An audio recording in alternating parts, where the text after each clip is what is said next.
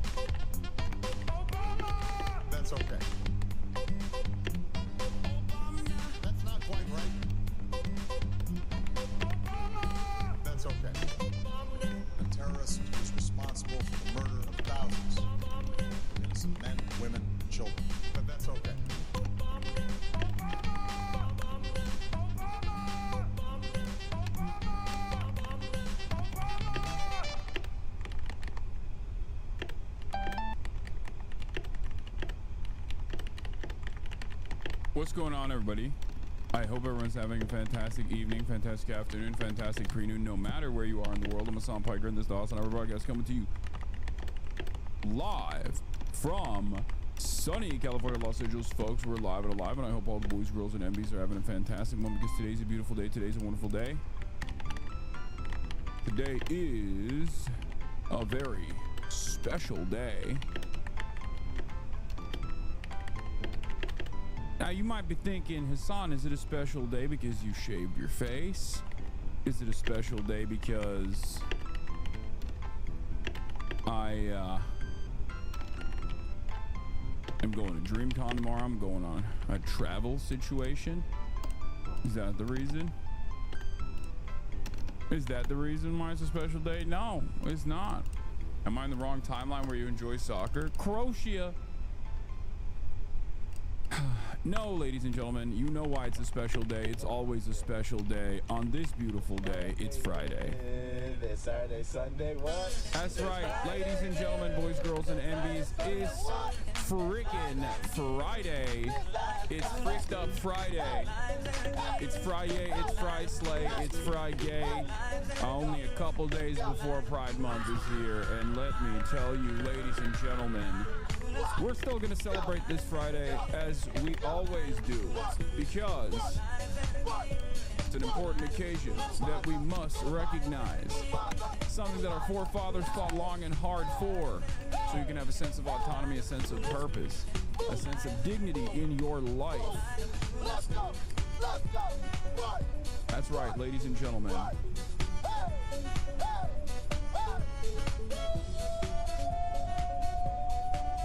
It's Phase Up Friday. What's up, Burgles? God damn, with 100 gifted subs already. The immaculate vibes are upon us, ladies and gentlemen. No matter what people say or do, we are going to have a good time, because it is frickin' Friday. President Trump and Elon Musk are speaking to supporters. We'll obviously watch that, but before we do that and ruin our day, let me tell you, this is a part of the broadcast where I tell you about my personal news about what's going on in the world of Hasan Hasanabi Piker, in between the time period where I press the stop streaming button and press the start streaming button. So help me God, I will do that. I shouldn't have put Night Rain in the announcement, in the title, because I feel like a lot of people are going to be annoying about it, as people often are.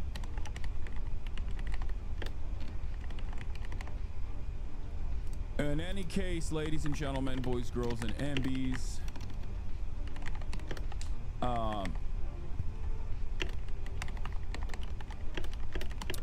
personal news wise, this is part of the broadcast where I tell you about what's going on in the world of Hasan Hasanabi Piker, and that's precisely what I'm going to do. Last night I ended the broadcast, another half day, as you know. And part of the reason was because we were shooting another banger episode of the Fear And podcast. For those of you who don't know, Fear And is my podcast. That is a non-political podcast that I do with Cutie Cinderella, Austin Show, and Will Neff. And March is the producer extraordinaire. And we shot the pod. It was a half day, but it was a full day for me, obviously. And after I shot the pod, I hung out with my mom and my dad, as always. And we watched a couple different things. First, we tried to watch this like anime. My mom is trying to like do outreach, I guess, to her son, and she's trying to like find something that we could both enjoy. She wanted to watch an anime, and the anime that she wanted to watch was, my dad is yelling in the background. The animation that the Japanese anime that she wanted to watch was like, I forget what it was. It's on this app called Canopy. I looked it up last night. Hold on. Some movie app that she wanted to download, but like, hold on. Common Side Effects? No, I didn't watch Common Side Effects. Hold on, I'm gonna tell you what we watched. Hold on a moment. I Googled it. Okay, maybe I didn't Google it. Did I not Google it? I thought I had. It's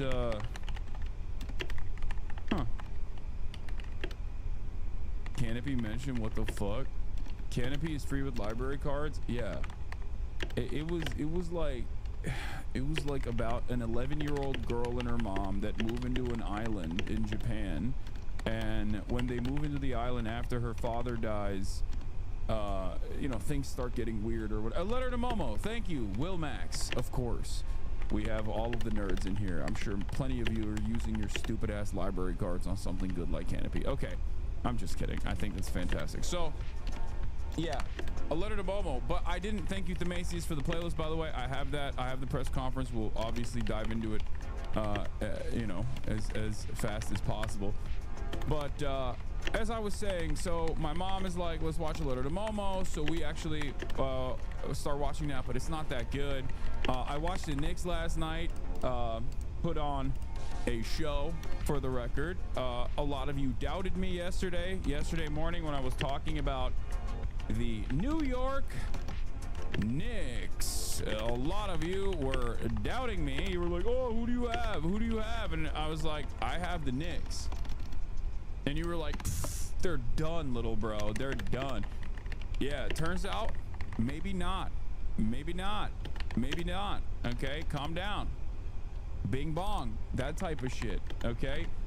New York is the Tel Aviv of America. That's right. All I'm saying is New York is on the up and up. Okay? Many of you might not have heard of this place. It's a little known city called New York, New York. In any case,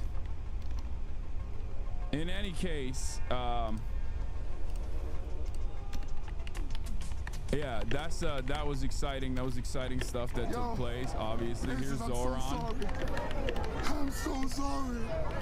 I'm so sorry for absolutely nothing. Yeah. Hit him with a follow back too. Yeah, little known city you might have heard of called New York City. That's right. Manhattan, the Big Apple, concrete jungle where dreams are made of. And some of our dreams obviously revolve around the next mayor of New York. Shouts out to Zoran Mamdani. Okay? Potentially, New York is on the up and up. Can you imagine? Can you imagine?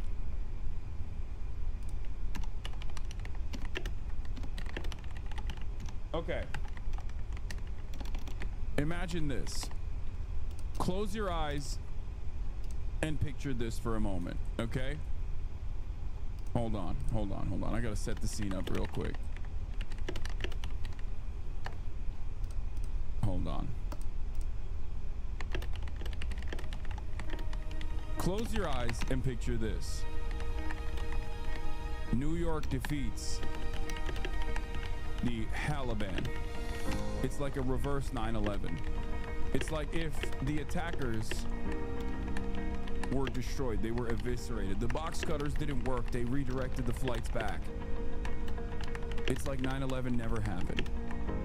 Close your eyes for a brief moment. The Taliban is out.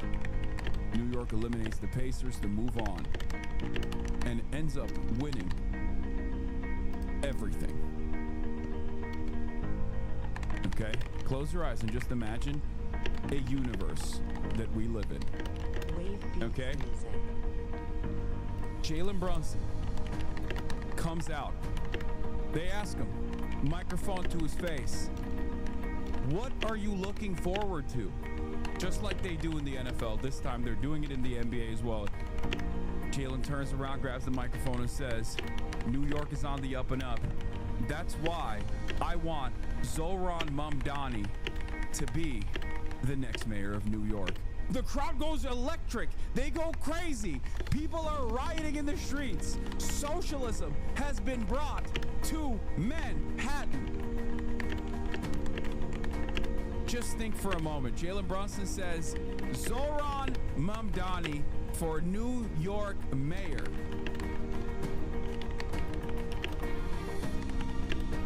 As you know, as the latest polls are coming out, Mamdani coming close, within striking distance of Andrew Cuomo. Striking distance of Andrew Cuomo. All of a sudden, it's a pure wipeout. Every red-blooded, patriotic New Yorker comes out to vote for Zoran Mamdani. All the aunts, aunties, unks. Finally, New York is unified under the reign, watchful leadership, guidance of socialist Zoran Mamdani. Cat comes out. He's not even doing a zesty voice. Turns out that was a lie all along. Or better yet, he's doing his zesty voice while reading verbatim quotations of Chairman Mao. The entire country is now Maoist. All of a sudden, land ownership is abolished in the country. America invades Israel the next day. This is the future I envision. This is New York's destiny. That's what's going to happen, I think. Think about that. AOC comes out and also endorses Zoran after all of that. Okay, the cat part of this story is probably the only part of the story that is not even unlikely, okay? That part is, from what I understand, and I did not know this, Carl Anthony Towns literally has posted Ho Chi Minh quotes in the past. So him quoting, I don't know, from the Little Red Book or like quotations from Chairman Mao is not that surprising. Like that, I could see that.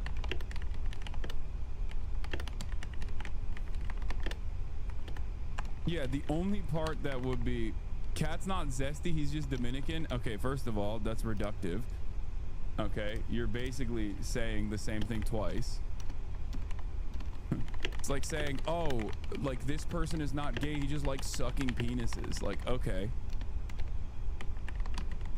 Sure. Or not reductive, redundant. Sorry. My brain is already poo-poo. My brain is doo-doo.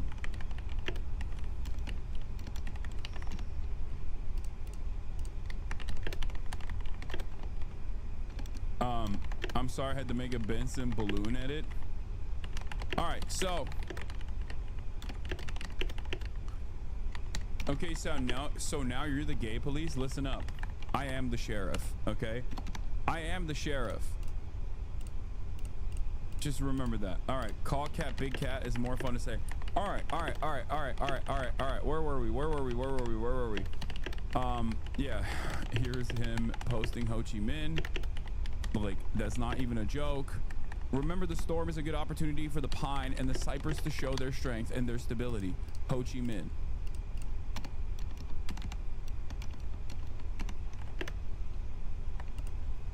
The actress who plays Dedra Miro on Andor has always been huge on Free Palestine. Hilarious. She's been playing the other side on the show.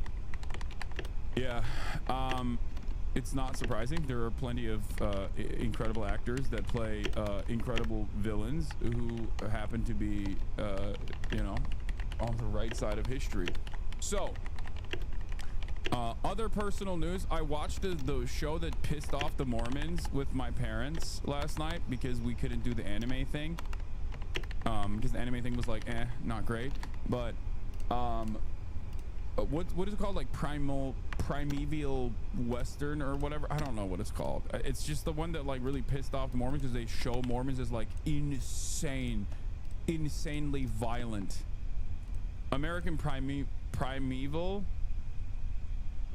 Yeah, it was primordial, whatever. American Primeval. How do you say that word? Primeval? What is wrong? I feel like Twitch has basically put holes in my brain. I genuinely can't. Yeah, Primeval. American Primeval. Okay. Anyway, we watched that 2 episodes of that, but it was like it was hard. It was a hard watch, man. It's a really good show, but it's like also kind of a hard watch because of how evil it is. Because of how insane it is. Like, it is I guess it depicts like the brutal nature of the Wild West without any sort of like fancy aesthetics. It just shows you exactly what's going on. And let me tell you, okay, I would not have enjoyed it. I would not have enjoyed living in the Wild West, okay? It is not good.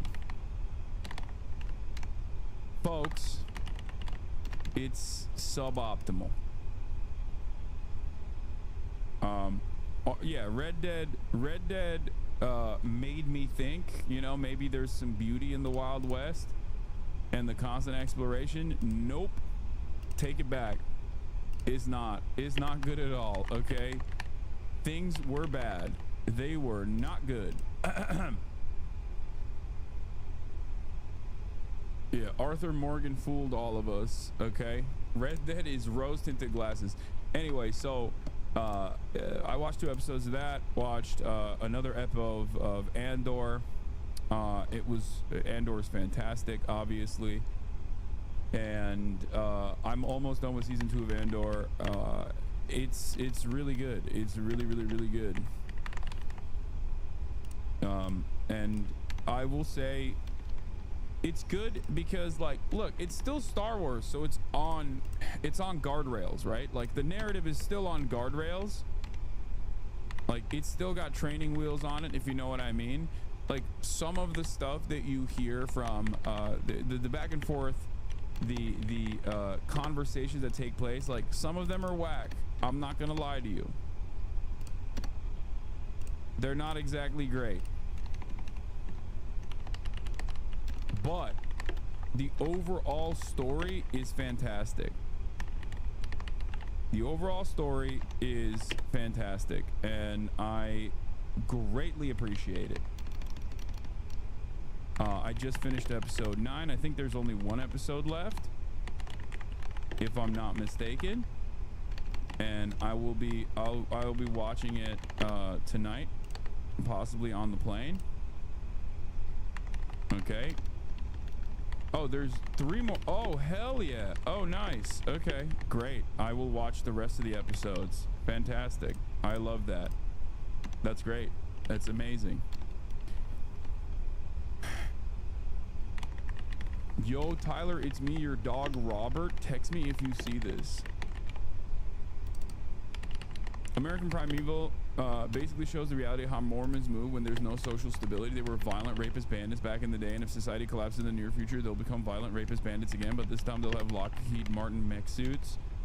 Yeah, it made me definitely afraid of Mormons a little bit. Like, I think Cinderella has already made me afraid of Mormons a little bit, and like how they get sometimes.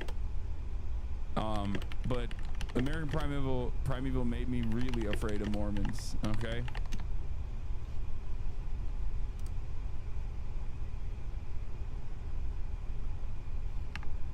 Remove that jersey immediately. It triggers the good part of your fan base. Croatia eliminated Brazil last World Cup. How dare you? I mean, yeah. Okay. I did go to Utah. Yeah, I was in enemy territory. I was behind enemy lines, dude. What is this? Hasanabi versus Maya. Because Tom and Jerry duo. 4 guests and only 3 mics. And this is what we have to do. Hold on 1 second. Let's see. How about we just take away yours? That's funny. You're funny. Meanwhile, Beautiful. My opinion. I feel like if you encountered yourself, sorry to cut you off. My God. Are these expensive? I think someone left them. They're Saint Laurent, so probably, but someone left them in my house, so you can keep them if you want. Oh, hell yeah. Yeah. I love coming to Hasan's house. A few moments later. Have you ever heard of Alvea's Sanctuary? Viewers drop when you brought on the girl. They ask you how you are, you just have to say that you're fine when you're not really fine. You just can't get into it because they would never understand. Wait, what did you say? What was your question? I'm sorry, I have a real celebrity in the chat. I got a little... Nothing. It's... I had a real celebrity in the chat, so I got excited. We're moving on fast away from this to much kinder, much gentler, much more fun times. Oh, okay. Well, I'm under attack. There is something happening. We are bringing an enemy into fear and territory. No, I didn't want her to be on. That's... What'd I do? Welcome to the podcast, Maya. Hello, everybody. Boo. Boo. Hello, Maya. How are you? Boo. Oh God, okay, we get it. Damn, we get it. Turkeys are, come on. I love... They got like a ugly ass tag right on their face. Okay, so you. She definitely gay. I was definitely... I was gay. No. What? Messed up. That was a good one. That's messed up.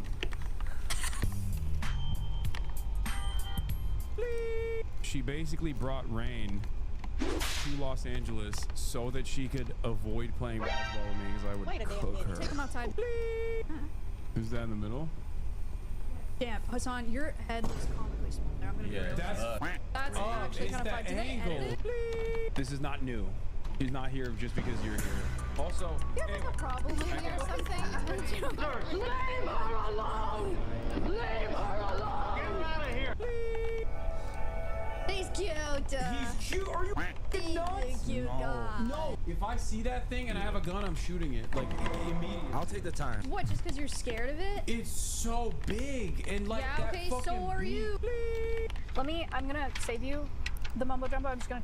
Half of the chatter saying this is like, there's some chatter saying this is like 2016 millennial editing. The other half of the chat is saying this is Zoomer editing, and I'm too old for it. I'm too old for this shit. Thank you. I'm gonna translate it. They want to replace... Save us the mumbo jumbo. Yo, you're so good. You're just cutting right to it. Thanks, Hasan. You're cutting to the chase. I like it. This is good. This is good political commentary. Even if it's coming from a woman, which I obviously don't think women should do political commentary. I don't think anyone should do political commentary. Just me. Oh, who are you?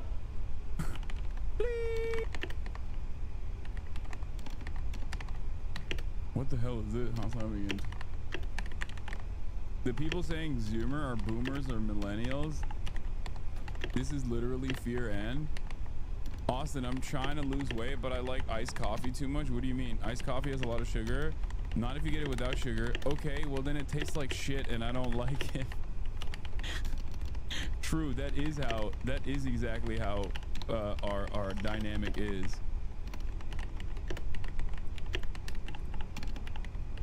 Apparently Elon Musk has a black eye in today's press conference. All right, you know what? Fuck it. I'll get into it. No more fun or reacting to the podcast, reacting to other stuff. All right, let's do it. All right.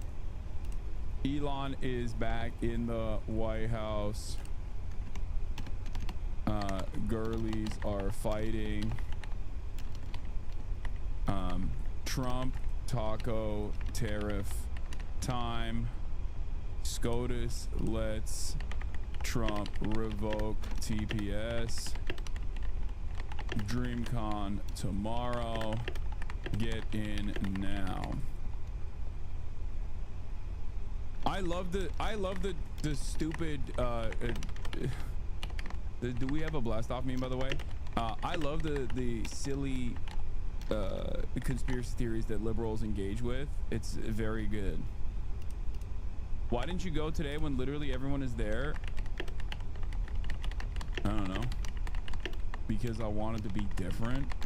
Well, you got a problem?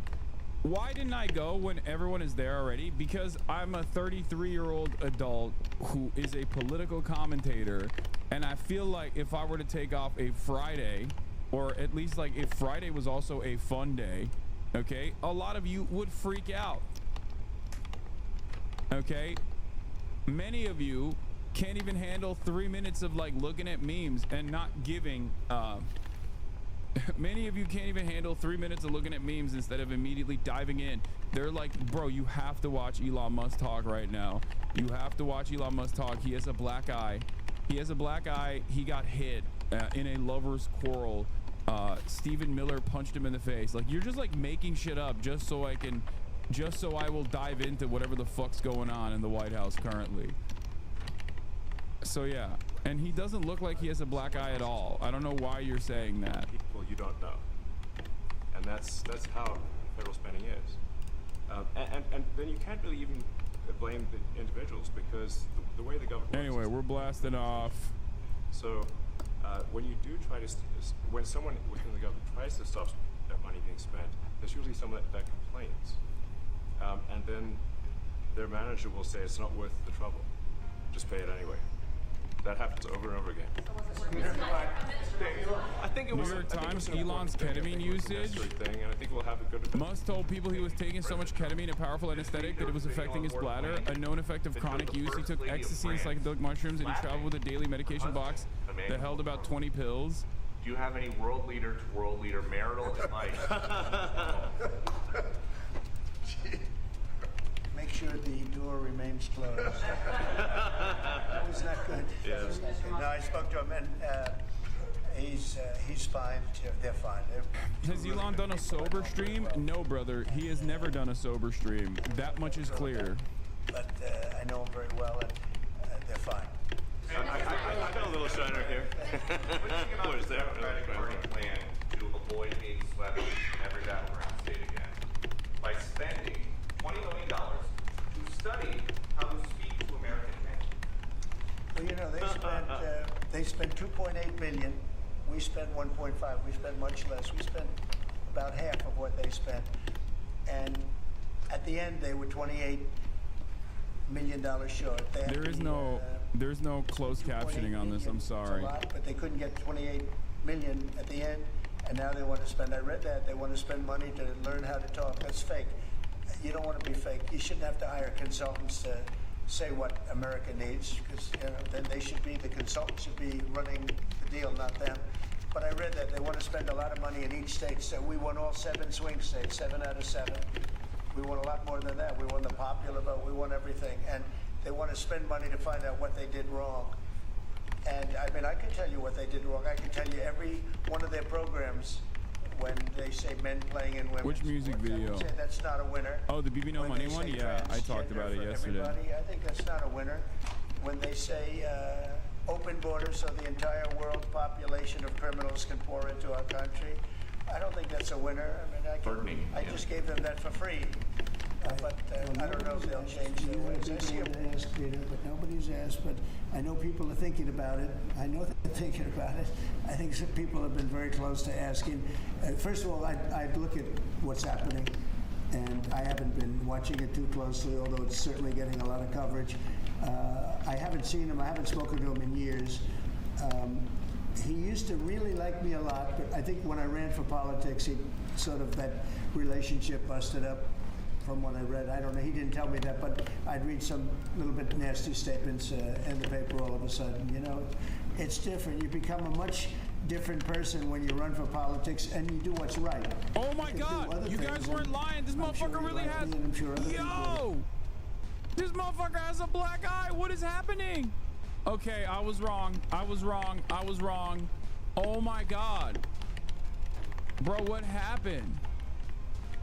Bro, this is getting freaky, They like dude. you or don't like They're you. doing Diddy parties in the White House. Now I believe the Stephen Miller shit. Now I believe it. Lovers quarrel between Stephen Miller's wife, and Elon Musk. Did Stephen Miller punch Elon Musk because he was being selfish in the bedroom? Is Elon Musk a selfish lover? Is Elon Musk not a service top, but instead a selfish one? Is Blue Anon real? Is Donald Trump actually a Putin agent? Oh my God. Left us vulnerable. We have a lot of countries that use tariffs on us and use them viciously, actually, viciously. And if we didn't have the power to use tariffs on them, and instantly, not when you go back to Congress and try and get hundreds of people to agree on something, that would take months to get just one simple proclamation. If we didn't have the power to counteract their powers, you wouldn't have a country left. We have to act fast. We have to be fast and nimble, as they say. And that was a really great moment, I think, yesterday when that stay was lifted. And hopefully now we'll go to court and just win that battle. Because if we don't have the power to do what they're doing to us, we are going to be a great nation no longer.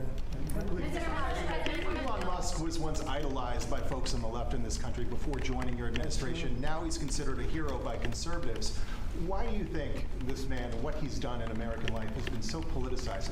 Well, his life has been amazing. I mean, I look at so many different things. I look at that rocket being, guided back into position. I've never seen that before. I thought it was a space movie. I thought it was a movie. You look at what he's done in terms of communication. It's been unbelievable. So many different, even tunnels going underground, not having to go through all the process. Oh, look at his face. He's got a company that does that. He's got so many different companies. Starlink, as an example. He saved a lot of lives. He actually got clocked. What is this? Carolina. I don't even know if you remember, but I called you. They needed Starlink in North Carolina. And I didn't know what the hell Starlink was. I said, what is it? Who owns it? He said, do you know Elon Musk? I said, yeah, I happen to know the gentleman. This was before his government stay. And they said, we really need it because North Carolina became an island. There was, people had no communication. They had no access to anything, and they were dying. And I called up Elon, and you can't get it because it's so successful. It's very hard to get. And he had so much of it brought over there, and they told me it was unbelievable. It saved a lot of lives. So, he's just done a lot of things. I don't think he gets credit for what he's done. But he's a very good person, too. You know what? If he wasn't a good person, but he did the same things, I'd probably maybe speak differently. He happens to be a really good person who loves the country. Mr. President, one big, beautiful bill. You had indicated this week that there were some things you didn't like about what had passed in the House. What changes do you want to see the Senate make? And you had also indicated there were things you didn't like about the bill. What would you be suggesting he push senators to change in their version? Well, I'll tell you, I'll go first. It's an unbelievable bill. It cuts your deficits. It cuts, it's a huge cutting. But there's the things I'd like to see maybe cut a little bit more. I'd like to see a bigger cut in taxes. It's going to be the largest tax decrease or cut in the history of our country. I'd like to see it get down to an even lower number. I was shooting for a slightly lower number. I would have liked to have done that. But with all of that being said, when you look at the tax cut and the fact that the original tax cut, which made us so successful, we had the most successful 4 years in the history of our country, the economy, and this is going to be even better. And you see that by the reports that came out just yesterday or tonight. I guess they were released this morning at 8 o'clock. You see the kind of numbers where somebody that row is like, whoa, I haven't seen numbers like this since I've been doing this. Human emotions have never seen numbers like, and we've just started. The bill is a great bill. It's going to be jiggered around a little bit. It's going to be negotiated with the Senate, with the House. But the end result is it extends the Trump tax cuts. If it doesn't get approved, you'll have a 68% tax increase. You're going to go up 68%. That's a number that nobody's ever heard of before. No one's ever heard of that number. Tax increase. If it does get approved, you'll have a large tax cut, the largest we've ever had. When you add the past tax cuts that we got you, the Trump tax, they call them the Trump tax cuts. It's an amazing bill. It does amazing things.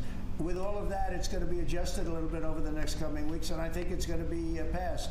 The Republicans want to pass it. With all of the great things it does, including an extension of debt, it's the extension. We have to extend the debt. If we don't extend debt, we're in default. Now, the Democrats might like our country to be in default, but in 250 years, we've never been in default. That was handed to them by a very well-meaning man that gave it to them because he thought it was the right thing to do. It could have been their problem before the election, but this man thought it was the right thing to do, and he was well-meaning. I don't hold anything against him for that, but that was put on our plate when it should have been on the Democrats. September 28th, a famous date. It should have been taken care of by the Democrats, but this person, a man of power, gave it to us so that in June that comes due. Well, we have to take care of that, because if we don't take care of it, we have a country in default, and we don't ever want to have a country in default. You know, I'll tell you, a certain senator, Elizabeth Warren, said that she would never, ever allow a default on our debt. She would never let it happen, and she would like to get rid of the debt ceiling, what's called the debt ceiling. I call it the debt extension because we really need an extension, that she'd like to see that gotten rid of. And there are many people that agree. Many Democrats agree with that. But we gave that through, and you know, I don't want to say an error. He did it well-meaning. They gave that to us. It was a Democrat problem just before the election. Would have had a huge impact on the election. And to our benefit, we won anyway, but to our benefit. But felt that really for the good of the country, we should extend that.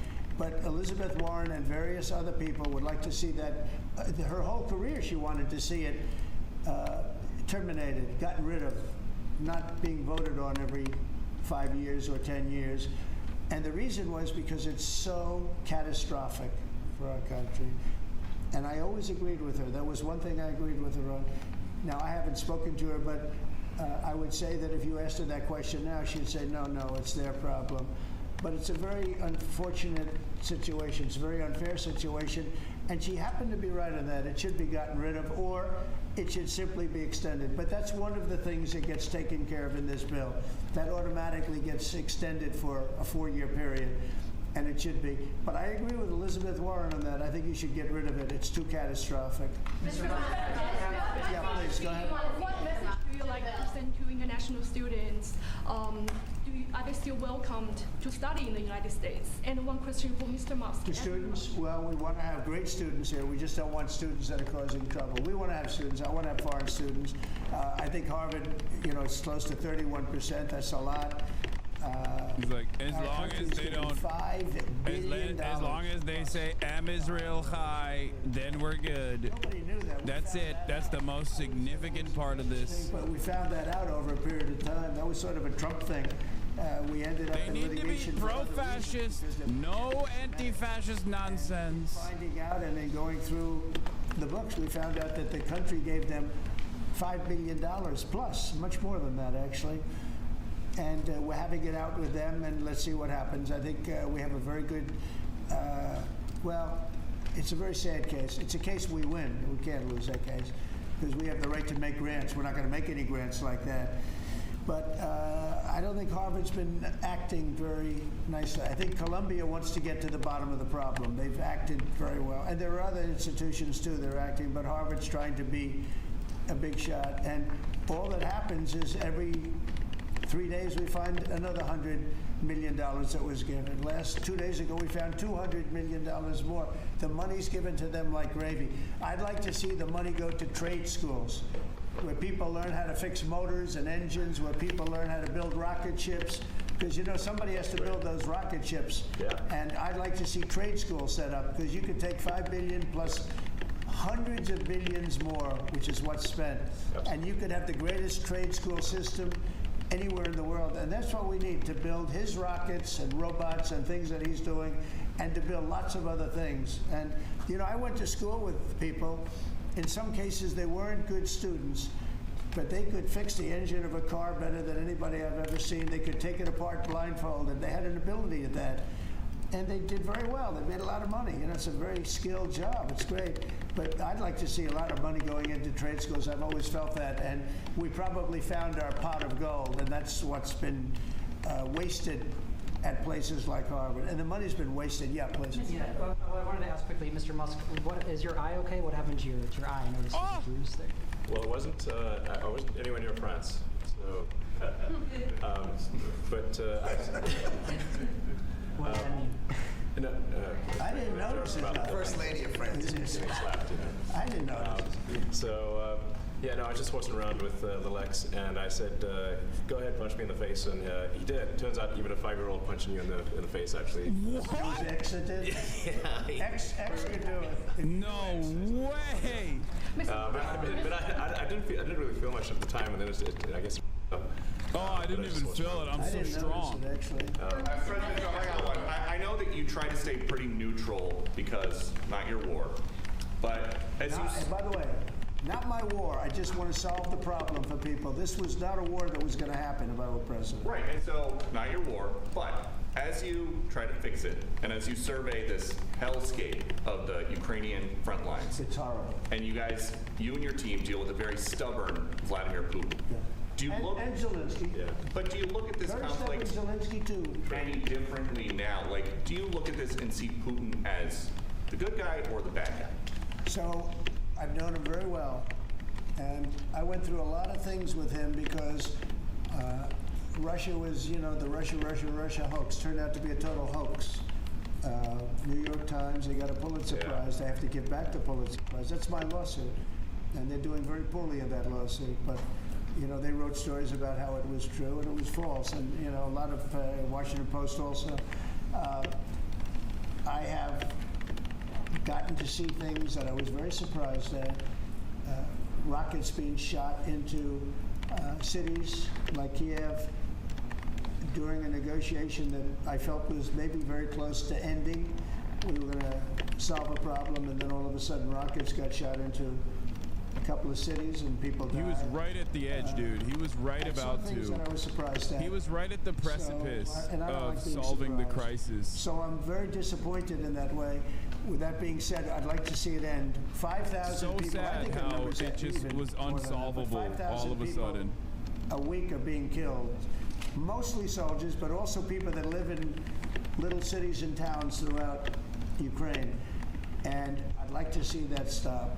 And I asked Caroline this yesterday, but I want to ask you directly. So many of the things that you're trying to do are held up in court right now. If the courts are going to have so much influence over U.S. policy, do you wish you would have just become a judge instead? Yeah, well, look, it wasn't meant to be that way. If you look at the founders, the president had certain powers, and you have your three groups, and they all had supposed to be pretty equal powers.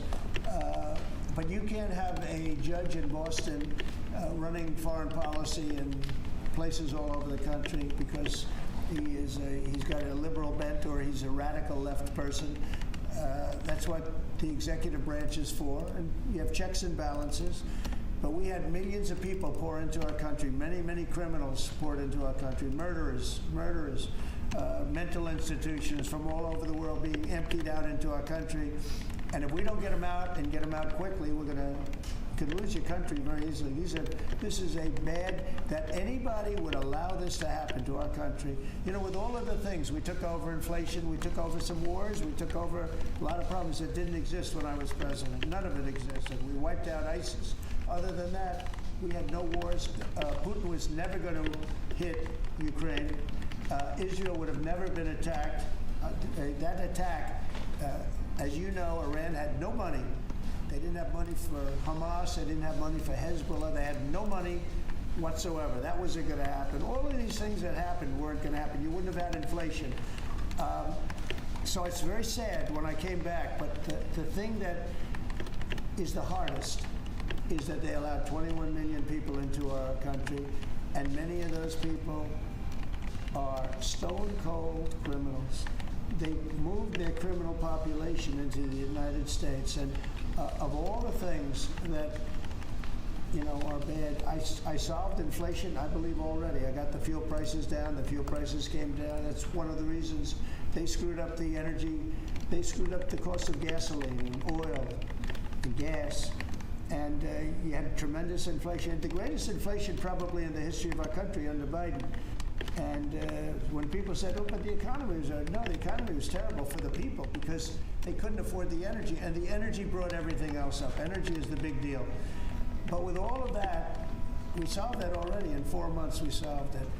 $1.99. One of the interesting parts about like the reversal of the taco situation is that it's also a secret admission of Biden's economy not being as bad, at least by the time that Trump came into office, because like if he's reversing if he's reversing back to the mean, back to where Biden had said it, then that means that like Biden had actually recovered the economy by the end of his reign, which is also another interesting thing. Like he's just fucking the bag up for no reason. The other side, like why would somebody do something? In business, I try and study why would they want to do this? Why would they want to sell it? Why would they want to buy it?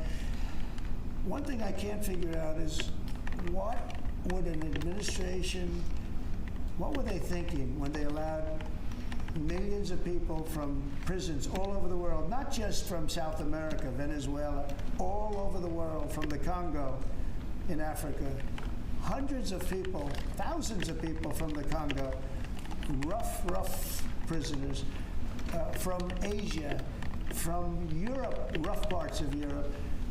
Why would they allow them to come into our country? Why would they do that? It's the one thing I can't figure out.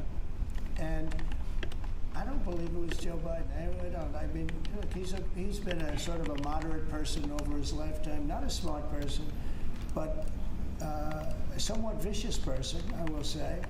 If you feel sorry for him, don't feel so sorry because he's vicious. What he did with his political opponent and all of the people that he hurt a lot of people, Biden. And so I really don't feel sorry for him, but he wasn't a person that would allow murderers to come into our country. He wasn't a person that was in favor of transgender for anybody that wanted it, take kids out of families, et cetera, et cetera. So I just don't understand why a thing like this, how a thing like this could have been allowed to happen. Very sad. It's very sad for our country. I think the fundamental moral flaw of the left is empathy for the criminals and not empathy for the victims. Empathy for the criminals, but not empathy for the victims. And there's been a way too much. Bro, you have empathy for no one. You barely have empathy. You can't empathize with a single person. Shut that is up. Unconstitutional. That was never intended. I hate how much these guys like run around and reframe the narrative to be like, oh, dude, if you think that like black and brown people have been systematically underserved due to discriminatory practices, that means you automatically love criminals. Like, you're a criminal and you're sitting next to a criminal. What do you mean? It doesn't make any sense. Like, they have completely reframed the conversation where it's like, oh, dude, do you think, for example, that America shouldn't be bombing Yemen? I guess you love terrorists. You love terrorism. You fundamentally love people who want to terrorize the United States of America. It's like why are we adopting this framing?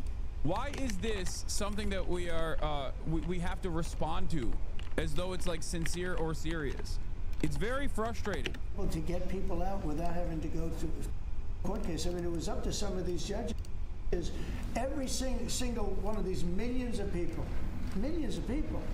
criminals, prisoners that were let go from jails because they save a fortune when they did. They brought them into the United States. You know what they're saving? The money they're saving? But some of murders, it's very important that we're able to get those people out of here fast, bring them back to their country where they belong. And those countries take them, because if they don't take them, they have to go through the wrath of the United States, and they take them. But we have judges that don't want that to happen, and it's a terrible thing. That's going through the court system right now, that whole situation. But when ICE and with Border Patrol, they've done an incredible job. When they do this incredible job, and they capture 100 killers and drug dealers, and we can't keep them for years here as we go through trials. We have to get them out rapidly, and we know who they are.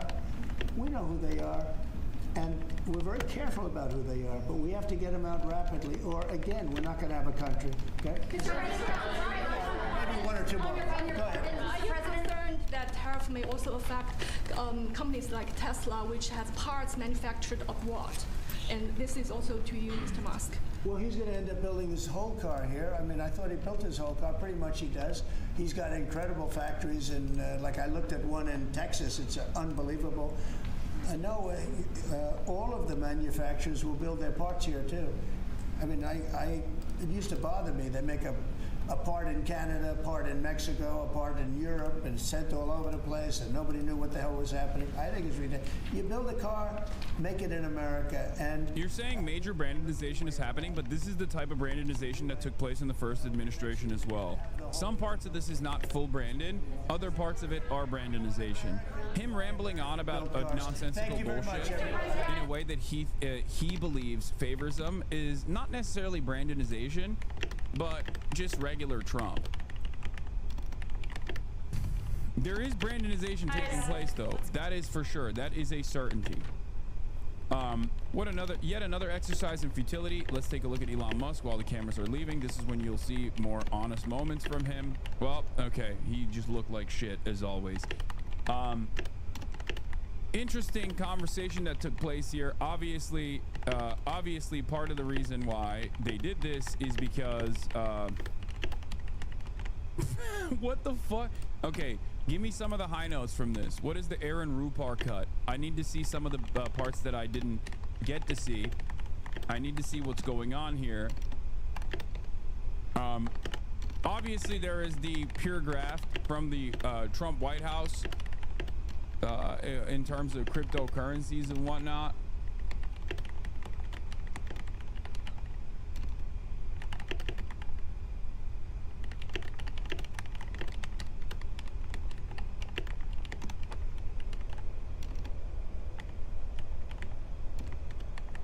Did you see this? Oh, Democrats were celebrating. Oh, that's not. Wow. Okay. Elon Musk poached Stephen Miller's wife during his grand exit from the White House. No. That's crazy. That's... So they are. Blue Anon is actually going full blown. Dark woke is real. Dark woke is happening. The Daily Beast has gone full dark woke. So this is a real, this is what's going on now. Like, this is what we're doing. Musk takes Stephen Miller's wife as Trump aide rage tweets. So this is a real thing. Like, this is, they actually are, like, there's a real cuckening taking place in the White House.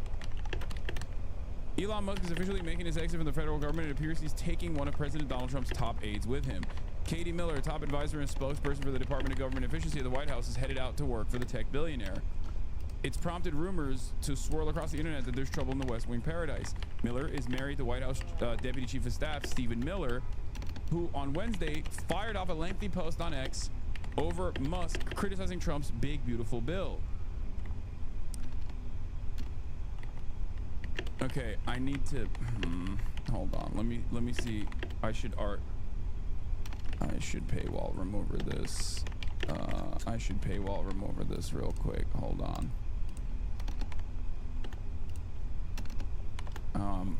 Hold on.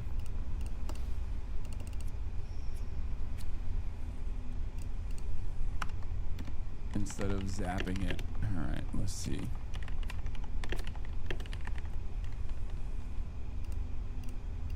God, this is a terrible removal of... What is happening, man? What is going on?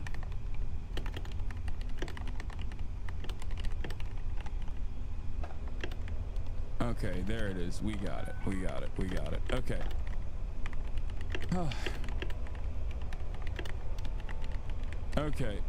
Okay.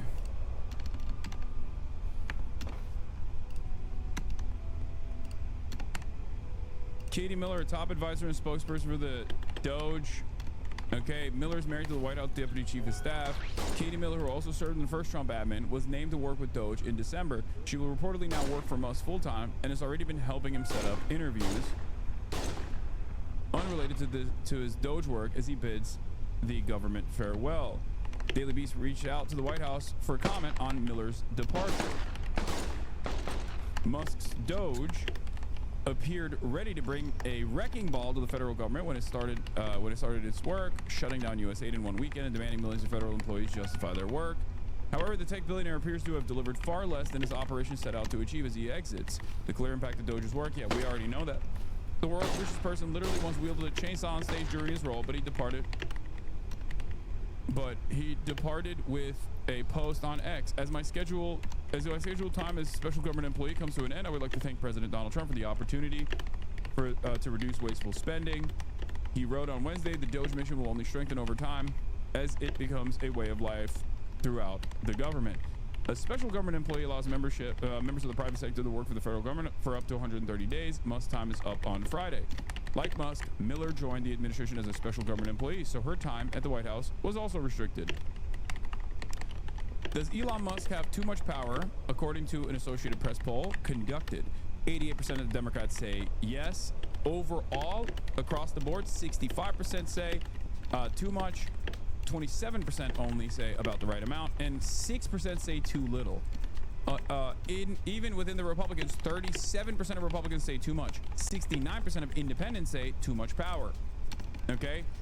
Understandable, because he's gross and he is a repulsive little monster, and therefore a lot of people were disgusted by him, and he was not charismatic enough to be able to navigate through this while also simultaneously trying to fire a bunch of employees. Also, who are the 4% of Democrats that say Elon Musk has too little power? I never understand the way some people respond to these polls. I'm like, this does not make any sense whatsoever. While Musk claims Doge's mission will only strengthen, he also criticized Trump's massive bill tackling his domestic agenda on his way out the door. He said he was disappointed because it increased the deficit and undermines the work that the Doge team did. Miller's husband sent out a lengthy post on X pushing back that the Congressional Budget Office is finding that the bill increased the deficit by $3.8 trillion is an accounting gimmick, but multiple analyses of the legislation all found the same thing. However, in a separate post, he did praise Doge's work as among the most valuable services ever rendered to government. His wife has not commented on her departure from the Trump admin, but she has posted and reposted about Musk's his AI company, SpaceX, Doge, and X in the past 24 hours. The Millers were married in February 2020 at the Trump Hotel, just a few blocks away from the White House during the president's first term. Trump was in attendance. Together, they have 3 children. The couple was first introduced in 2018 by a mutual friend, despite having already spoken on the phone multiple times because of work, according to their wedding announcement. During the first Trump administration, Katie Miller worked for the Department of Homeland Security and later as press secretary for VP Michael Pence. When Musk moved to Washington, he was often spotted with his young son, X. He's been married 3 times and his father at least 14 children. So I guess the blue and on conspiracies that they're piping, right? Like Elon Musk is cucking Stephen Miller. They had a threesome, and basically that's what happened. Like Elon Musk basically stole Stephen Miller's wife from Stephen Miller. And that's the blue and on conspiracy. I think there was already a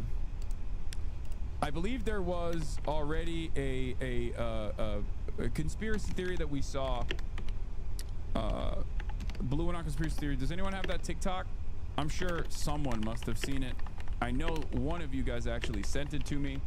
There is this like blue and on conspiracy that's popping off right now surrounding the potential threesome allegation between Stephen Miller and Elon Musk and Stephen Miller's wife. I don't believe it, but I want to see it regardless, and I think it's very funny that Dark Woke did it again. Dark Woke is back, bigger than ever, more powerful than ever before, and popping the frick off. Glenn was in the threesome. I don't like that. Don't do that. Glenn Greenwald, regardless of my disagreements with him, and regardless of his contributions in recent years, It still does not undermine his good journalism that he did in the past, and also he was literally fucking sexual, like he was victim to revenge porn and blackmail. So I don't think that's appropriate.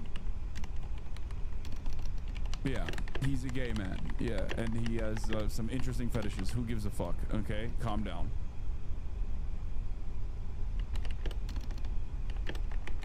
Also, Glenn has been weirdly solid recently. I mean, he's always been he's always been a free speech absolutist across the board, and not only has he always been a free speech absolutist, he's always been good on Israel.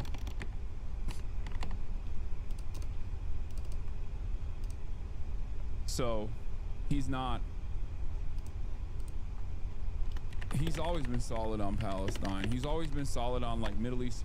I wouldn't say always been solid, but like at least for the past 15 years, he's been solid on intervention in the Middle East. I think there was like a point where he was like pro invading Iraq or something, but he's gone back on that and has spent years and years criticizing the administrations.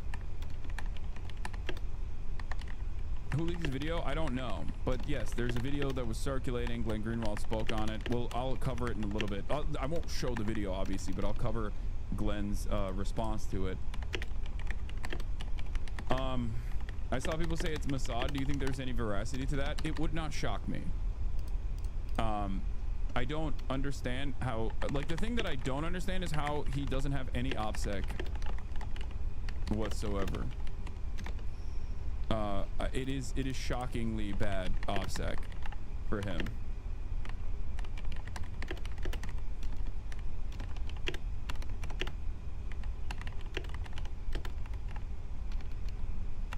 He may have OPSEC, but theirs might be better. Come on, Megaphonics. We're talking about a guy who literally who played an incredibly important role in uncovering one of the greatest mass surveillance, illegal mass surveillance strategies that the American government applies to literally our allies and foreign adversaries alike. It is impossible. Like, his OPSEC on that was crazy. Like, he was purchasing laptops with cash from like random places in an effort to make sure that there was nothing, that he could just like exclusively cut off the trail.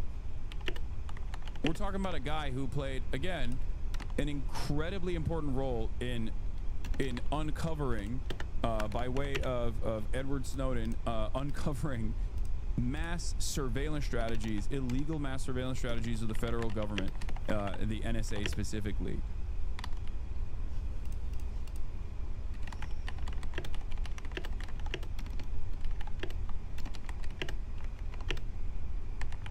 The Snowden story literally fell in his fucking lap, man. Like, yeah, he helped it get out, but it's not like he did it on his own by his own scrabbiness.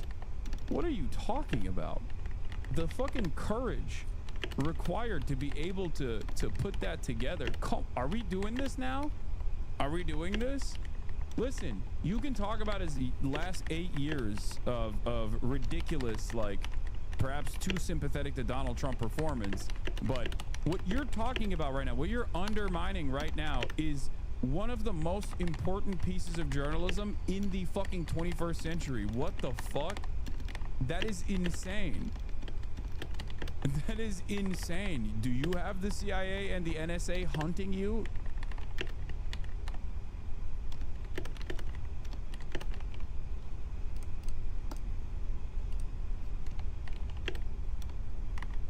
Could have stopped that plain ass chatter. Yeah, kind of random, but Giuliani mentioned you on Kimmel's 6-minute mark. Giuliani? Rudy Giuliani?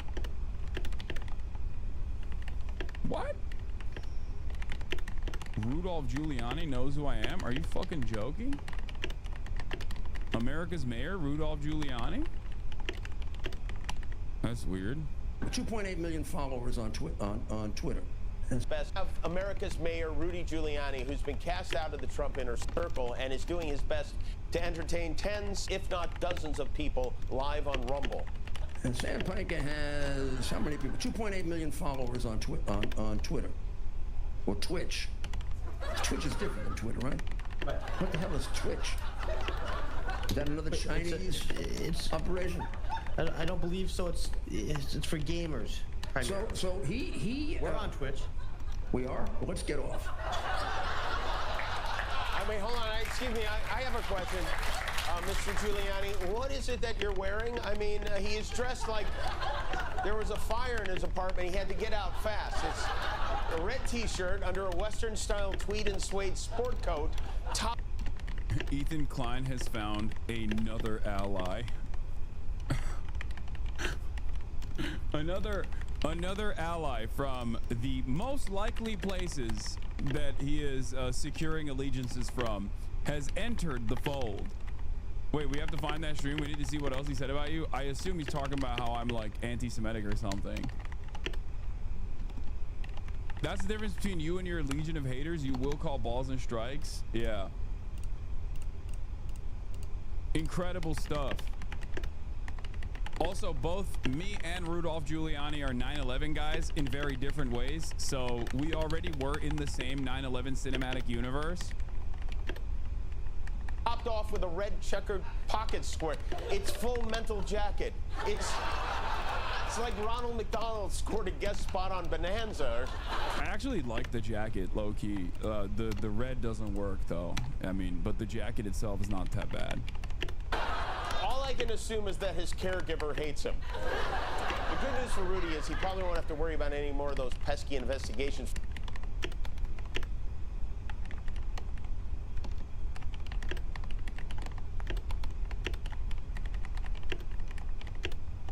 Wow.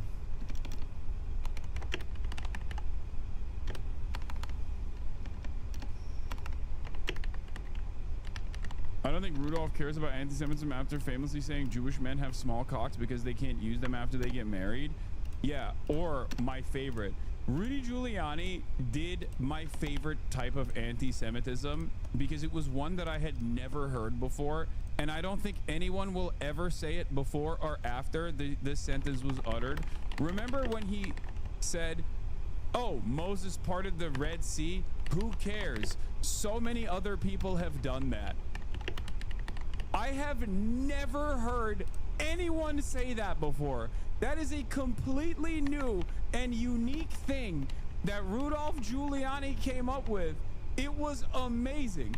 It comes with the recognition that Moses actually parted the Red Sea, like literally, okay? Taking that literally, and then simultaneously claiming that it has happened many times over and that it is not a big deal. You have to have the best mind to be able to say something like that. It is one of the funniest things. Oh my God. Get over Passover. It was 3,000 years ago. Ex-New York City Mayor Rudolph Giuliani tells Jews. Giuliani is accused in the complaint of disparaging Jewish men's penis sizes and commenting about the freaking Arabs and Jews. But of course, he's a massive supporter of Israel, so obviously nobody cares about this kind of thing. Oh, it's so funny. Dude, get over the Passover. It was like 3,000 years ago. The Red Sea parted. Big deal. It's not the first time that happened. I'm sorry. When has that ever happened? Like that's never. What are you saying?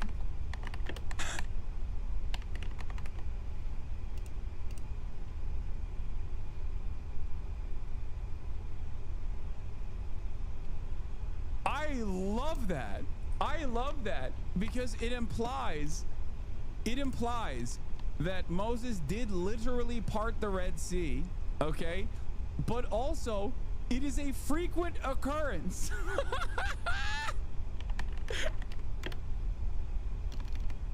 It's a frequent occurrence and not a big deal. Come on, man. He's like, it happens once a year, guys. Calm down. Big whoop. Oh, anyway. But now he's probably talking about how unimaginably anti-Semitic I am or something. Hassan Piker. Do you know who Hassan Piker is, Ted? Yeah, get over the Passover was like 3,000 years ago. The Red Sea parted, big deal. It's not the first time that it has happened. What does he know? Hashtag open the vaults. He knows something. He was there. Sandpiper I do not.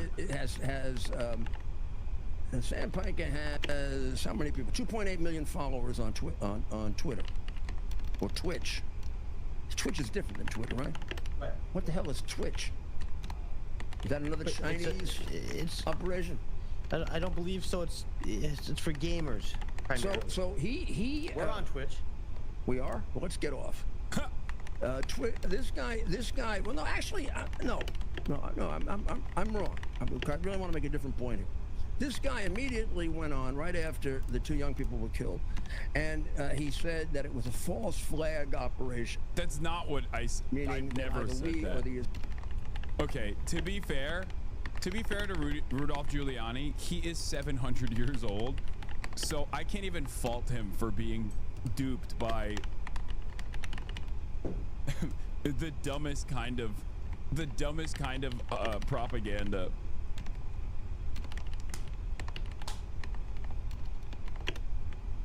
That's great though. I love people who are just completely devoid of a brain.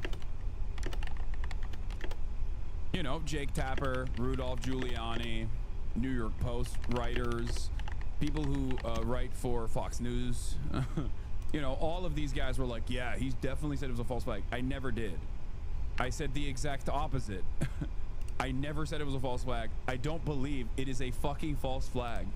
It is it's one of the strangest ways of criticizing my commentary. You could be like, oh, he likes that this happened or something. You know what I mean? You could lie about that. Why the fuck are you lying about the dumbest thing? Israelis really killed these kids. This is Hasan Piker. And he was taken off Twitch. But then he was reinstated in 24 hours, and now he's gloating. He's I lived, bitch, he said. Now he's looking at my Twitter post. Them pushing this button so hard makes me think it's a false flag, though. I didn't before. No, this is an act of desperation from people who really want to like maintain some kind of like Israel is still good, guys. But as I've said before, it is very difficult for Israel, even post October 7. It has always been very difficult for Israel to bring forward like cool people that will defend Israel on the timeline.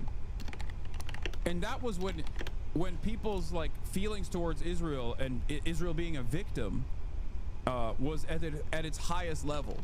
And the only people that were like, you know, joining in on the fun and immediately running with like, we must kill all of the Arab population, we must cleanse the lands of all the Palestinians, which is not a real nationality. It was like the Amy Schumers of the world and the Michael Rappaports, right? Like it was never like someone who is a super famous individual or someone who has like a lot of like they couldn't get an actor, like a top billing actor or director or someone like that to come out and aggressively defend Israel. And that was when Israel had the most amount of I guess positive media coverage coming out. Since then, it's over, right? Like 19 months of genocide, ain't nobody's coming out to defend Israel at this point. So the last remaining people who will defend Israel at this stage are the likes of Rudolph Giuliani, you know, a couple New York Post writers, the Free Press, Barry Weiss. That's it. They're cooked. So not exactly a good time to be a defender of Israel. I guess the only guy they can get is like, the only guy that has like somewhat of a platform is fucking Ethan Klein, ironically enough. And even his perspective is so carefully crafted where like most people who are pro-Israel don't even want to entertain what he's saying or promote him because he keeps saying, in an effort to defend his position, that Israel might be doing a genocide. And that's a bridge too far for everyone that wants to defend Israel. So even though he attacks all of Israel's, you know, all of the people who are critical of Israel, he still takes this like both sides position, even though he hyper focuses on the you know, Palestinian side. He still says like, yeah, you know, I don't really like settlers. They're valid military targets. It's a genocide when my wife is not around. It's just a war when she is around. Because of that position, like even the Hen Mazigs of the world can't necessarily like actively defend him with regular frequency. So that's it. That's the best you're gonna get out of people. Just like someone who has been on an extended crash out for the last 19 months. And Rudolph Giuliani and I guess John Fetterman, whose brain literally leaked out of his ear. Did you ever think in your life that Rudy Giuliani would be talking shit about you on a live stream? Yes.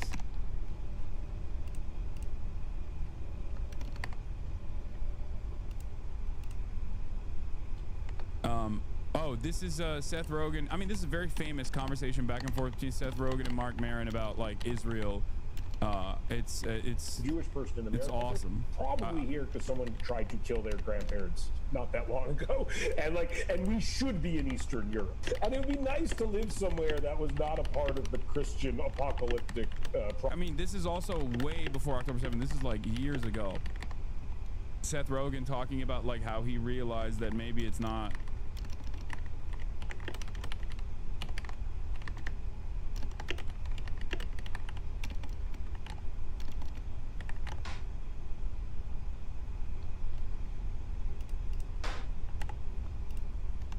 Hold on.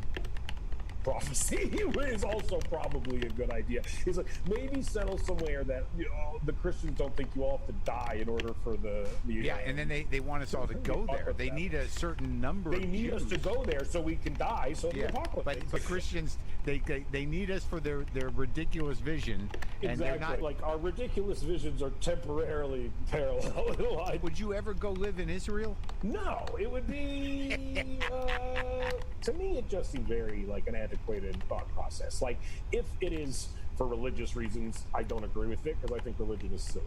If it is for truly the preservation of Jewish people, it makes no sense because, again, you don't keep something you're trying to preserve all in one place, especially when that place has proven to be volatile, pretty volatile. And I also think that as a Jewish person, like, I was fed a huge amount of lies about Israel my entire life. You know, they never tell you that. Oh, by the way, there were people there.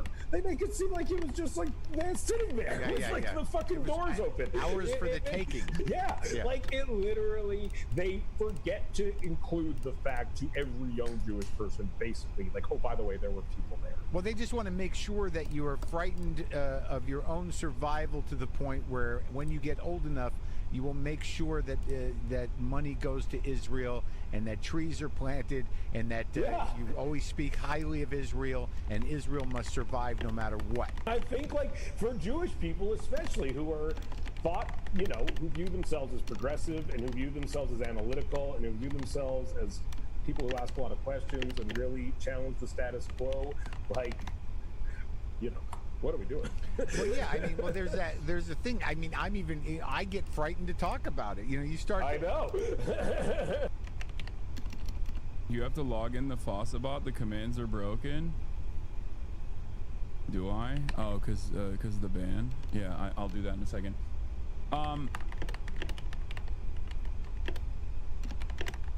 Yeah, this is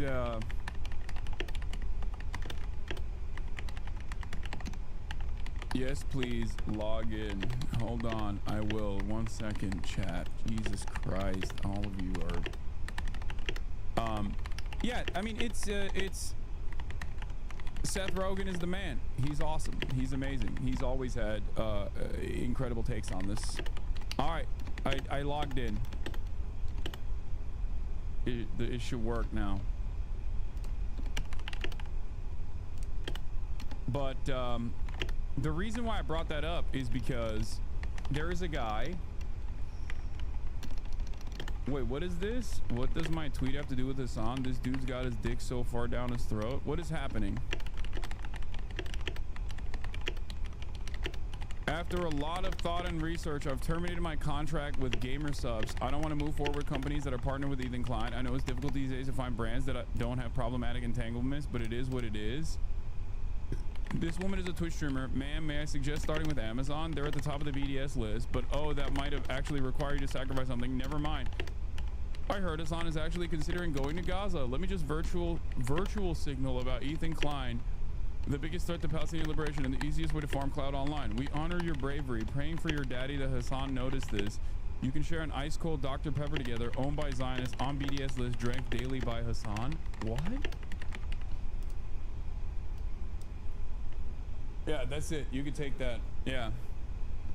And then she says, what does my tweet have to do with Hasan? This dude's got his dick so far down his throat that any kind of negative feedback has to be linked to Hasan. Bro, why does no one... Dr. Pepper, yeah, first of all, number one, let me explain something, okay? Dr. Pepper is not on the BDS list. I use the Palestinian National Committee BDS list, okay? That's number one. Dr. Pepper is not on that list. Number two, Amazon is on that list, but Amazon is not on that list for Twitch, and it's not on that list for a permanent fucking blockade of Amazon and all Amazon related products, because Palestinian National Committee understands that half of the websites that we are on and that we use AWS as its backend, okay? And therefore, blockading all Amazon products would be virtually impossible. This is precisely the reason, no problem. This is precisely the reason why the BDS list in and of itself is very limited and very targeted, okay? Amazon is only a pressure target and not a consumer boycott priority target. Ethan lied about both of those things. Exactly.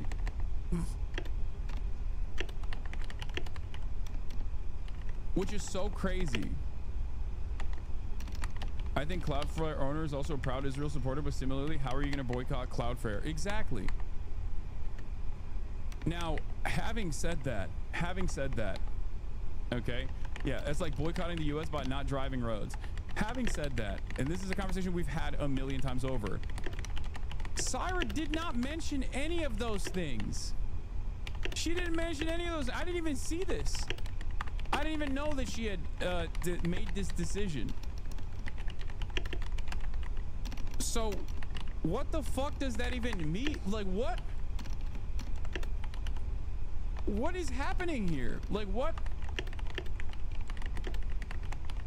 I don't understand. Like, people make up their own minds about this stuff.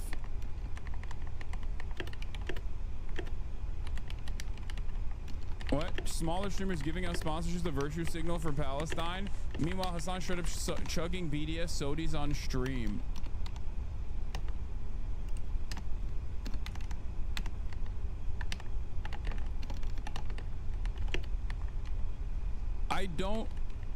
I don't know why, especially because like these guys don't support BDS at all, and not only do they not support boycott, divestments, and sanctions from the state of Israel, but they also simultaneously don't even support the cause of Palestinian emancipation.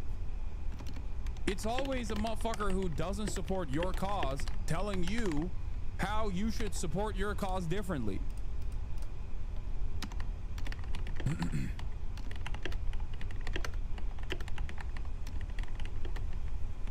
It's so strange.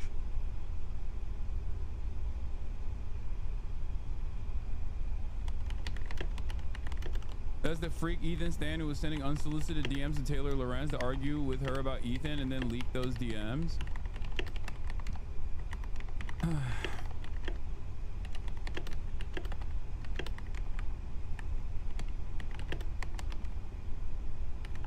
I don't understand it.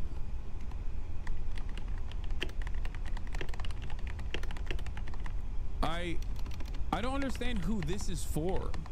I guess it's for an audience that is like, that has this incredibly narrow framework that only cares about like being pro-Palestine or anti-Israel from an incredibly narrow framework that revolves around like a content creator's personal ambitions and personal grievances. I guess that's what it is. Like, it just, like, I understand why one man can, I guess, like, fall down this pipeline and become this manic, right?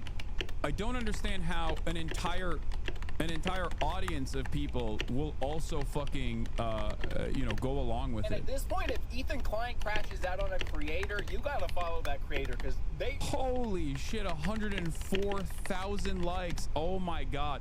Okay, it makes me happy to see that, like, in a very specific part of the internet, this kind of has a lot of motion. YouTube, the slop tuber stuff, the commentary community, but outside of that hyper niche part of the internet, everyone looks at this and is like, this is insane. This is the most insane thing I've ever fucking seen. Oh my god. Great. They're pretty good. Like, I didn't know who Vanilla really was until this past week when Ethan started going off on her. She's like the funniest person on the internet right now. What the fuck? I swear, Ethan Klein's crash out is like the closest we'll ever get to seeing what J. Jonah Jameson's hate for Spider-Man would be like in real life. Like, I don't think he's realized that he's now like in lol cow territory for people. I feel like his community just keeps feeding him Hasan content so that he keeps crashing out because it's funny to them. I mean, it's funny to all of us, let's be honest. He's just such a gross little like narcissistic troll, bro. I don't know why I ever watched him because like the signs were always there. I guess I was just a stupid teenager. Look, I'm a content creator with kids and I make less content than Ethan does, so I just gotta ask, when are you spending time with your kids when you are making all of these Instagram stories, bro? You probably say some shit like, shut up, daddy's working. Daddy's working. Oh my god, those kids are gonna be so messed up by Ela and Ethan. Can you imagine being a teenager arguing with Ethan as your dad? Fuck that, dude. Good to see that there is some semblance of normalcy out there. Even SlopTube are now tired of Ethan. What is this? Chud is officially breaking the Ethan Hasan shackles. I mean, this guy's like not exactly a great dude himself either, isn't he? I mean, I'm not too familiar. I feel like a lot of these guys basically merge into one unit for me.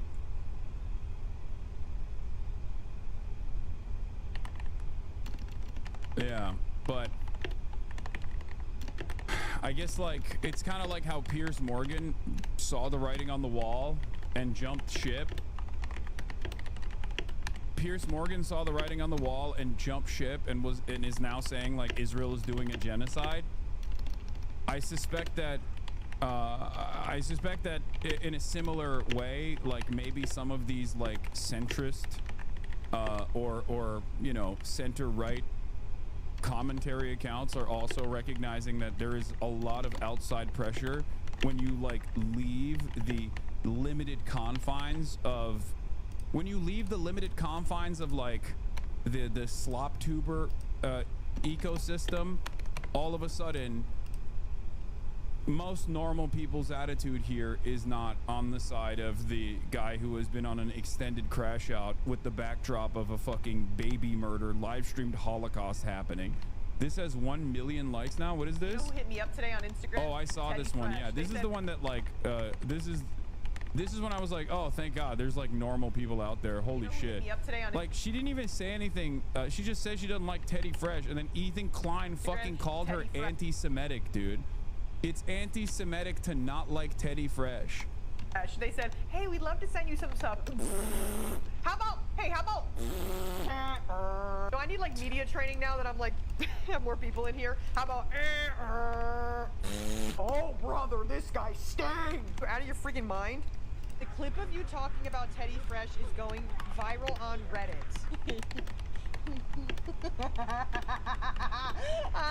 H3 fans are gonna come after you. Oh, fuck! the millennial who only wear color block pastel, they're gonna come for me? Fuck! Please, even if Ethan wasn't a raging freaking lunatic, I still would never wear fucking Teddy Fresh. Just so butt-ass ugly.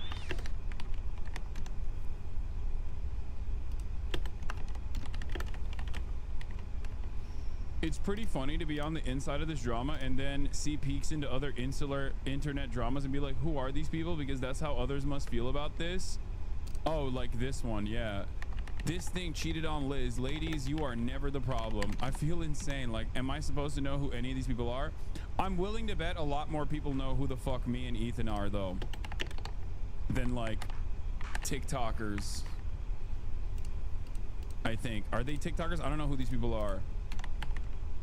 Like, because like, especially because of Ethan, not even because of me, but because of Ethan, because he's like so he's been such a fucking presence on the internet for so many years.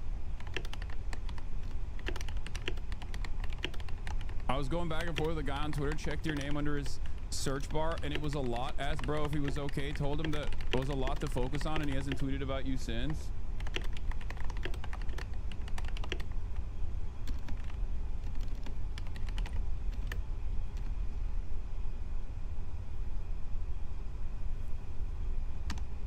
Yeah.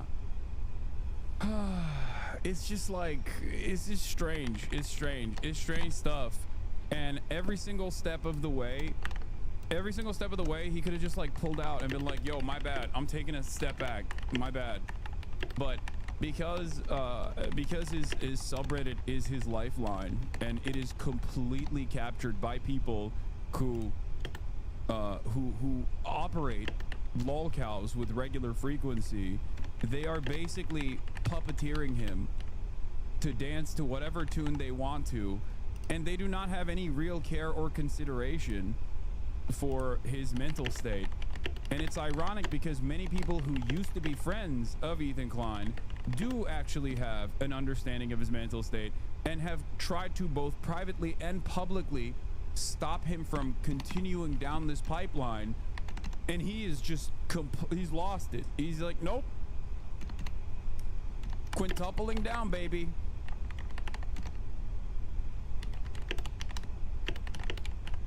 Yeah, they're turning a 40-year-old man with children who is a multi-millionaire and was a very favorable figure online for many years into a Chris Chan style situation. Like, they are literally using him like a sock puppet.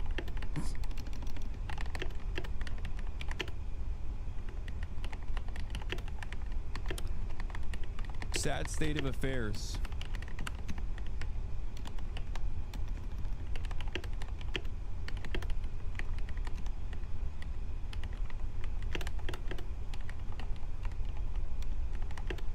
What?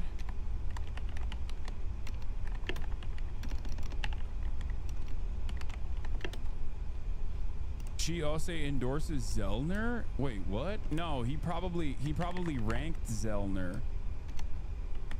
There's no way that she fucking is endorsing anyone but Zoran as #1. You guys are probably misunderstanding.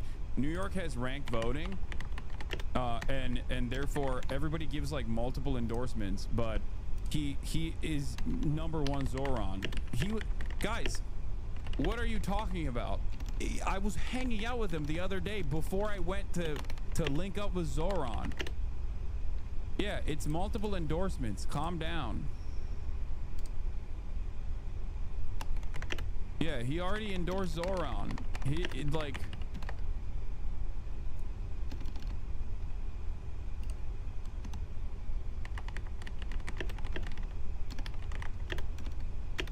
Yeah, and also Chi got endorsed by AOC.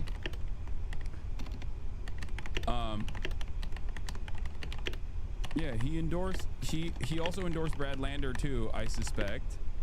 He endorsed the slate like he should have. The whole point of slate endorsements is to encourage people who like one of them to rank the others. Is good strategy. Exactly. No. I disagree with people that say that you're not supposed to endorse multiple people as long as you make it clear that your number one choice is Zoran. Okay? Like a singular endorsement. The reason why there's two different mindsets on this, okay? Ranked choice voting implies that you want, like Brad Lander right now, okay? Brad Lander is a progressive New York City comptroller, okay? He's nowhere near as progressive as Zoran's campaign, but ultimately Brad Lander has most people that rank Brad Lander first are going to rank Zoran second. Having said that, however, there are people, because people are weird, within Lander's voter base that have Andrew Cuomo ranked second, right? I believe it's around 30%. And what you do in this process when you endorse multiple people is to create a coalition so that all of those people that would rank, you know, Senator Zellner first will then turn around and rank Zoran second.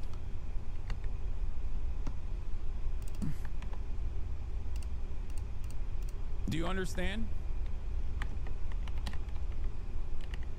The reason why these guys do it, the reason why these guys also endorse a slate is because they want to make sure that there is a coalition that just does not rank Cuomo at all in the New York mayoral primaries. Okay? Doesn't the progressive vote get split? Not necessarily. There is a fear that it might actually split the progressive base, but it hasn't happened. And because it's ranked voting, it's ranked choice voting. Ultimately, the goal is to try to get Zoran to be the viable number one candidate through enough of these like allegiances from all these other bases of support to get people to rank Zoran number 2 if they're not going to rank him number 1.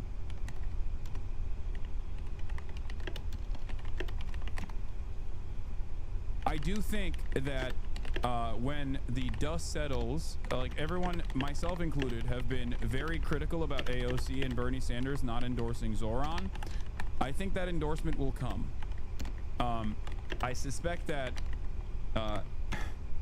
I still have some faith, and I suspect that they're waiting, or at least AOC, who understands the New York mayoral primaries a lot better than we do, who has the capacity to elevate a candidate to the number 1 rank for sure, is waiting for maximum impact. And I suspect that it will be around the time when early voting starts, or right before early voting starts, in an effort to ensure that there is maximum impact on its timing. Because like, we have been paying attention to this race far before the race ever even became a matter of importance for many New Yorkers. AOC does not have that kind of pull. She has an annoying ass voice. You are so delusional if you think that AOC does not have that kind of pull in New York. Are you out of your mind? She literally absolutely does. Okay? This is not a nationwide race. We're talking about the New York mayoral race. AOC in New York 1,000,000% has that pull. Are you kidding me? Bernie Sanders has less pull than AOC in New York, okay?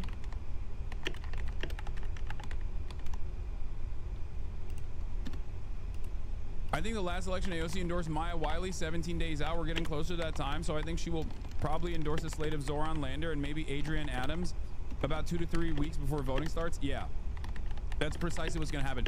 Also, the AOC endorsement, if I remember correctly, if my memory serves me, the AOC endorsement literally skyrocketed Wiley into second place, like shot Wiley up into second place. Okay?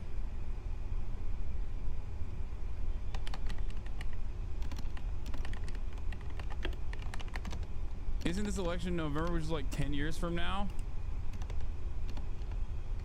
The primaries are coming up soon. I forget exactly when it is.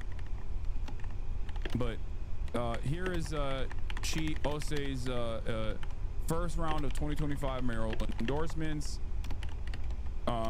She also proudly endorses 3 candidates for mayor with full statements for each below in alphabetical order. He expects the issue of ranked endorsements closer to primary day. It's going to be Zoran #1, by the way. Okay? I know that already. I know him personally, okay?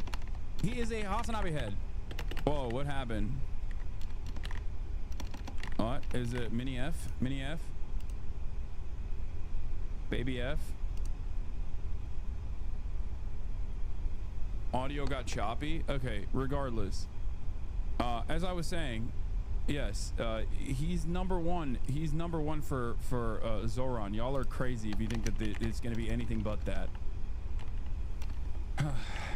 Wait, I'm not American, so I don't know, but has AOC endorsed a DSA candidate before? My friend, AOC was a DSA candidate herself. That's funny.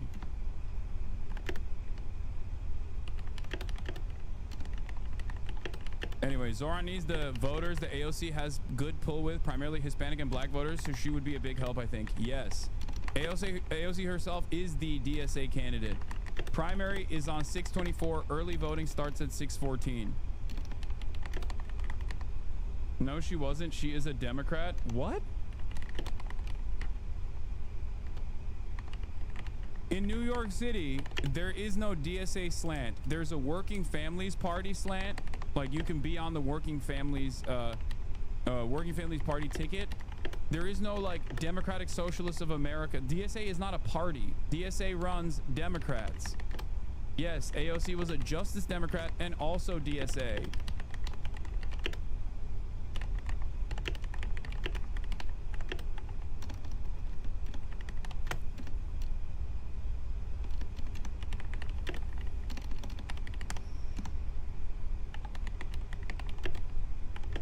Anyway.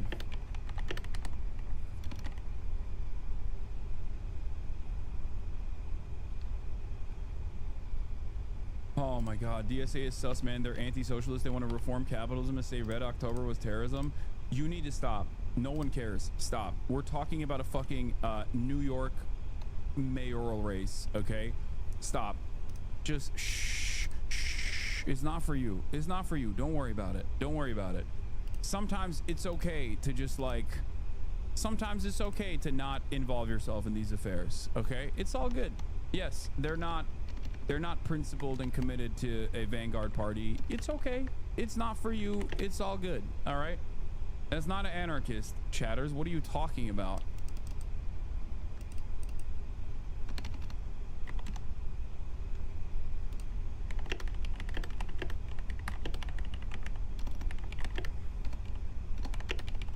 No, that's not an anarchist.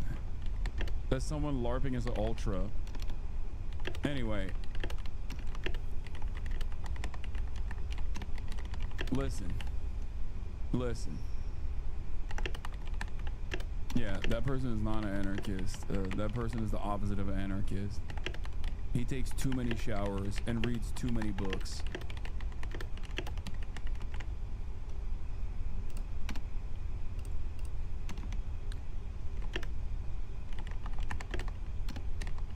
What is this? What did he do? Atlas Intel Republican primary. Vance is 37%. Rubio 18. Trump Jr. 8.8. New. Ron DeSantis at 8. God, Ron DeSantis. Atlas Intel 28. Democratic primary. Buttigieg at 31.5. Oh my Lord. All it took was for him to go on the Andrew Schultz podcast. Oh my God, Americans are so malleable and so easy to manipulate. It is crazy. But some good news, at least. AOC is at 19.4%, up 3.5. Kamala Harris is at 16.6%, minus 7 points. That's good. Sanders is not on there. Yes, he's not, because he's 700,000 years old. Please stop.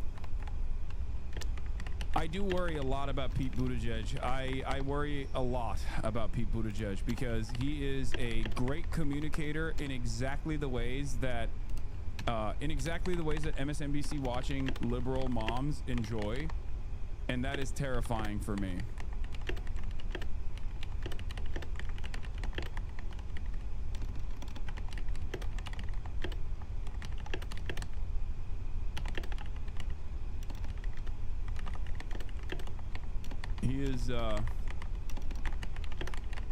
He is not like Obama. Obama had broad appeal. I don't think Pete has broad appeal beyond a Democratic primary, and even then, not as much appeal within the Democratic primary, as he ran for the Democratic primary and did not succeed in the Democratic primary prior to this. So he does not have...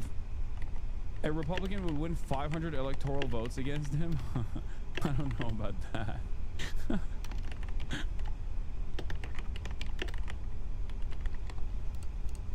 Can you explain why he's bad? Because he is a machine politician and a neoliberal through and through, but he also has the capacity to speak the language of progress, but in a way that only, in a frequency that only wine moms enjoy. Okay? He is a shark. He is exactly the type of guy that, he's exactly the type of dude that a lot of these fucking college educated chatters will say, I don't understand why you don't like him. He seems to be a very smart guy. Yeah, he is. He is a very smart guy. Okay? I'm frustrated by that. I'm worried about that.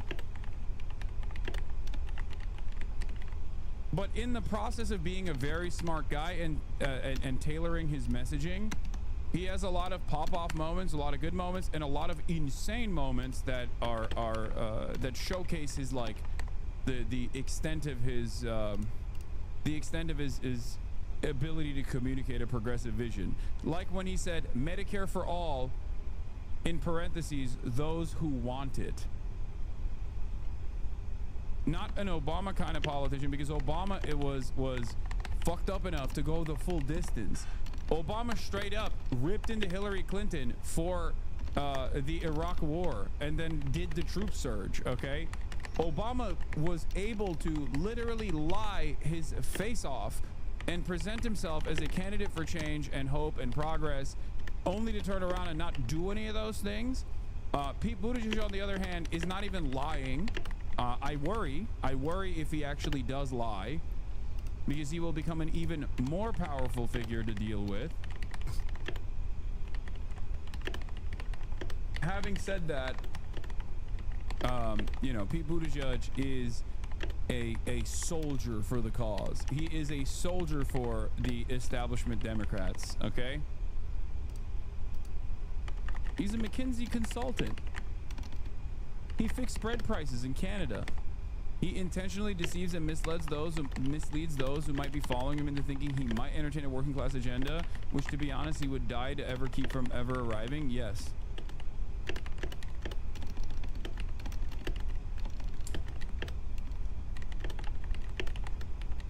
How are his politics different from Biden's?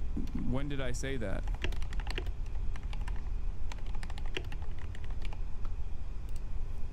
I think even Joe Biden, first of all, the only difference between him and Joe Biden, I would say, is that, one, he doesn't have the long career of doing like white supremacist politics in America in the way that Joe Biden did.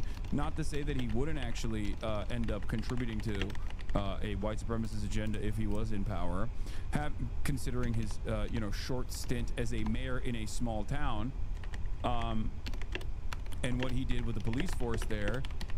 But also, Joe Biden at least walked the picket line. When Pete Buttigieg appears at a picket line, he looks like a Pinkerton. Okay? Like, I hate Joe Biden. He's a genocide dare. He was not the working class hero that he tried to present himself as. Having said that, he did actually go to the UAW picket line. When Pete Buttigieg would like go to a picket line, he'd ask questions like, how much money do you have on your strike funds? How much money do you have remaining on your strike funds? Like, instantly. Anyone who's ever, anyone who knows anything about labor unions, like, when they see a guy like Pete Buttigieg, it's exactly the same disgust that people have for the likes of JD Vance, a consultant. When a guy like Pete Buttigieg comes to your town, people are going to get laid off, okay? It's the same principle behind Mitt Romney. When Mitt Romney comes to your town in middle America, you remember what has taken place after they leave, okay? That means layoffs are coming. They're eliminating redundancy.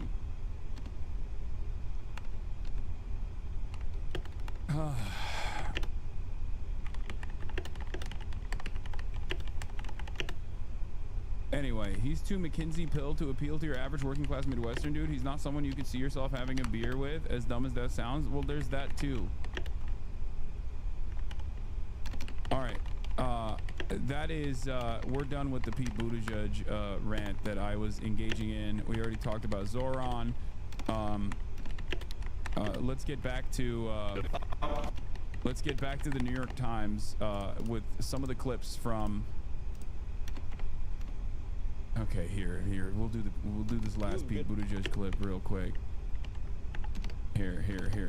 This is a famous one. I love this clip. On the front lines of corporate downsizing. You've been on the front lines of corporate price fixing. You've been on the front lines of our misadventures. I'm sorry, of our misadventures in foreign policy. You've had direct experience of many of the things that make a lot of young people very angry about the way that this country is operating right now. You don't seem to embody that anger. So the proposition that I've been on the front lines of corporate price fixing is just to get that out of the way. You worked for a company that was fixing bread prices. No. I worked for a consulting company that had a client that may have been involved in fixing, or was apparently in a scandal. I was not aware of the Canadian bread pricing scandal until last night. You've been on the front lines of corporate downsizing. You've been on the front lines of corporate price fixing. You've been on the front lines of our misadventures. I'm sorry, of our misadventures in foreign policy. You've had direct experience of many of the things that make a lot of young people very angry about the way that this country is operating right now. You don't seem to embody that anger. So the proposition that I've been on the front lines of corporate price fixing is just to get that out of the way. You worked for a company that was fixing bread prices. No. I worked for a consulting company that had a client that may have been involved in fixing, or was apparently in a scandal. I was not aware of the Canadian bread pricing scandal until last night. You've been on the front lines of corporate.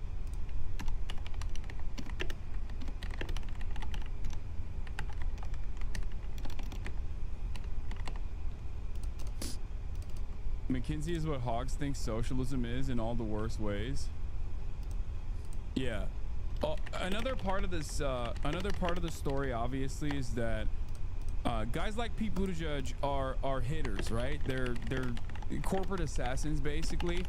And the way that McKinsey and consulting firms are designed is basically to reduce your workload and your responsibility in the mass layoffs that you're engaging in, so he can turn around and say, oh, well, we had a client. I didn't know what I was doing. I was just crunching numbers or whatever. When in fact, it basically operates in the same exact way. For those of you who don't know, corporate consultancy firms like McKinsey, like Bain, okay, PricewaterhouseCoopers, all of these companies are basically assassins, okay? And people that work for these companies basically operate like assassins, or a better analogy, like a firing squad, okay? Firing squads will have some guns that are filled with blanks and some guns that are filled with real bullets.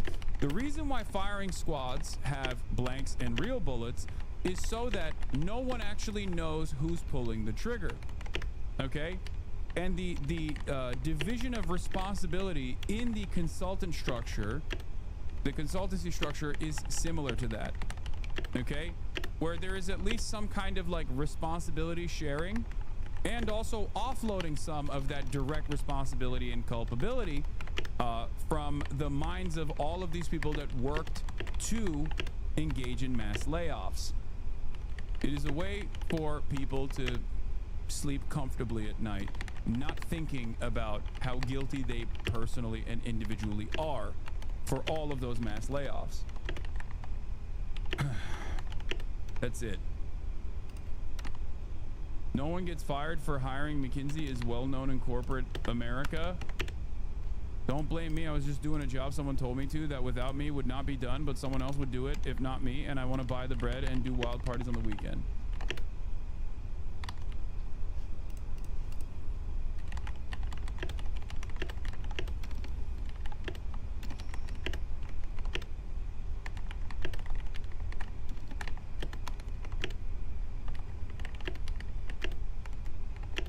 So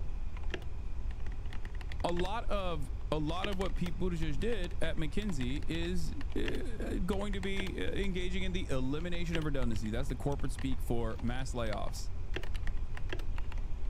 So that's why I say, like, guys like this, when they come to your town, especially in the Midwest, especially in the Rust Belt, a lot of people have tremendous resentment for people like that for understandable reasons.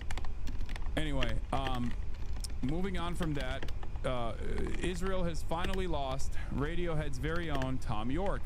Now, of course, Tom York still had a incredibly middle-of-the-road fucking take on it, but it's an indication that the tide shift is here. As you guys know, Radiohead has been getting railed for being Zionist, for performing in Israel, and also for not really saying anything about Palestinians. Tom York is the front man for Radiohead, and he finally came out with a statement. Let's read. Some guy shouting at me from the dark last year when I was picking up a guitar to sing the final song alone in front of 9,000 people in Melbourne didn't really seem like the best moment to discuss the unfolding humanitarian catastrophe in Gaza. Afterwards, I remained in shock that my supposed silence was somehow being taken as complicity, and I struggled to find an adequate way to respond to this and to carry on with the rest of the shows on the tour. That silence, my attempt to show respect for all those who are suffering and those who have died, and not to trivialize in a few words, has allowed other opportunistic groups to use intimidation and defamation to fill in the blanks, and I regret giving them this chance. This has taken a heavy toll on my mental health. You know who the real victim of Israel's genocide is? Tom York of Radiohead. That's right. He's a creep. He's a weirdo. He's a Zionist. What the hell is he doing here? He does not belong here. Okay? The real toll here was Tom York's mental health, not the almost 20,000 children that Israel murdered in broad daylight in a live stream child holocaust, but actually Tom York, Thomas York of Radiohead. Anyway, I would hope that for anyone who's ever listened to a note of my music, of my band, or any of the music I've created over the years, or looked at the artwork or read any of the lyrics, it would be self-evident that I could not possibly support any form of extremism or dehumanization of others. All I see in a lifetime's worth of work with my fellow musicians and artists is pushing against such things, trying to create. First of all, it's just a both sides argument, and the primary focus of this is still how much he was vilified in this process. Okay, so remember that. Not only is this an awful self-aggrandizing victimization narrative that he is hitting here, okay,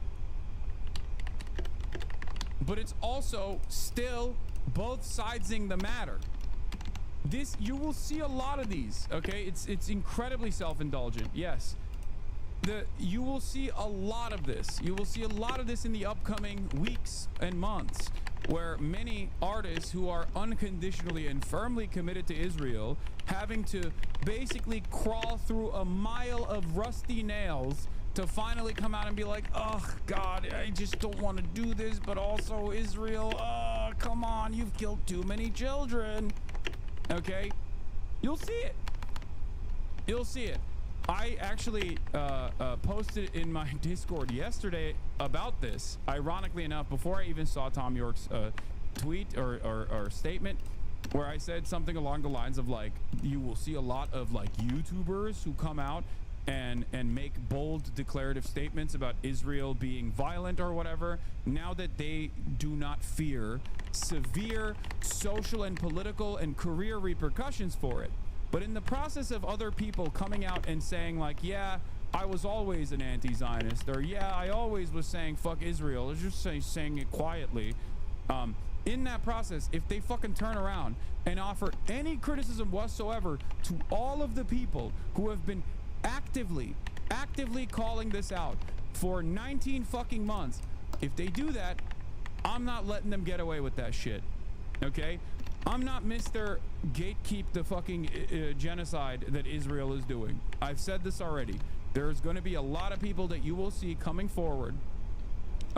Going forward, you will see a lot of people coming out and saying, I've always been against this, guys. Please. Okay, I've always been against this. But I don't mind it. I don't necessarily mind that people are coming out now that it's like safer. It's good. It means that more people are recognizing this. It means that there is no environment of censorship that can cause severe penalties to your future ambitions or whatever, that means that there is so broad momentum. Okay, you guys played a role in that when you went out and you protested every fucking week. You made it so that there was a permission structure. Okay, so now that it's happening, now that the tide is shifting, don't immediately push people away when they come to this conclusion. Don't immediately assume that they're being cynical, even though many of the people that are now coming out, only now coming out, are being cynical. They are cynically doing it, okay? But make no mistake, you shouldn't immediately push these people away unless it's something like what Tom York is saying, because he still is trying to both sides of the fucking situation. Bullshit, I'm still getting punished for speaking out as an American Jew in the entertainment industry. No, I know. There's still people who are in the crosshairs, myself included, okay? People who have been doing this for quite a while, that the Israeli government has actively put the beat on, actively put crosshairs on. It is what it is, okay?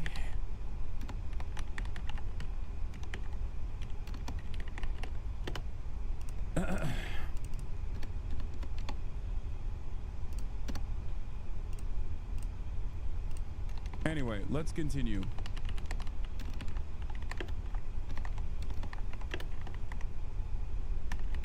All I see in a lifetime worth of work with my fellow musicians and artists is pushing against such things, trying to create work that goes beyond what it means to be controlled, coerced, threatened, to suffer, to be intimidated, and instead to encourage critical thinking beyond borders, the commonality of love and experience, and free creative expression. Sounds naff, but true.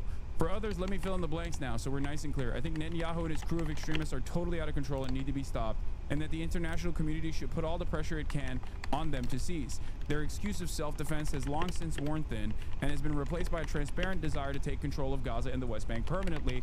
This is an interesting thing to state right now after 19 months of, live stream child Holocaust, especially considering that a day after October 7, they said they were fighting human animals, and that Israel had the right, nay, the responsibility to shut off food and water and electricity into the Gaza Strip to punish all of the entirety of the Palestinian population.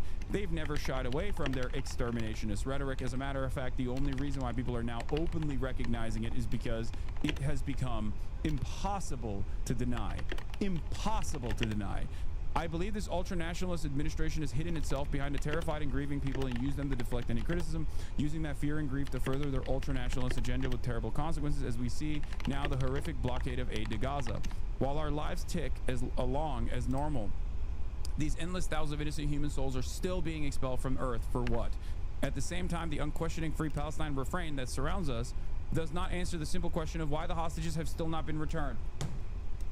For what possible reason? I don't know, man. Maybe because they're fucking genociding everyone in the Gaza Strip, which includes the fucking Israeli hostages. Perhaps that's part of it, don't you think? This is what I mean. There is no quarters for this kind of fucking bullshit, especially this far out. Okay? If you're gonna come out and you're gonna fucking swing for the fences and try to basically reduce the impact of months and months of your silence and refusal to recognize the humanity of Palestinians, you can't fucking turn around and be like, why does Hamas still have the hostages? I don't know. Read a fucking article, man. Read one singular article. You can read Haaretz if you want. They have basically laid it out for the past 19 months. Okay? They basically laid it out for the past 19 months.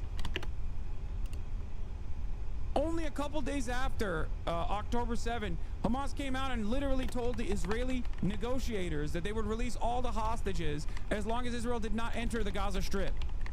Israel said, fuck off. Of course we're entering the Gaza Strip.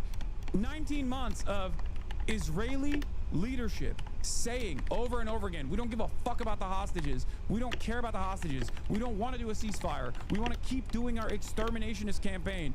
And you still have this like insane statement 19 months in where you're supposed to be like, oh, you guys finally bullied me into saying something. Are you happy now? Only to turn around and be like, why does Hamas still have the hostages? I don't know. At this point, maybe you should investigate that yourself.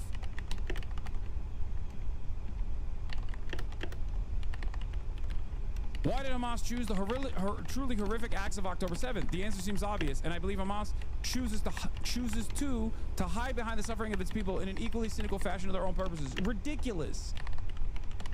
I also think there is further an extremely important point to make. Like, if you ask this question, follow it up. Follow it up with like a little bit of reading. Hamas does not exist if Israel's occupation doesn't exist. It's that simple, okay? Palestinian emancipation has taken multiple forms throughout the 77-year occupation. Hamas is like the last formation of it, and its militancy and its targets have changed even throughout the limited timeline that Hamas has even existed. At first as a Muslim Brotherhood cutout charity, Islamic charity organization, then an active fucking party, and simultaneously a form of militancy that initially only targeted and struck non-civilian enemy combatants, that then also in the aftermath of the Cave of the Patriarchs massacre, turning around and actually targeting civilian targets as well. There is obviously no excuse for killing civilians, okay? But you have to recognize where this desperation comes from. If you act as though these groups just basically formed out of their hatred for Jews, especially when you're talking about the situation for Palestinians under the violent occupation of Israel for 77 years of ethnic cleansing, expulsions, death and destruction, humiliation, complete control over their lives, you are not actually fucking covering the situation. You're not even remotely curious as to how this happened. Oh. Hamas kills its own people. They're opportunistic and siphon off the wealth from the locals. They should get removed. While isn't real, isn't good, they're just as bad. To say that Israel and Hamas are equally on equal footing is the most idiotic, childlike thing I've ever heard in my entire life, okay? I understand that your liberal brain wants to say, no, those guys are bad too, okay? They are not on the same planet. They are not on the same fucking zip code. You are basically saying Jewish partisans that fought against the Nazi occupation in the lead up to the fucking final solution had bad ideas and engaged in acts of resistance against civilian populations as well, and therefore they're just as bad as the Nazi occupiers. That is an insane fucking analogy to make, and the reason why you would never make that is because you have the capacity to recognize right from wrong when it comes to systematic violence and the resistance born out of that systematic violence when it's in the fucking rear view mirror. Hindsight is 20/20. Look in front of the events that are unfolding after 90 fucking months, and maybe you can understand why the fuck they are not even on the same zip code on the same fucking planet, okay?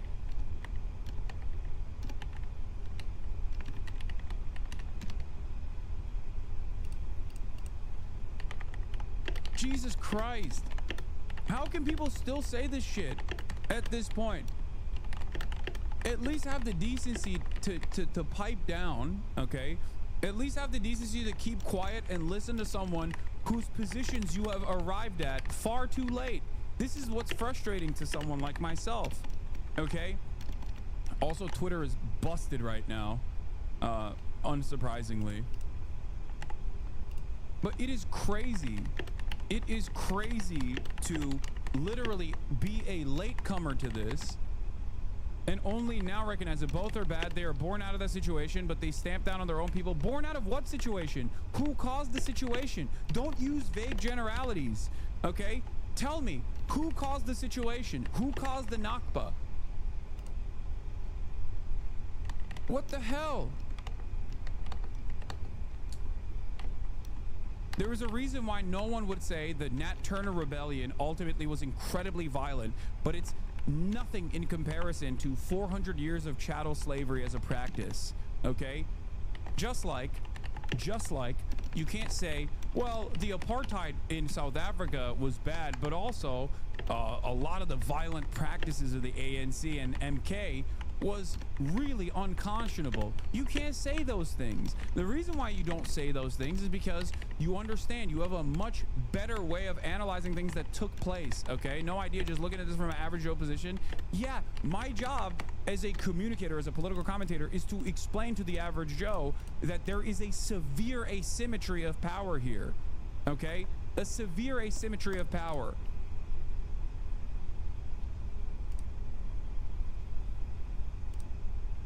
No, you don't have to be a perfect victim. Do you understand? That's ridiculous. And if you can comprehend that for any other time throughout history, even though there has been a liberal brain poisoning and a whitewashing of history. That's why people look to Nelson Mandela as a peaceful figure, okay? They rewrite history in an effort for you to feel this exact way when you see regular emancipatory movements, non-state actors fighting justifiably against a fucking state oppressor, a settler colonial enterprise designed around the notion of ethno-religious supremacy, an exterminationist principle. That's what Zionism is. It is a fascist ideology. It's a racist ideology. It is no different than Nazism. Even the average Joe podcasters are 5,000 times more informed than this chatter. It's embarrassing to be. Yeah, exactly. You got fucking Theo Vaughn. You got people like Theo Vaughn at least going, dude, of course people are gonna fucking fight back. What are you supposed to do when met with the ultimate violence of Israel? Okay, when they have the capacity to recognize right from wrong, but a lot of people still maintain this position where it's like, oh, average Joes don't really understand it.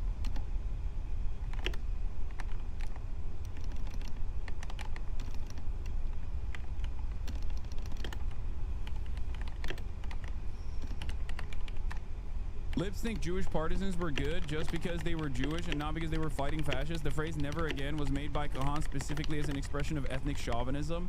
No, never again's application was not supposed to be Kahanist.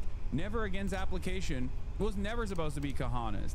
And many people don't even think of it from that Kahanist framework until post-October 7, where so many... No, that chatter is not wrong. That chatter is not wrong. That chatter is not wrong. That chatter is actually fucking correct. Okay? Most people do not hear never again and think, oh, this means never again just for Jews. That is the Kahanist interpretation of this statement. Okay? Yes. I wouldn't say Kahan made the phrase. I think he popularized it within a certain sect. Okay? But never again was not, was never seen as that Kahanist interpretation. Okay? Please don't say that.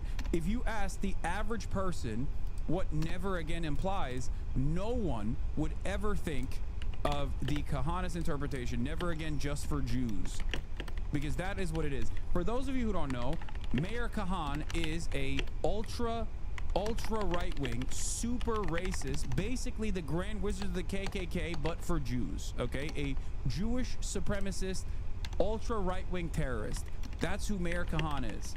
And this is not an exaggeration. I mean, he was branded a fucking terrorist by the Israeli government. Okay.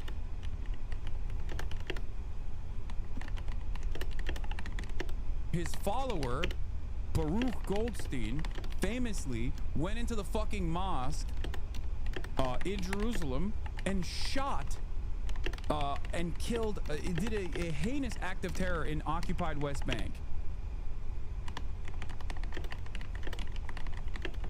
He is a sociopath. He was a sociopath. Or not in Jerusalem, sorry, Hebron. I apologize. Okay?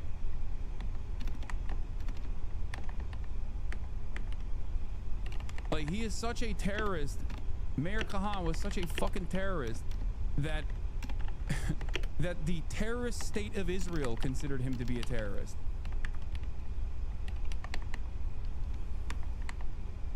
A Brooklyn native, of course.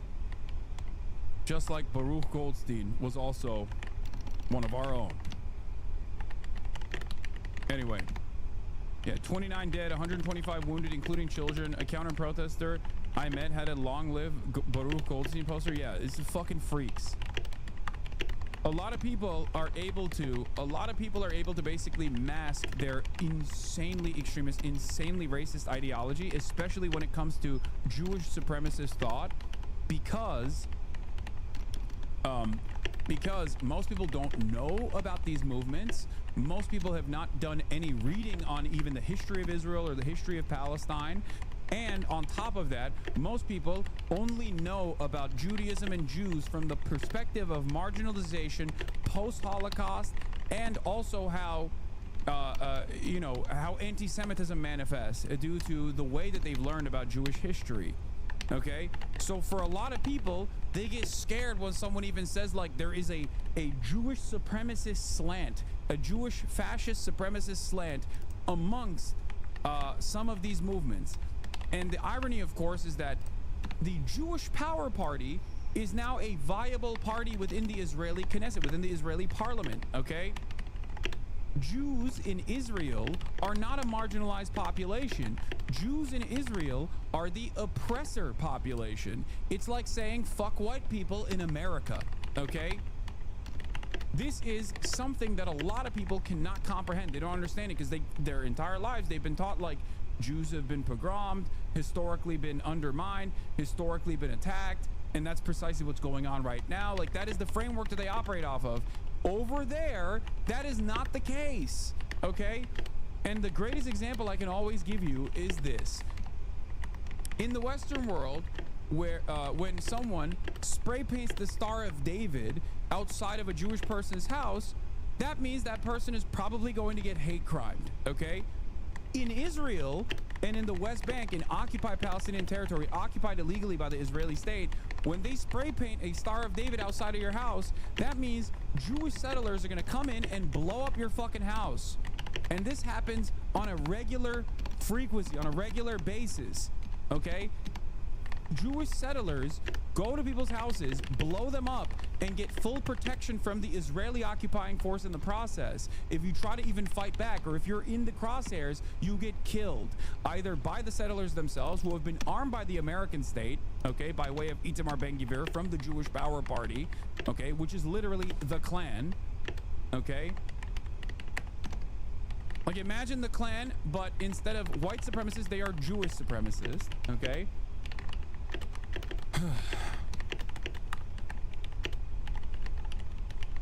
They either get killed by those guys or they get killed by the Israeli occupying force.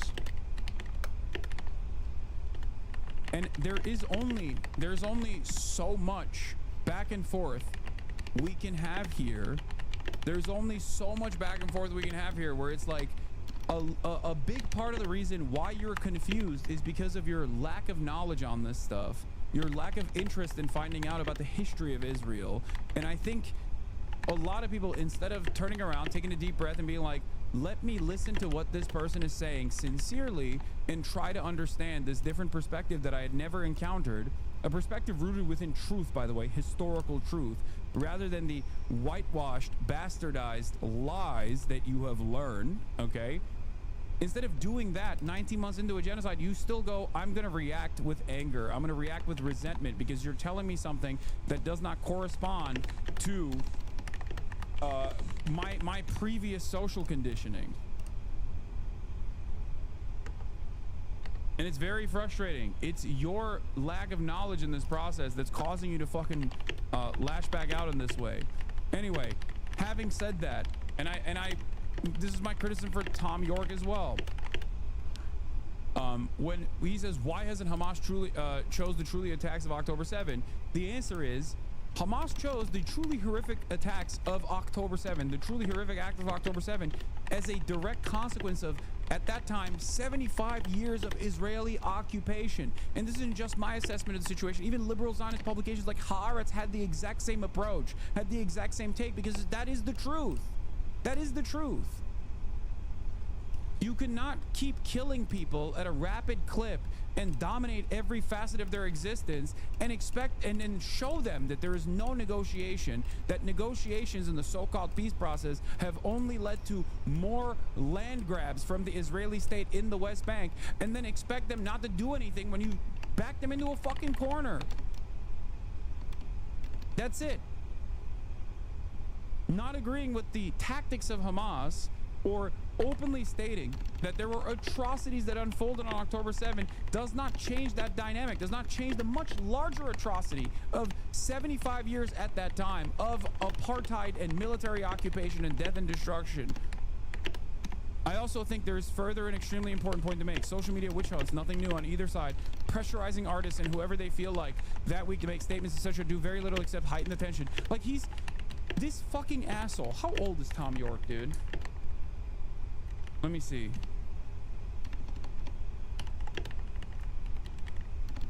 56 years old, brother. 56 years old. You're a whole ass, almost 60-year-old adult. And you're over here talking about how the real problem here is social media. That is disgusting. I'm sorry that as a major artist who literally played in Israel, people were looking to you to say something, okay? I don't care. I listened to a lot of Radiohead when I was growing up. I don't personally give a shit whatever Tom York says, okay? I don't care if Tom York would come out and release a statement, but there are obviously plenty of people who look up to people like Tom York. And in that moment, shouldn't your conscience guide you? Shouldn't you look at what is happening, what is taking place, or the genocide that is unfolding, and say, my conscience is the reason why I'm making this statement, and not talk about social media pressure? You're fucking 60 years old. You're a multi-millionaire. Jesus fucking Christ. Get over yourself. This kind of deliberate polarization does not serve our fellow humans and perpetuates a constant us and them mentality. It destroys hope and maintains a sense of isolation, the very things that extremists use to maintain their position. We facilitate their hiding in plain sight if we assume that the extremists and the people they claim to represent are one and the same, indivisible. If our world is ever able to move on from these dark times and find peace, it will only be when we rediscover what we share in common. And the extremists are sent back to sit in the dark. Oh my God, what a fucking fence sitter. I sympathize completely with the desire to do something when we are witnessing such horrific suffering on our devices every day. It completely makes sense, but now I think it's a dangerous illusion to believe reposting or 1 or 2 line messages are meaningful, especially if it's to condemn your fellow human beings. They are unintended consequences. It is shouting from the darkness. It's not looking people in the eye when you speak. It's making dangerous assumptions. It's not a debate, and it is not critical thinking. Importantly, it is open to online manipulation of all kinds, both mechanistic and political. What is the alternative? I can't answer that easily. I do know in communities around the globe, this subject is now dangerously toxic and we are in uncharted waters. Dude, no one is holding your hand through this, okay? Like, it's not that hard. The only reason why it would be hard to make a fucking statement like this is only because you love Israel. That's it. And you still can't let it go.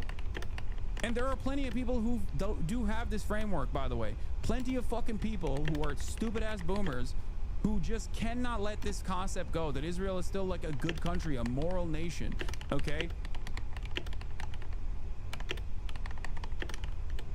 There is a reason why when Radiohead played in Israel, or when artists play in Israel, that is a controversial thing for many people, way before October 7. Do you know why it is controversial?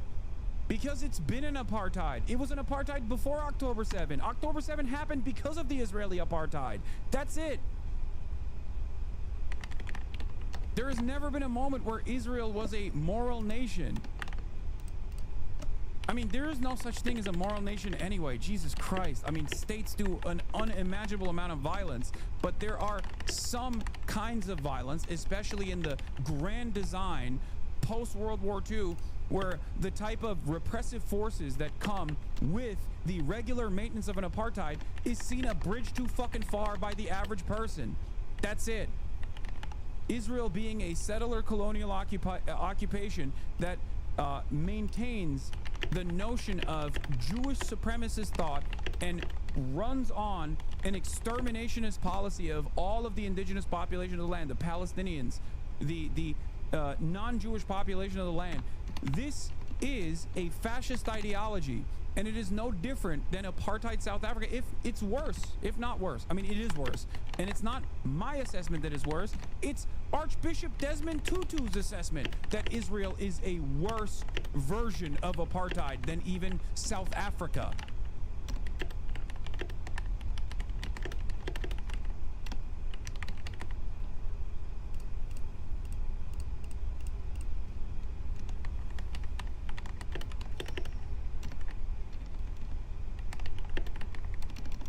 It's over.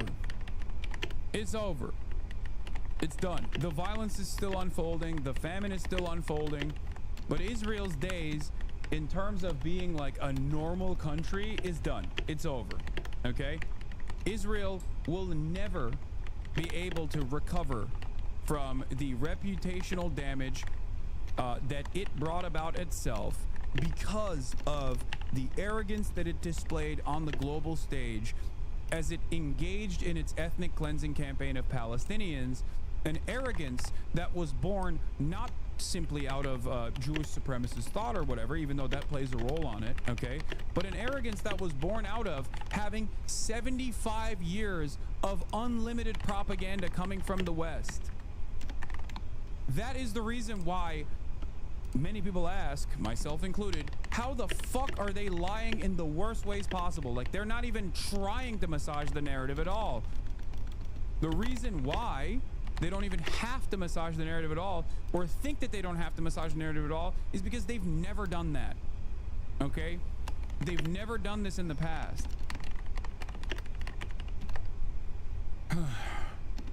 They've never had to. They could just say whatever they wanted to, and whatever they said went.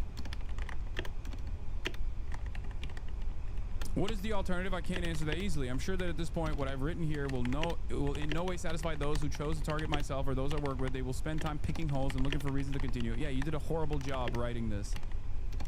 I have written this in the simple hope that I can join with the many millions of others praying for the suffering, isolation, and death to stop, praying that we can collectively regain our humanity, dignity, and our ability to reach understanding, that one day soon this darkness will have passed.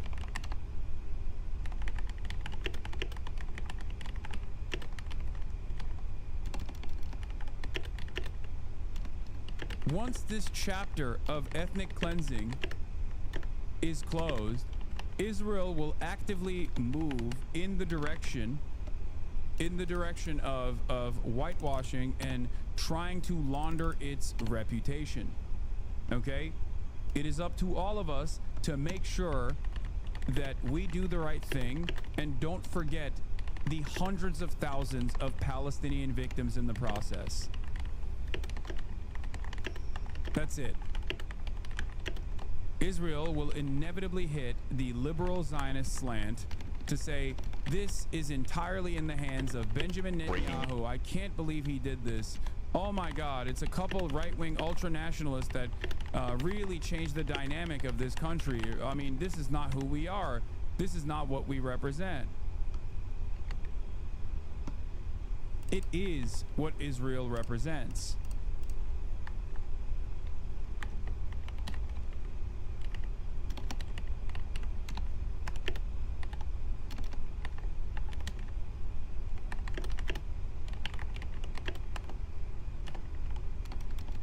Here is Avi Shleim, Iraqi, Jewish, Israeli historian Avi Shleim of the New Historians, writing for the Middle East Eye, saying, why I support the UK taking a more nuanced position on Hamas. The government wants to distinguish between the group's military and political wings, a policy that ended with a total proscription in 2021.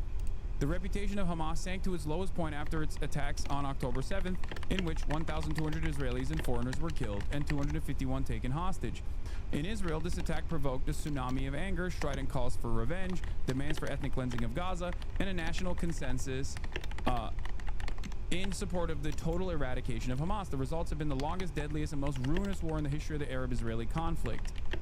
Hamas is a social movement and a political organization with a military wing, the Al-Qassam Brigades. The military wing was prescribed by the British government as a terrorist organization in March 2001, and in November 2021, former Home Secretary Priti Patel added the political organization to his list of prescribed groups. This decision marked an abrupt reversal of the government's previous policy, which made a clear distinction between Hamas's political and military wings. Patel, a staunch supporter of Israel, argued unconvincingly, in my opinion, that the distinction between the two wings was no longer tenable. For its part, Israel has always denied that there is any difference between the two wings. In August 2017, as Secretary of State for International Development, Patel went on a trip to Israel, accompanied by Lord Polak, honorary president of the Conservative Friends of Israel, and a major fundraiser for the Tory party. You might recognize the Conservative Friends of Israel, I believe, or no, it was the Labor Friends of Israel. One of them was outed as a pedophile recently. She had previously served as an officer of CFI's parliamentary group between 2011 and 2014. While pretending to be on private holiday, Patel held 12 secret meetings with high-ranking Israeli officials, including Prime Minister Benjamin Netanyahu. Upon her return, she asked her officials to explore the possibility of diverting some of the foreign aid budget to enable the Israeli army to carry out humanitarian work in the occupied Golan Heights. She was subsequently forced to resign for concealing the nature and purpose of her trip to Israel. In 2019, then Prime Minister Boris Johnson rehabilitated Patel by appointing her as Home Secretary. Johnson shared her Manichaean view of the Middle East struggle, in which Israel represents the forces of light and Palestinians the forces of darkness. The change of policy towards Hamas was announced not by the Foreign Secretary, but by the Home Secretary. Patel said that designating the whole of Hamas as a terrorist organization should be seen through a domestic prism. It would help to protect Jews in this country. This argument is baseless. Hamas does not carry out operations outside of Israel and the occupied Palestinian territories, and it has no presence in Britain, and it poses no threat to British Jews in this country.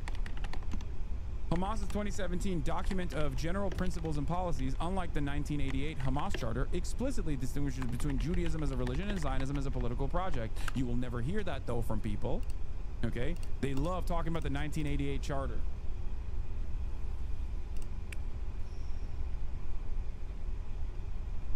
It affirms that Hamas's conflict with Israel is due to the occupation, not religion, and states that it would accept the creation of a Palestinian state within the 1967 borders without recognizing Israel.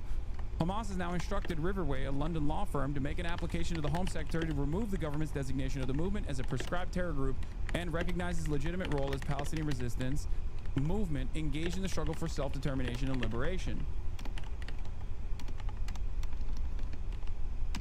The application is made by Mossa Abu Marzouk, the former head of Hamas's political bureau. I am among 19 experts supporting this legal filing through reports on the history and context of Palestinian dispossession. My report describes the central role played by Britain in facilitating this dispossession from the Balfour Declaration of 1917 up until the present. Western media outlets have relied heavily on the Israeli narrative of the 7th of October, including its countless false allegations and outright fabrications, such as the story of 40 decapitated babies, while underreporting the Palestinian side of the story. One of Abu Marzouk's most significant correctives of the dominant narrative concerns the background to the Hamas-led October 7th attack. According to him, Hamas sought to achieve specific military objectives during the operation with clear instructions not to target women, children, and the elderly. Since deviations from these instructions admittedly occurred, Hamas is prepared to cooperate with the International Criminal Court and any other neutral third party in an independent and transparent investigation into the events of that day. If you recall, this is something that I stated after October 7th. I said this on October 8th, that war crimes that took place on October 7th, and there were many, okay, and a lot of them were fucking filmed, should also be prosecuted within the framework of a 75-year occupation that Israel was committed to. This has always happened in truth and reconciliation committees that have been put together in the aftermath of, you know, atrocious forms of systematic violence. This position stands in sharp contrast to Israel's denials of journalists' entry into Gaza and its refusal to allow any independent investigation of the atrocities and war crimes committed by its forces. To explain Hamas's behavior is not to justify it. Killing civilians is wrong, period. But here, as always, the context is all important. The attack of 7th of October did not occur in a vacuum. It occurred against the backdrop of decades of brutal and suffocating military occupation. Moreover, as a people living under unlawful military occupation, Palestinians have a right to resist, including the right to armed resistance. Again, correct. In effect, labeling Hamas's political leaders as terrorists, pure and simple, gives Israel a free pass to inflict death and destruction on Gaza without being held to account.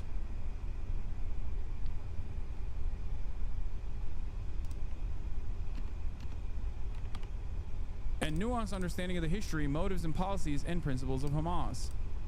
The terrorist framing stands in the way of a more balanced and nuanced understanding of the history, motives, policies, and principles of Hamas. For the record, the terrorism designation is so that there is no nuanced perspective and understanding of not just Hamas, but all Palestinian people.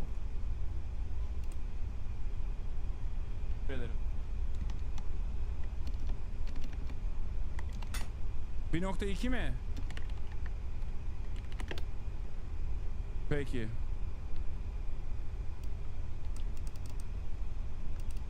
The designation is designed specifically to stop any kind of commentary, any kind of questioning of official narratives coming from the Israeli side, because they are exterminating Hamas, and you can always get away with doing whatever the fuck you want to do. Okay? To make it illegal to even present such things. In the past, in the United States of America, the American government has quite literally designed the new designations to prosecute even lawyers that offer legal counsel to terror groups. as material support.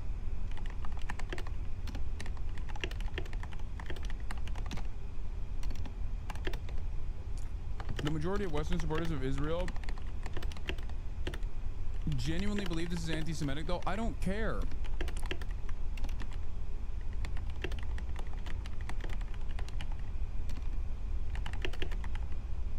It's because criticizing Israel is considered anti-Semitism. Remembering the deaths of Palestinian children will be and is considered anti-Semitism, though. I know.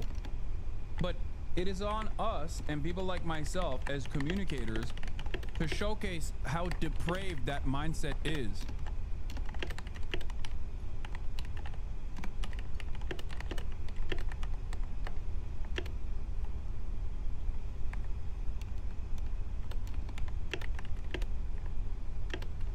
Also, we are at a interesting impasse where anti-Semitism allegations are nowhere near as powerful as it once were due to the steady effort of pro-Israel groups that have very actively targeted people who aren't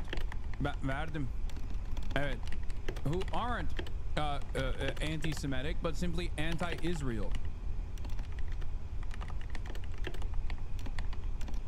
Okay, that's why Zipi Hotoveli screams blood libel all the time. People believe it. No, you are having this is a genuine misunderstanding. There's people and then there's politicians. Politicians are trying to maintain the old narratives. People don't believe it anymore. And because there is an overwhelming amount of people that go, okay, dude, you say everyone is anti-Semitic whenever they say, I don't want babies to be murdered. When that is the majority opinion, and that absolutely is the majority opinion now, okay, it doesn't matter.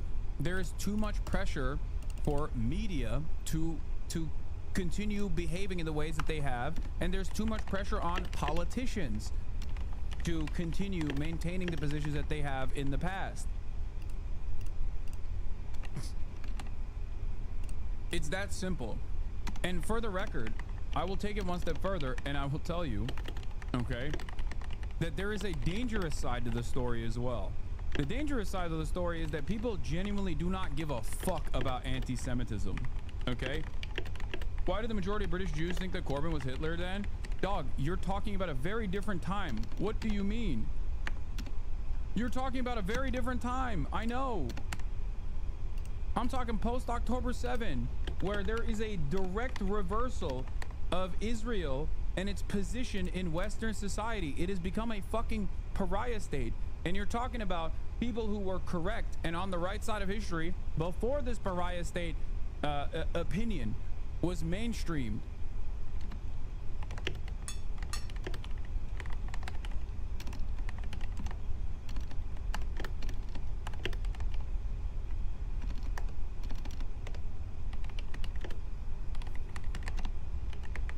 Anyway,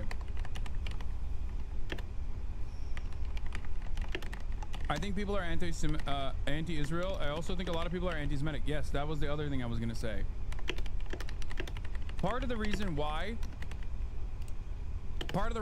people don't give a fuck about anti-Semitism allegations is because Israel defenders have weaponized that against Israel to defend Israel over and over again.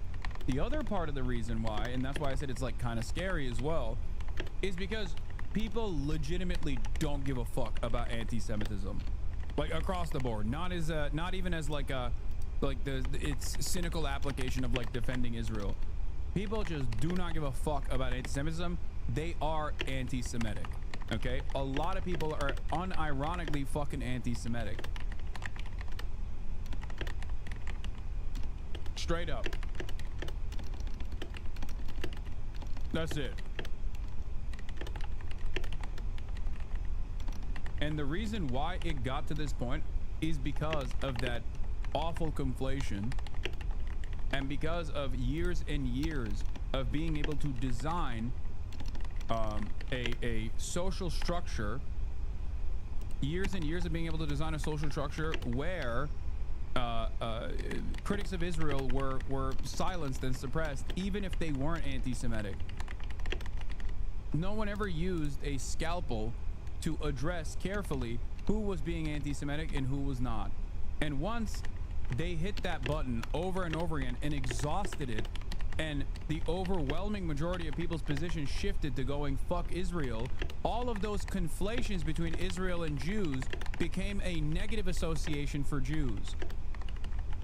This is what I've been saying for years. I've been saying this before October 7, and I've kept repeating this over and over again post October 7. If you don't distinguish between Jews and diaspora Jews that live in the Western world and Israel, at a certain point, people are going to learn that. People are going to learn that lesson. It is identical. It is identical to like a British Salafist running around and saying that ISIS actually represents true Islam, and that if you actually criticize ISIS's actions, you are Islamophobic. Okay? Imagine every serious institution in the media doing that comparison, but in a way where they think they're defending Jews.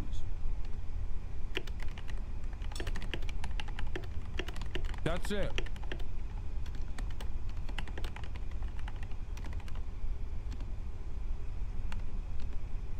It's over. Anyway, here's what's actually unfolding.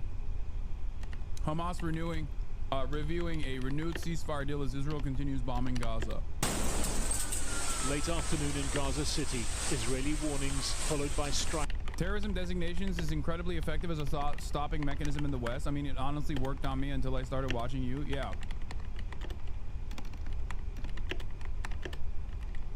On residential buildings. For the record, that's the reason why.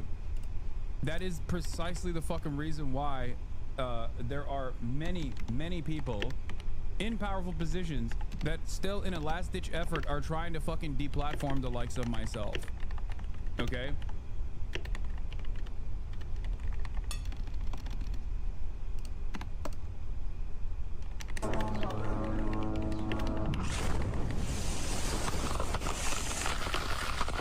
The man who recorded this survived with scratches and bruising. Earlier, an airstrike apparently without warning resulted in more serious injuries. Since yesterday, large parts of Gaza City have been under evacuation order. Israel's defense minister today telling Hamas to accept the terms of a US ceasefire proposal or be destroyed. But civilians, as so often, bearing the cost when the missiles find their targets. And this was northern Jabalia this morning. The attack here came shortly before 1 a.m. while families were sleeping. Homes turned to fragments for children to sift through in search of keepsakes from life before. People heard news about a ceasefire. Then civilians sleeping in their homes were surprised by random shelling. And here they are, cut in pieces. We have stopped calling on Arab and Muslim countries. We appeal to every free person in this world. On the day the UN labelled Gaza the hungriest place on the planet, far-right Israeli protesters again tried to block aid lorries on their way in. The draft ceasefire plan would allow for a full resumption of aid using UN agencies, but Hamas has yet to accept it. Their sticking point, the lack of a guarantee that Israel would not resume fighting. Instead, a commitment from President Trump to a permanent resolution if Israel and Hamas reach an agreement through talks. Yeah, I wonder why. Because Israel's like, yeah, in the first 7 days, you will give us all of the Israeli hostages that remain, and then maybe we won't keep bombing you for the subsequent, what, 53 additional days? But after that, we are bombing you again. They're openly saying that. So yeah, of course, the responsible party for the well-being of Palestinians is not going to fucking, one, disarm themselves, because that's ridiculous, especially amidst a goddamn genocide. What an insane question. And they're also not going to come to the fucking bargaining table if the one side is saying like, oh, by the way, this ceasefire is bullshit, like we're gonna keep killing you, and we're gonna keep killing all of the children, and there's not really anything you can do about it. Also, give us the hostages back.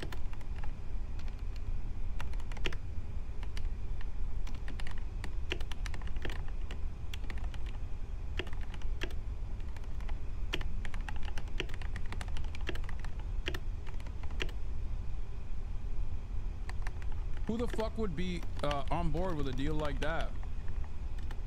After 19 months of genocide and 19 months of refusal to do any real ceasefire negotiations and violating all those negotiations, like, is it really unjust to demand a permanent ceasefire?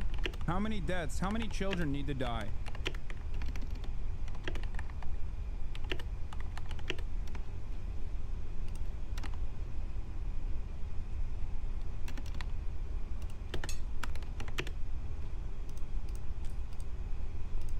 Israel is in desperate need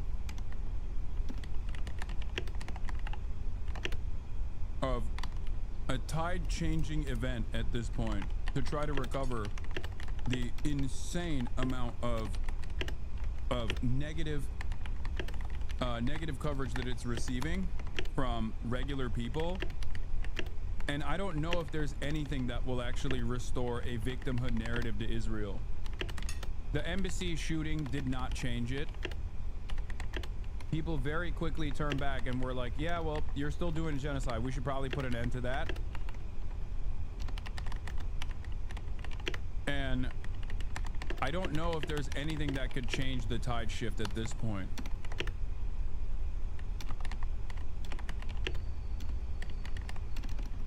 And the worst part about it is that it's not like people became fucking pro-Hamas all of a sudden, or became not Islamophobic all of a sudden, chat. They just realized, because of the metric ton of violence, a lot of people were like, oh my God, maybe Israel was just lying this whole fucking time. Or, oh my God, this level of violence is completely fucking unacceptable. That's it. That was the only thing that changed this attitude amongst the broader public. There are still some quiet spaces in Gaza. Here in her grandparents' home, 5-year-old Wad has been given a new jigsaw. But how to make sense of what has happened to her and her family this week? On Sunday night, silhouetted against flames, she managed to escape an Israeli strike on the school where she was staying. Her mother, her brothers and sisters were all killed. Her father remains in hospital, badly injured.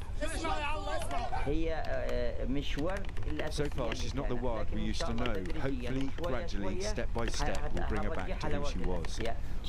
We bring her toys to play with so she can forget a little. We're trying to bring her back to her senses, to her memory, to reduce the anxiety. We're doing all we can to ease the stress she's carrying.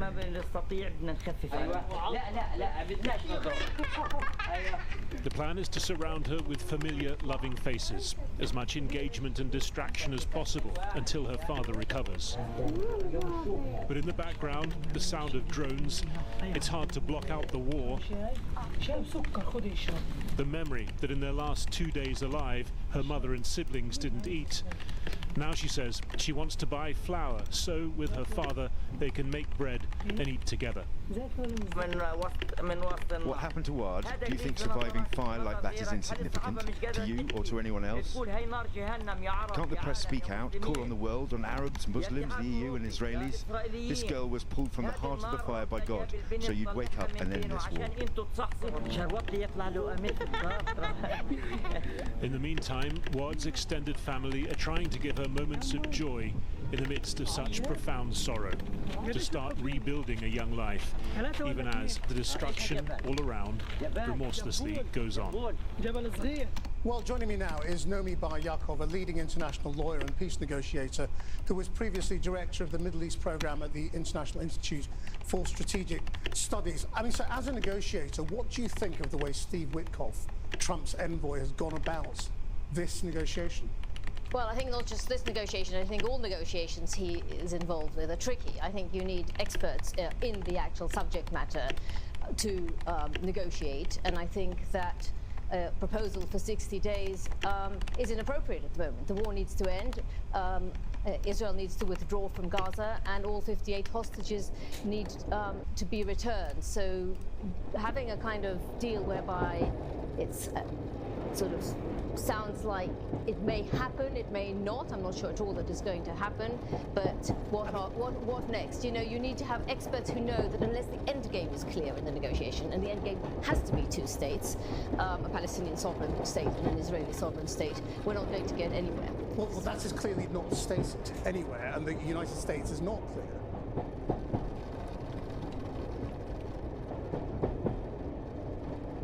It's crazy because like the experts that they're trying to bring forward are like wishy-washy two-staters at this moment. You can't put the fucking toothpaste back in the goddamn tube, man. It's done. It's over. They need to come at this with the recognition. I think they're trying to, and that's why I'm saying, like, they're gonna assume the end game here, even though there is no like day after plan for Israel, there is already designs for a day after plan for the propaganda arm of Israel. And that day after plan for the propaganda arm is a two-state approach and liberal Zionism, and going back basically to the conditions that created Hamas to begin with.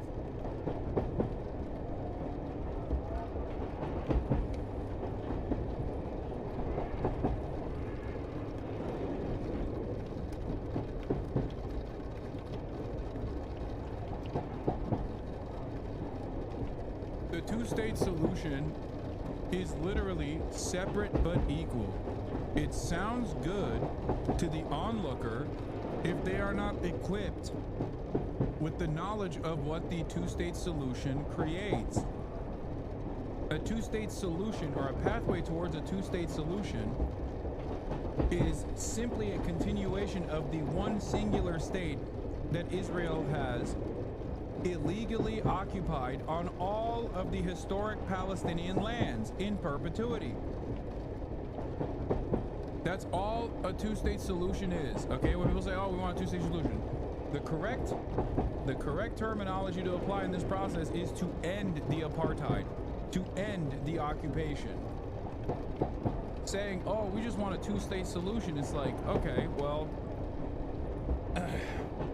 that is what the argument was for years and years and years. The one guy who actually entertained that notion or kickstarted that process was assassinated by Israeli society. And supporters of his assassin are now within the governing coalition. Itamar Ben-Gvir, Bezalel Smotrich. I'm talking about the assassination of Yitzhak Rabin.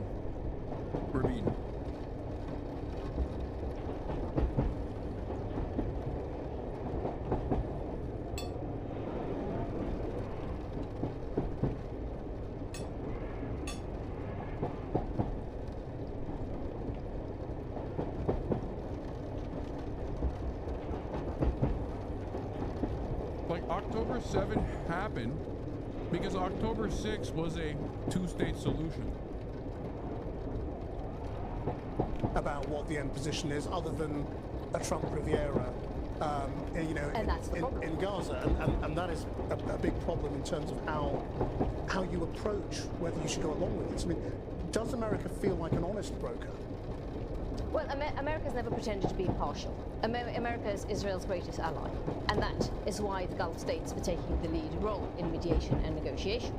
And there is an Arab plan led by Saudi Arabia and Egypt, and that plan is to transfer authority from Hamas in Gaza to a technocratic Palestinian government that will be agreed upon between all the Palestinian factions, and thereafter to rebuild the Gaza Strip without relocating one single Palestinian. That plan is on the table, and that is the only plan that will lead to a sustainable solution, a sustainable peace ultimately. I mean, is Hamas's apparent agreement to hand over power, technocratical power, to a new Palestinian administration? This is real. Enough?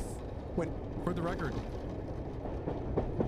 this is being presented by Saudi Arabia and them, but like this quite literally is something that Hamas has said yes to, chatters. Understand that much has been made of the selfish and evil nature of Hamas in Western media. Much has been made about the selfish and evil nature of Hamas in Western media. But and that's part of the reason why, in order to continue this narrative that these guys are like all selfish and they just want to dominate the Palestinian the Palestinian existence in the Gaza Strip, they refuse to actually cover a lot of the negotiations from the Hamas perspective. And Hamas has said that they will dissolve and that they will completely step aside. They will not disarm. No one, like Palestinians, will not disarm.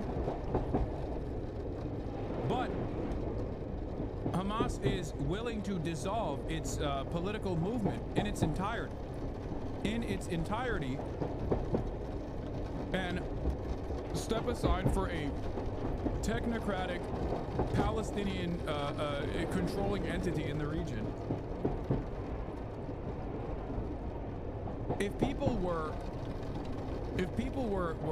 truly motivated by death and destruction and like simple dominance, why the fuck wouldn't they just become the Palestinian Authority, chatters? Palestinian Authority is a perfect example of collaborating with the Israeli government and getting a lot of clout and a lot of money and freedom to travel. If the if Hamas wanted simply just to dominate the Palestinian lives without actually trying to move in the direction of emancipation, they would have just basically become the Palestinian Authority. It is precisely the opposite, and that's why they fucking keep saying, oh, these guys are so selfish and so brutal and so barbaric and anti-Semitic. It's fucking bullshit. But Israel is saying it wants to destroy Hamas. That's where it's not clear, isn't it? You know, does Hamas need to offer to leave? Well, what does destroying Hamas mean, Christian? How do you destroy a movement? It's an ideology, and who will replace Hamas? You could get somebody far, far, far more radical. You know, it's possible. You're not going to replace one movement with a peace-loving movement with this kind of approach. The approach needs to be holistic, and it needs to look at the immediate needs, and the humanitarian situation in Gaza is beyond catastrophic, so that needs to be addressed as a matter of urgency. And then you need to build upon it, and Hamas leaders need to be given some sort of possibility to leave the Strip and hand over if we're going to get anywhere. But it's very clear they're not going to leave. They're not in control of most of the Strip at the moment, and the problem is that you're getting gangs controlling different streets. You're getting different factions, different families. This is true. And it's total. This is true. She's actually not wrong about this aspect of it. And this is Israel's design. Israel is going to the fucking criminal elements within the Gaza Strip and saying, we'll work with you. We'll give you pieces of the land. As long as you fuck shit up, as long as you steal aid. Sometimes Israel gives them a military base to operate out of in a red zone. There is an IDF, Israeli Occupying Force military base, that some of these gangs literally operate off of. They give them arms, they give them gear. It's crazy. It's fucking crazy. It's ISIS affiliates that Israel is working with within the Gaza Strip. Think about that. To chaos, and it's going to be more and more chaotic unless this is sorted out promptly. Hamas has suggested that while it decides how to respond, it is consulting other Palestinian groups, factions. Yeah. What does that mean? Who are the Palestinian factions? Well, no, there are many factions in Gaza and in the West Bank. They signed an agreement earlier on in the year in Beijing. I think there were 18 factions, and we're not, you know, so it's not just Hamas and Fatah. It's not just, oh, Hamas is in control of Gaza and Fatah in the West Bank. And there's also, you know, I think the Palestinian population would like to see elections in Palestine, in all of Palestine. So that's Gaza and the West Bank. But there are lots of groups. I mean, I can name them if you like, but you know, the big ones are Fatah, of course, and the PFLP, and the Palestinian Islamic Jihad. They're the ones that are the known ones. But there are plenty of other splinter groups that are holding hostages, for example. And so yeah, there's tribal formations as well still, like big families.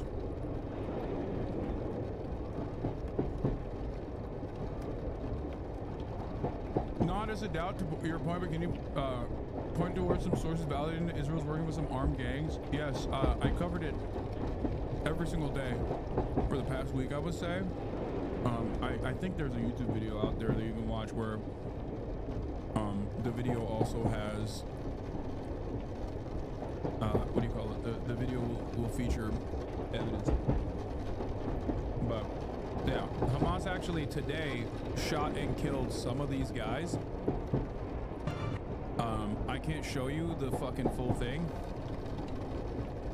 Conclusive evidence of Israel running the very criminal gangs looting aid in Gaza. Hamas released footage today of an ambush against what they thought were Israeli Mistarvim undercover soldiers in Rafah.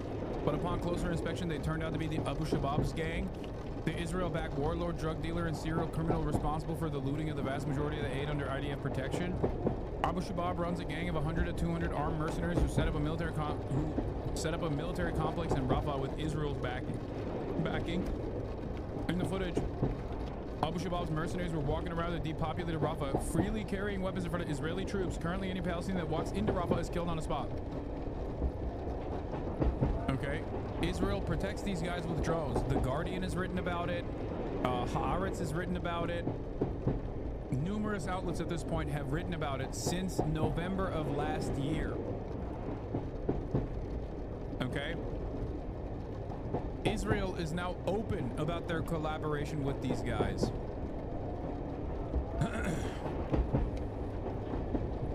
Israel previously was covertly funding and facilitating and sending arms to these guys. Now they openly fucking say it.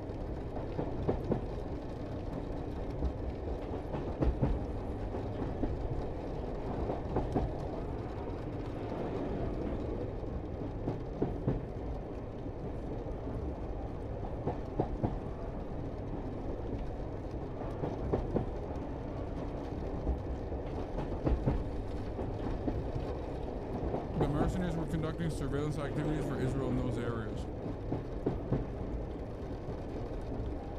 Which is supposed to be under Israeli control. The UN's Sam Rose described a looted... This lady is like kind of cooking too. She's been cooking up big steaks every day. This valley in the south between Kerem Shalom and Khan Yunis, where they say trucks would frequently be attacked. A photo posted last week showed a Palestinian man in military gear carrying an AK-47 with UN cars visible in the background. It's more than 3 kilometers inside an IDF-declared combat zone. The picture came from the Facebook page of this man, Yasser Abu Shabaab, who multiple aid officials have named as a gang ringleader, though he denies his men were involved in the looting. The new US-backed aid system has said its continued distribution on Wednesday, claiming delivery of 800,000 meals.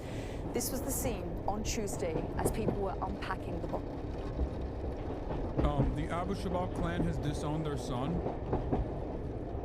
Statement from Yasser Abu Shabaab's family completely disowning him for his collaboration in gangs. Statement from the Abu Shabaab family in Gaza regarding our son Yasser Abu Shabaab and his security group operating in Gaza. One of the biggest problems with this, when people go, oh, do you have more evidence on this? Do you have more evidence on this? Is that a lot of the stuff is coming from either outlets that you don't consider to be fucking valid, or when it's Sky News covering it, okay, they barely touch on it. So you have to tie it all together. You have to tie it all. Gang ringleader, though he denies his men were involved in the looting. The new US-backed aid system has said its continued distribution on Wednesday, claiming delivery of 800,000 meals. This was the scene.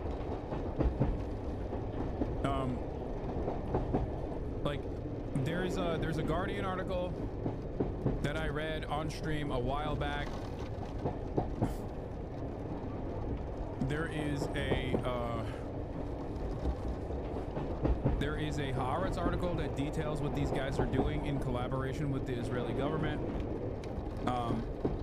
But there hasn't been deep dive investigative reporting from like the New York Times or the BBC, and I'm not holding my breath for that. I don't think it's ever going to happen, let's be real, given their fucking position as major dick riders for Israel.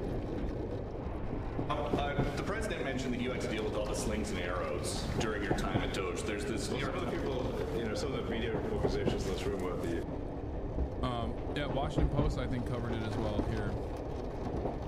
Gangs looting Gaza aid operate in areas under Israeli control, aid groups say. UN memo obtained by the Post concluded that gangs may be benefiting from a passive, if not active, benevolence or protection from the Israeli military. I hope this is good enough for the chatters who are looking for evidence.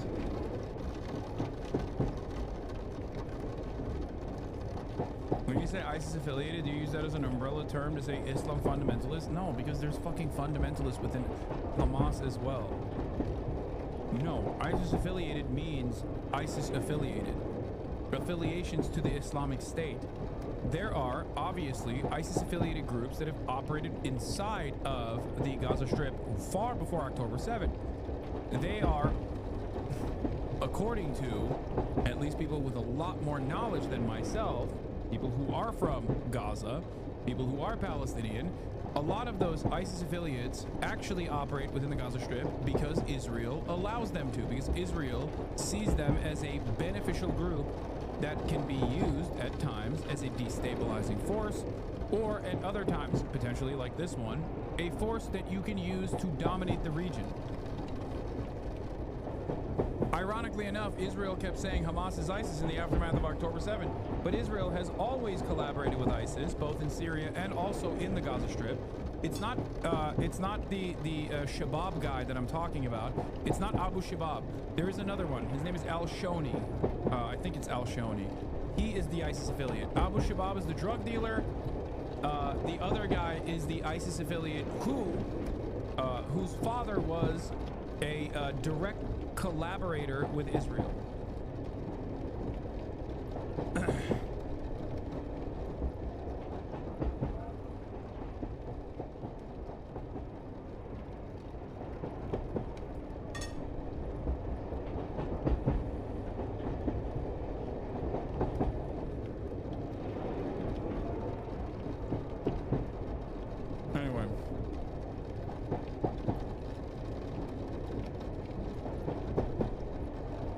Abu Shabab also ties to ISIS in Egypt. Yeah, I think that's also true in the Sinai, which is where he gets his drugs from, through a tunnel system underneath the Rafah border.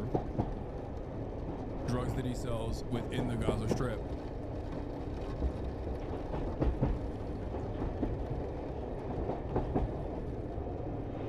Anyway, Musk, I will continue to visit the White House. Oh wait, let me finish this. What am I doing here? Let's finish the Hamas reviewing ceasefire deal, and then we'll get back to the drama. It's not that there are around 18 groups officially, and many more if you want to look at it unofficially. And the danger is we are going to move towards a totally chaotic situation where there is no control whatsoever, unless there is an orderly transfer, which has to be part of the ceasefire move forward. Nomi Bar-Yaakov, thank you very much indeed. Well, joining me now is Hassan, head of the Palestinian mission to the UK, who was born in Gaza. Ambassador, thank you for joining us. Does the Palestinian Authority want Hamas to take this deal? Well, what the state of Palestine, the government of the state of Palestine and the Palestinian people want is to end this genocide. We do not expect a pause of genocide. This is unheard of. Genocide must be stopped immediately. And we know how to do that. We need to exert maximum pressure, not just give lip service. The international community has a responsibility to undertake to stop this 21st century live stream genocide. No, so nobody. Temporary ceasefire doesn't do it. There is no war in Gaza. War happens between two armies, my friend. There is no war in Gaza. And for the last 600 days, the world has seen that this is a campaign of mass murder, mass destruction, mass. It's really interesting that even now people still try to go, well, it's a war. Like, do you have no interest no interest in thinking a little bit outside of the world that you've designed for yourself. Like, next week at this point, that kind of statement is going to be seen as genocide denial. Like, while you're at the fucking edge, now is the time to stop with this, like, oh, it's just a war shit, okay? Because the dam has broken, and the waters are raging down the fucking, down the mountainside, and you're just sitting in the village going, nope, it's fine. Just a little bit of rain. It's crazy. I don't understand how you can still say this shit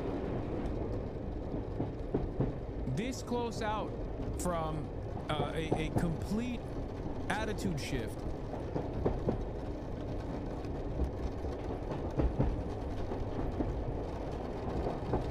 It was never a war, chatters. It was always an exterminationist ethnic cleansing campaign. Make no mistake. I'm simply talking about how people are still refusing to adopt the proper framework. I'm simply talking about people and their overall refusal to say the truth. As clearly now, it's pretty obvious that most people are no longer entertaining this like war narrative. Greek doctor Christos Georgalos on a stint in Gaza. I can't say I went to war. War is a very different thing. There was no war in Treblinka. There was no war in Auschwitz. War has two armies.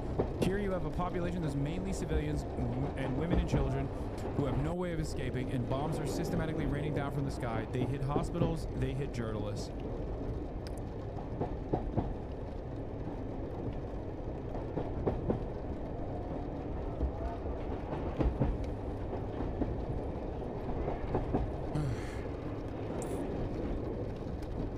Announced that they won't grant visas to people who criticize Israel. Fuck America.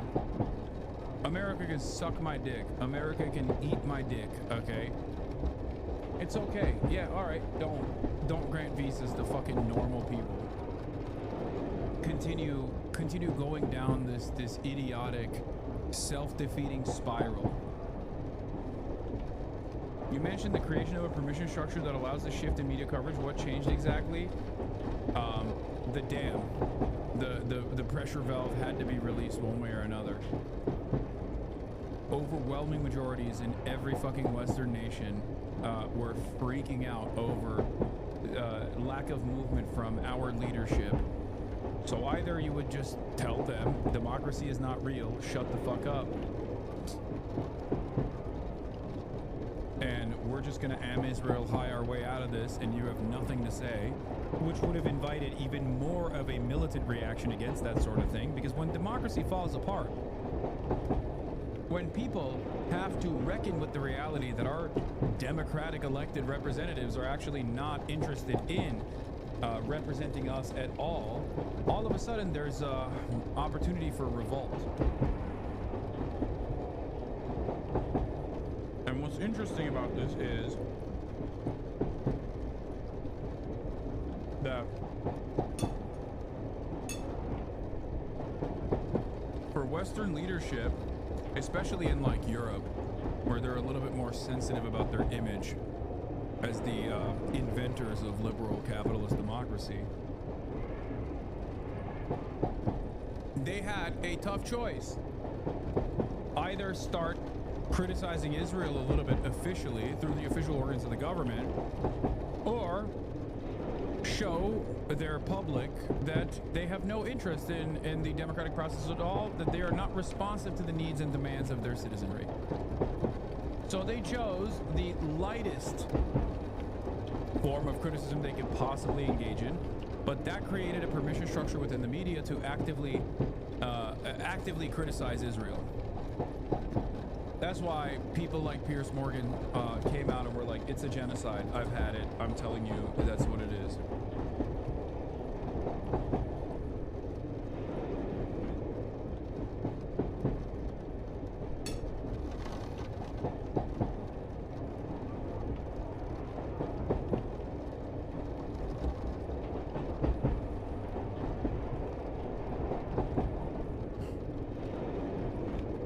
This is what protesters have been saying for over a year now. The West's free pass for Israel to commit war crimes has killed its credibility. If we abandon Gaza, if we consider there's a free pass for Israel, even if we do condemn the terrorist attacks, we will kill our credibility, Macron tells a top defense forum in Singapore, adding, and this is why we do reject the double standard.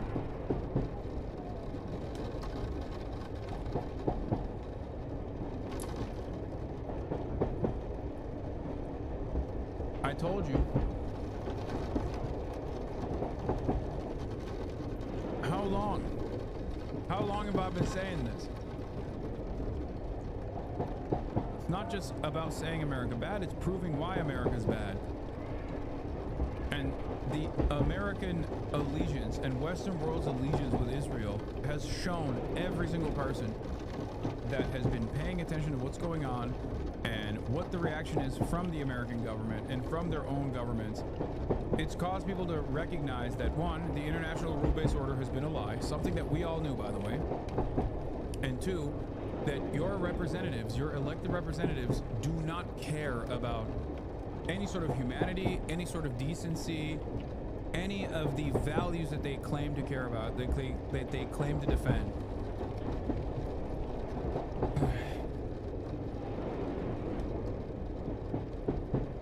Thomas Massey says, nothing to justify the number of civilian casualties, tens of thousands of women and children inflicted by Israel and Gaza in the last 2 years. We should end all U.S. military aid to Israel now.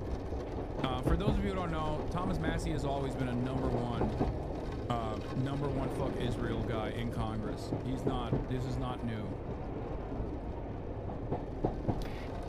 Oh, this guy's very funny. Let's see what he had to say. He's Irish, chat. Janice McU-turn here, writer. Guys, I think we can all agree the images coming out of Gaza this week, they've ripped my heart out and flung it against a wall. It's unacceptable, and I know, through enormous personal courage, actually, I'm ready to use that blasted G word. It's genocide, guys. I'm ready to tell you that it's genocide, guys.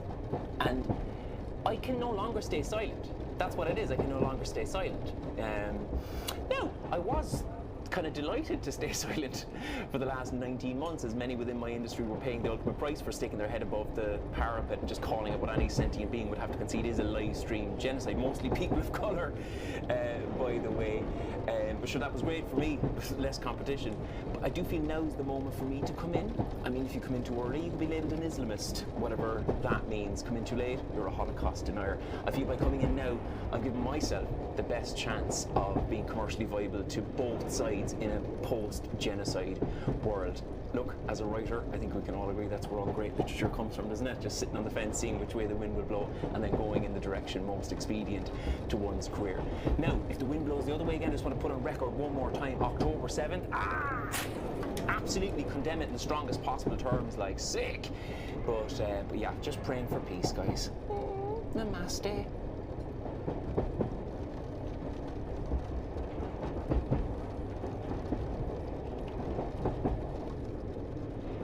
This guy's awesome.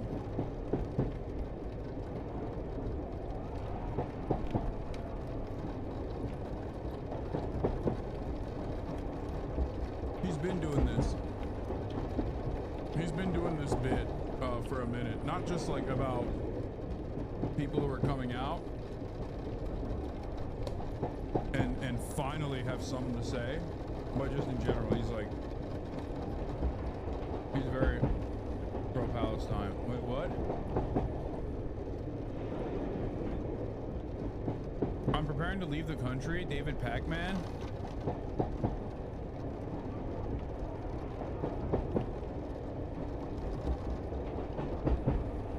Did you watch his vlog? He's not leaving the States, but he's looking at his options since he's a naturalized citizen and not native born, and being anti-Trump makes him a target.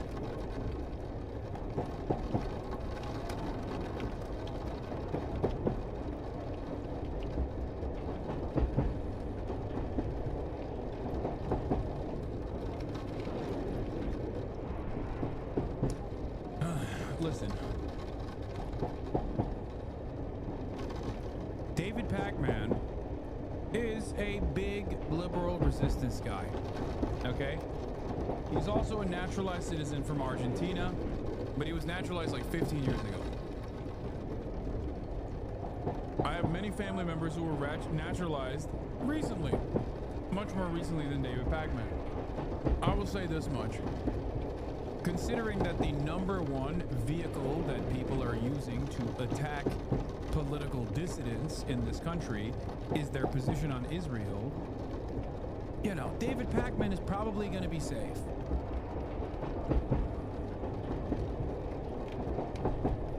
I still think I'm going to be safe. This does not mean that David Pacman is not in the crosshairs of this administration. I wouldn't say that. I'm sure he is. I just think that he is lower on the priority list.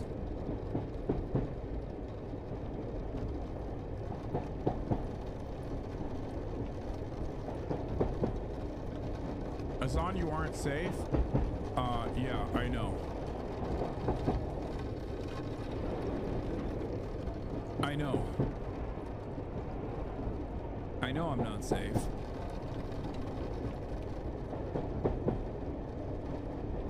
He's very low. By the time they target someone like him, every lib is in a camp already.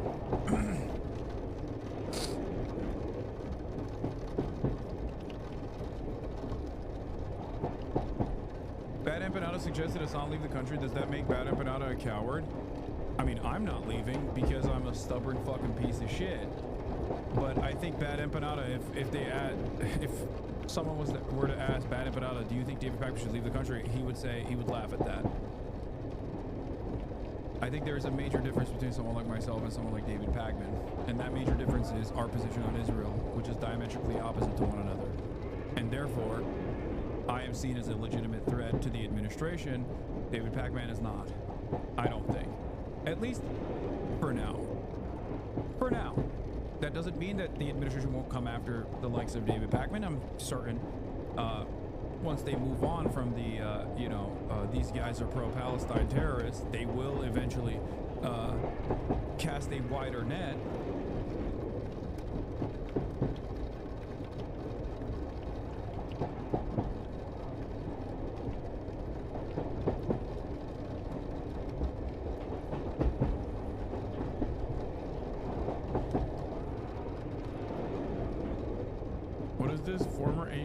Musician, comedian Reggie Watts' response to Tom York's statement. Why can't you guys just send me the actual fucking post from Reggie Watts? Why do you... I shouldn't have clicked on this. God, you guys have to see everything from the lens of drama. Oh my God, I am so stupid. I should have never clicked that fucking link. Hey, if in the future you see a link like that, you don't have to cover it from the perspective of Ethan Klein, okay? You can just simply send me fucking Reggie Watts' Instagram. To be like, this is what Reggie Watts had to say about Tom York, because that's the meat of the story. Not everything has to tie back to Ethan fucking Klein. Please, please, please. Thoughts on Tom York's recent statement. I was disappointed to see that Tom's statement centers his hurt feelings and frames his fans' demands for him to speak up as a social media witch hunt instead of recognizing the urgency of their call for him to speak out against the world historical humanitarian crisis in Palestine. I hope Tom will reflect and decenter himself in the public outcry against the genocide, because if he and his artistic legacy stand for love and humanity as he asserts, he can come to see his fans' actions as an act of love, loving solidarity with our suffering people, a needed affirmation of our humanity in these dark times. I also want to address Tom's repetition of a common rhetorical tactic of those who are devoted to maintaining the status quo. At one, dude, oh my God, he cooked. Oh my God, my goat. My goat. Reggie is the man. That's right, I'm hitting him up with a follow. There are chatters who are outright proud of and lobbying the snark subs every day and post anything they see there every day.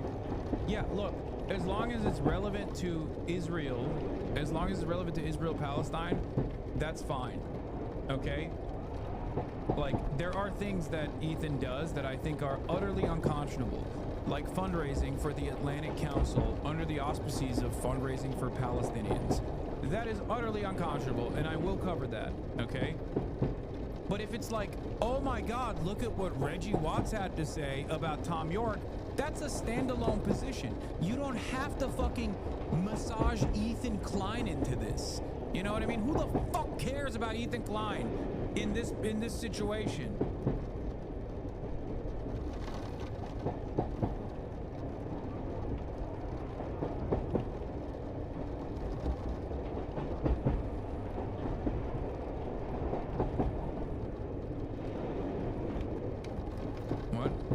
favorite segment on Piers Morgan is when people came after Hassan bullying him to condom hummus and he started crying, saying you didn't have to bully me into saying it. What? God died when we tested the first nuclear warhead.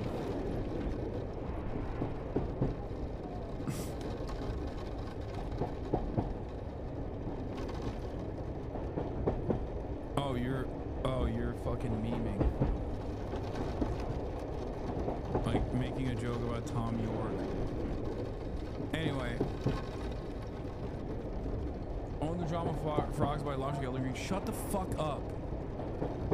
Alright, let's keep going.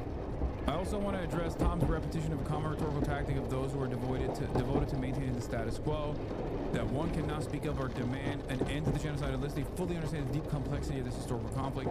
I urge Tom's fans to reject this conviction, neutralizing, demobilizing sentiment, and trust their hearts. You don't need to be a geopolitics scholar to know that starving children and slaughtering families is wrong. Your membership in the human family gives you an authority and indeed responsibility to speak up. That's right. He's fucking so right. Wow, what a beautiful words, man. Holy shit. Karma police will come after Tom. No, it won't, because the reality of the matter is there is no justice, okay? There is no karmic justice or any real justice on this planet. I'm sorry to report. After all of these years of hoping, Dick Cheney is still very much alive, Benjamin Netanyahu is very much alive, Recep Tayyip Erdogan is very much alive, Vladimir Putin is very much alive, George W. Bush is very much alive, and kicking, okay? You know it's a song, right? Yeah, of course, dude. Radiohead is the last time I listened to fucking music. I know. Yeah, I know. Don't make me start singing. I already did one Radiohead song. I already did one Radiohead song earlier today, talking about how Tom York is a creep. How do you keep going? How do you keep doing this? Because I'm a freak, dude. I'm a creep. I'm a winner. What am I doing here? I don't belong here. Oh, oh, yeah.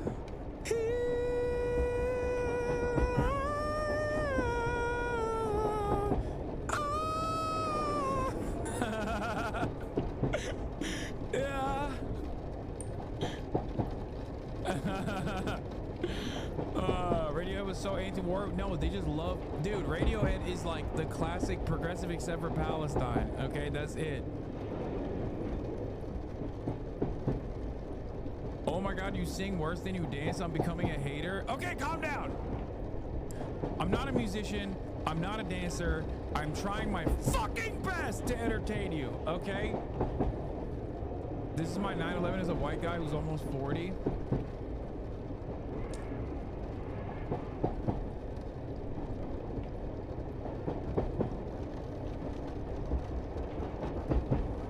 Yeah, they love Israel. It saved their first album from tanking, except it's like shocking because Israel famously only likes dog shit music, and Radiohead, they have dog shit politics, but they don't have dog shit music. Or maybe because Israel fucking loves Radiohead, it's making me second guess my loyalty to their music, or my assessment of their music initially. Like maybe they were dog shit all along. Salvation of an entire people. This must stop unconditionally. I mean, this is not subject. But that's not on offer, is it, right It now? must be on offer. You asked me what is our position. We need this to stop, the genocide to end and stop permanently, not a pause for 60 days. We need to make sure that aid and food and all the basic needs are delivered unhindered immediately via the international community and the UN, not via any other mechanisms. And we need to make sure that the Gaza is rebuilt in the shortest span. There is a plan on the table. There is an Arab summit that has adopted the plan. We know what to do. We know how to link Gaza with the West Bank under one political system, and we know how to make sure that the Netanyahu plan of mass transfer is faced by all of us, is challenged by all of us. And I've just seen your report that about the groups who blocked the aid, calling them extreme. I'm hearing lots of conversations as if Netanyahu is the problem. Netanyahu is the product of an Israeli society, by and large, that have shifted to the right. And now, collectively, as an international community, we need to think what to do, what actions to be. We've also reported this week about opposition within Israel to what's going on. Good, and it's growing. But we need to help this opposition by making sure that the right actions are taken. Full arms embargo now. We are getting lots from London, from Paris, about possible action. We need it now. People are dying by the hundreds. Well, do you think things are shifting in Europe? I mean, we're hearing a slight increase in the language. Discourse, yes. Rhetoric, yes. But the actions that have been taken so far are by far not enough to stop a genocide that are transmitted to our screens every day. It's not talks of trade that needs to be suspended. It is trade altogether that must be suspended.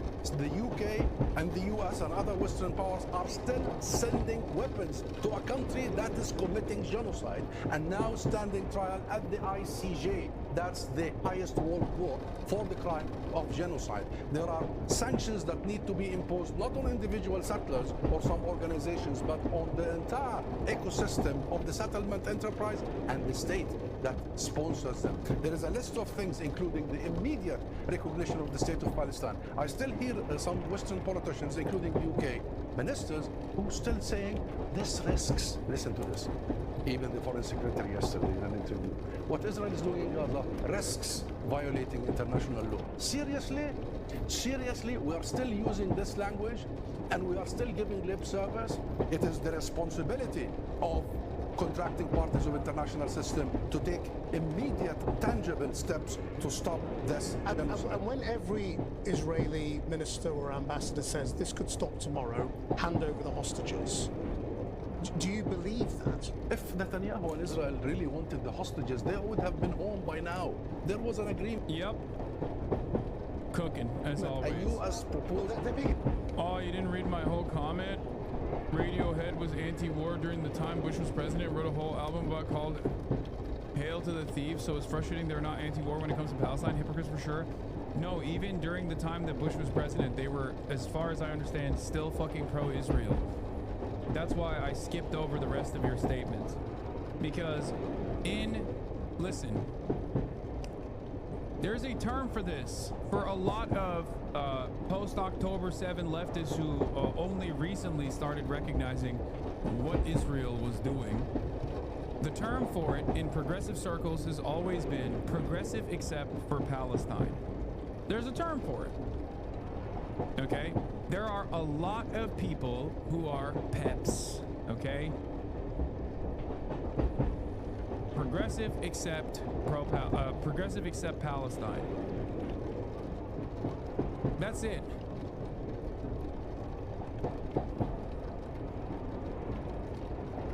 Like people who are some of the wokest motherfuckers you've ever seen, okay? Rad libs. Like people who genuinely are socialist, okay? Genuinely. Like I'm not even kidding. People like Bernie fucking Sanders. Okay?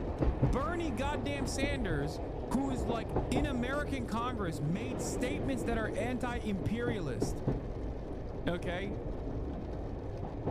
Yeah, Mark Lamont Hill wrote a fucking book about it, dude. Except for Palestine, the limits of progressive politics. This is the book.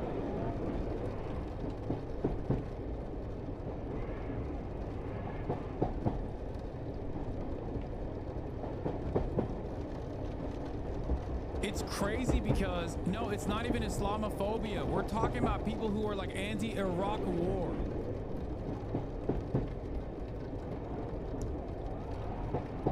Okay? People who are otherwise like anti-fucking Iraq war, for example. But then when Israel comes into the fucking fold, they just don't categorize it in the same ways. They can't comprehend it. They cannot comprehend it. Zionism is so pervasive and has gotten zero resistance for decades.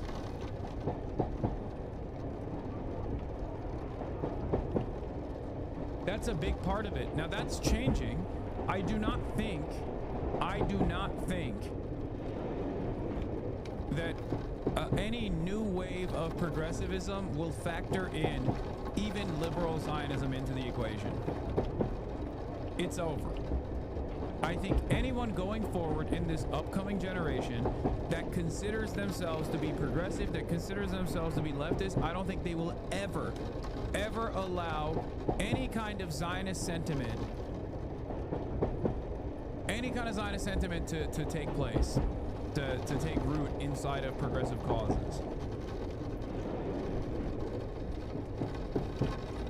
Okay? You're talking about not Mark Lamont Hill, right? You're talking about the PA affiliate guy. Yeah, I know. This guy is who you're talking about. I thought you were talking about Mark Lamont Hill saying like his family has got super wealthy. Yeah, no, I know. He held by Hamas. Ceasefire in January that would have seen all hostages home by now. And we always say there are hostages in the Israeli. But that leaves Hamas in place, doesn't it? You know, there are thousands of Palestinian hostages taken by the Israeli oppressive regime. There are 3,600 Palestinians now in Israeli jail that are held without trial, without charge. They are hostages. Do you agree with our previous So yes, we need to who says, you know, Hamas need to be given a way to leave? Hamas leaders have also gotten super wealthy. Yeah, I think that's a fucking lie, chatter. I know people say that all the time, but I've seen zero concrete evidence to the fucking unimaginable wealth that Hamas leaders have gotten. Especially because the numbers that people use to point to the wealth that the Hamas leadership has like accrued is literally larger than like the total number of aid that Palestine receives. Like it's like double the number of like all of the aid that Palestine receives. You know what I mean? The leader they spoke about earlier is one of the articles is a billionaire. Yeah, I know. Articles claim that. Okay. I have yet to see any conclusive evidence. I'll give you one example. Okay. People said Yahya Sinwar was a billionaire. He literally died inside of Gaza starving, okay? He hadn't had food except for like a pack of Mentos in his fucking pocket for the past 2 or 3 days when the Israeli state assassinated him, okay? Yeah, people say I'm a fucking billionaire. I'm sure there are wealthy members of the Hamas leadership that are landowners, and a part of that mechanism is to in their calculation, a part of that is to overcome some of these like financial restrictions that you get or whatever. But I think that too much emphasis is placed on how much wealth Hamas leadership has, and I think a lot of that is just fucking bullshit. It's the same thing that Israel said about Hamas leadership being in fucking Doha in secret, or being in underground caves strapped with Israeli babies to their chest so Israel won't fucking kill them, as though the Israeli state wouldn't assassinate a Hamas leadership. And no, there is a difference between the leadership in the West Bank being rich, who are actually rich, and there is actually material wealth to show for it. There's a meme, there are some families in the West Bank that have unimaginable wealth. Families that live in the West Bank in like fucking chateaus, basically, like Palestinians. There are definitely very wealthy West Bank Palestinians. Many of them collaborate in some ways with the Israeli administrators. That's why I'm pushing back. I don't, you're right. Ultimately, it bears no it's not a part of this conversation at all, whether Hamas is owned and operated, or Hamas operated by like wealthy billionaires who have stolen from the Palestinian population. Doesn't change the dynamics of genocide even a little bit, and you're not wrong. But having said that, this has always been like a Israeli technique to constantly talk about how, like, well, how can there be a genocide? Hamas is actually a selfish movement to steal from the Palestinians, when in fact many of the wealthy families in historic Palestine that still maintain some of their wealth are there, usually in the West Bank, and collaborate with the Israeli government. You know, is the logical conclusion of Hamas handing over power that they are no longer there in Gaza, that they are somewhere else? No, Hamas is not rich as hell. Shut the fuck up. So what needs to leave? Or can they stay? What needs? Because if they stay, then won't they have influence? We have agreed. It's a consensus that no political faction in Palestine will have any role in governance. Fatah, Hamas, anybody. What will they be doing? Whatever they will be doing, Gaza and the West Bank will be under one united government. That government will be answered to the legitimate representation of Palestine. And do you believe, honestly, the unity of the Palestinians stay in Gaza and not wield power? What needs to leave is the Israeli occupation. It is the soldiers. It is the boots. It is all this military might that is committing mass slaughter as we speak now in Palestine. And this is not just the story of the last 600 days. But just answer that The last question. 600 days have been very well reported. That those people who are military commanders and political leaders can stay in a very small place and not wield effective influence and power. Well, Israel claims every single day that they have killed 30,000, and their estimates of Hamas military and members. The interviewer is so funny because he's like, Channel 4 is one of the most critical resources in the Western press on Israel, and has been consistently. And now that the fucking tide is shifting, they're getting outflanked by Piers Morgan, which is shocking to me. It's like, bro, you guys were at the cutting edge, okay, of real commentary on this issue. Sure, there were a lot of fucking setbacks in the process, but it's crazy. It's crazy that he's like, well, do you condemn Hamas? Like, it's so weird. I would have expected them by this point to start talking about how, like, this constant attention placed on Hamas and its militancy is actually counterproductive and a way to deflect the attention away from Israel's violence, which everyone can fucking see in broad daylight. But nope. Turns out these guys were just there. They were honestly always at this position. Not a little bit to the left and not a little bit more to the right. They were always firmly committed to this, like, both sides position, I guess. But in a way where, like, they were still critical of Israel, more critical of Israel than, like, the BBC, of course.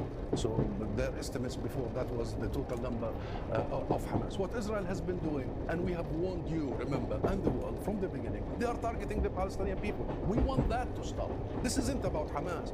This has been the case for 77 years. An Israeli relentless campaign to ethnically cleanse Palestine of its inhabitants, to replace the Palestinian people. And you're talking about the West Bank.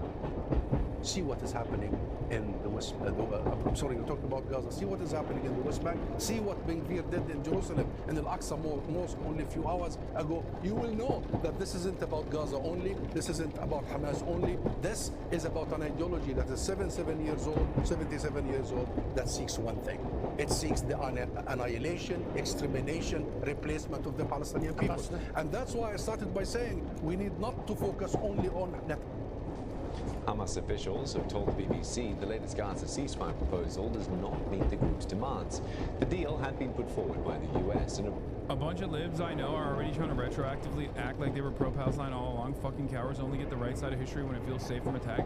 It's okay. It's okay. Remember that. Keep that in the back of your mind, but don't fucking attack them so aggressively.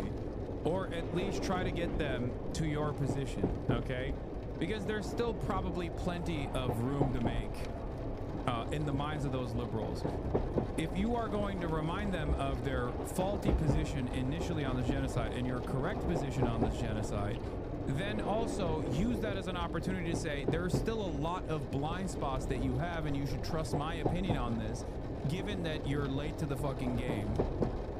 You should examine why you were late to the game and therefore recognize that you still might have some blind spots and push them in the direction of not even trying to fucking both sides of the situation. That's what I think a lot of you should be doing to potential allies here, because I know that there are a lot of people who want to simply say, I was right all along and you were wrong all along. Who gives a fuck what you say now that you're, now that there isn't as much like pushback or whatever. It's fine. Don't do that. It's not about that. It's not about like it being right. It's not about morally posturing against other people. Remember where they were initially, because in the future, whatever, if left unexamined, their liberalism will cause them to be on the wrong side of a million other issues in the same exact way. So your goal should be to erode that liberalism that is forcing them to take and assume a position when it's far too late. Okay? So use this as an opportunity not to posture about how morally righteous you are, but instead to get them to engage in the act of self-examination, self-criticism. Try to get them to recognize on their own what caused them to not see the truth about the matter until 19 months. Okay? That's it.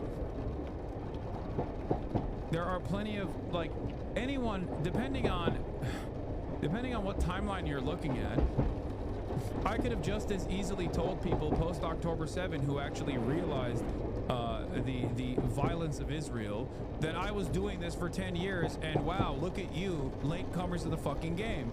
That would mean I would be morally posturing against like 70% of this fucking chat, with the exception of like all the Palestinians in this fucking chat. You know what I mean? A lot of you don't understand how lonely this area, this space and discourse was for the past forever, okay? Until October 7. There are a shit ton of you that were quick to recognize the immorality of Israel's apartheid post October 7, but plenty of you weren't there before, and someone like myself could make that argument that like, hey, this has been ongoing for a lot longer than October 7. Where were you where were you when Operation Cast Iron or Cast Lead or whatever the fuck was taking place? You know what I mean? Where were you when the first Intifada happened? Where were you when the second Intifada happened? Where were you before October 7? But I don't do that. And the reason why I don't do that is because I understand that everyone has their own fucking journey of learning, and that everyone has these blind spots. And a part of that is due to the unimaginable flow of misinformation that tries to desperately get as many people as possible on board with Israel's exterminationist policies, while presenting Israel as the only moral nation state in the fucking region. That's it. Do you get what I'm saying? So if I'm not doing that to you post October 7, you shouldn't do that to others if they're coming on board now. You should use this as an opportunity to teach them that there is something internally within their assessment that causes them to immediately go along with mainstream narratives without any critical examination whatsoever. Okay? Use this as an opportunity to radicalize your friends away from liberalism. People will get very scared when they hear me say this, but I believe liberalism has already run its course. Okay? We must evolve away from liberalism. It's over. It's obvious that liberalism has failed. Okay? That's why Donald Trump is popping off right now. It is a failure of liberalism. It's done, and most people don't want it anymore. So now it is up to us to show an alternative vision of society, an alternative vision of the organization of the economy. Because clearly, liberalism does not have answers for this. So use this as an opportunity to educate your friends instead of morally posturing against them and showcasing how fucking smart you are and how you were on the correct side of this story. All right? That's it. Because something is causing them to not entertain something is causing them not to critically examine this shit. Approved by Israel. The plan sought a 60-day pause in fighting in exchange for the release of up to 10 living hostages held by Hamas. But it would have allowed Israeli troops to stay in Gaza, and it did not contain provisions for ending the war for good. It also didn't include an agreement from Israel to allow hundreds of trucks of aid into Gaza daily, something that had been included in the last ceasefire. While Hamas deems the latest proposals unsatisfactory, it is understood the group is still discussing details with international mediators. At the end of the last ceasefire, Benjamin Netanyahu imposed an 11-week-long... I have not talked to my brother in May most because of his genocidal rhetoric. He blamed Kamala's loss on people like me that were pro-Palestinian emancipation and told me that he was going to donate a bunch of money to the Israeli lobby to finish the job. How do I reckon with that? My plan is to cut him off forever. Should I forgive him? Third post. Sorry for spamming. What the fuck? Are you guys Jewish? Like, how did he become such a fucking ultra-Zionist? Are you guys evangelical Christians? Like, what's going on? Is your brother Hutch from formerly of Machinima?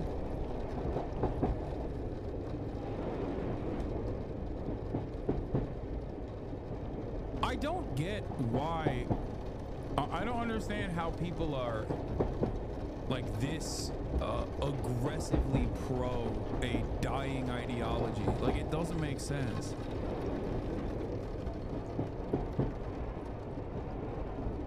Yeah, tell him to pay his taxes. Don't worry. That'll help Israel finish the job.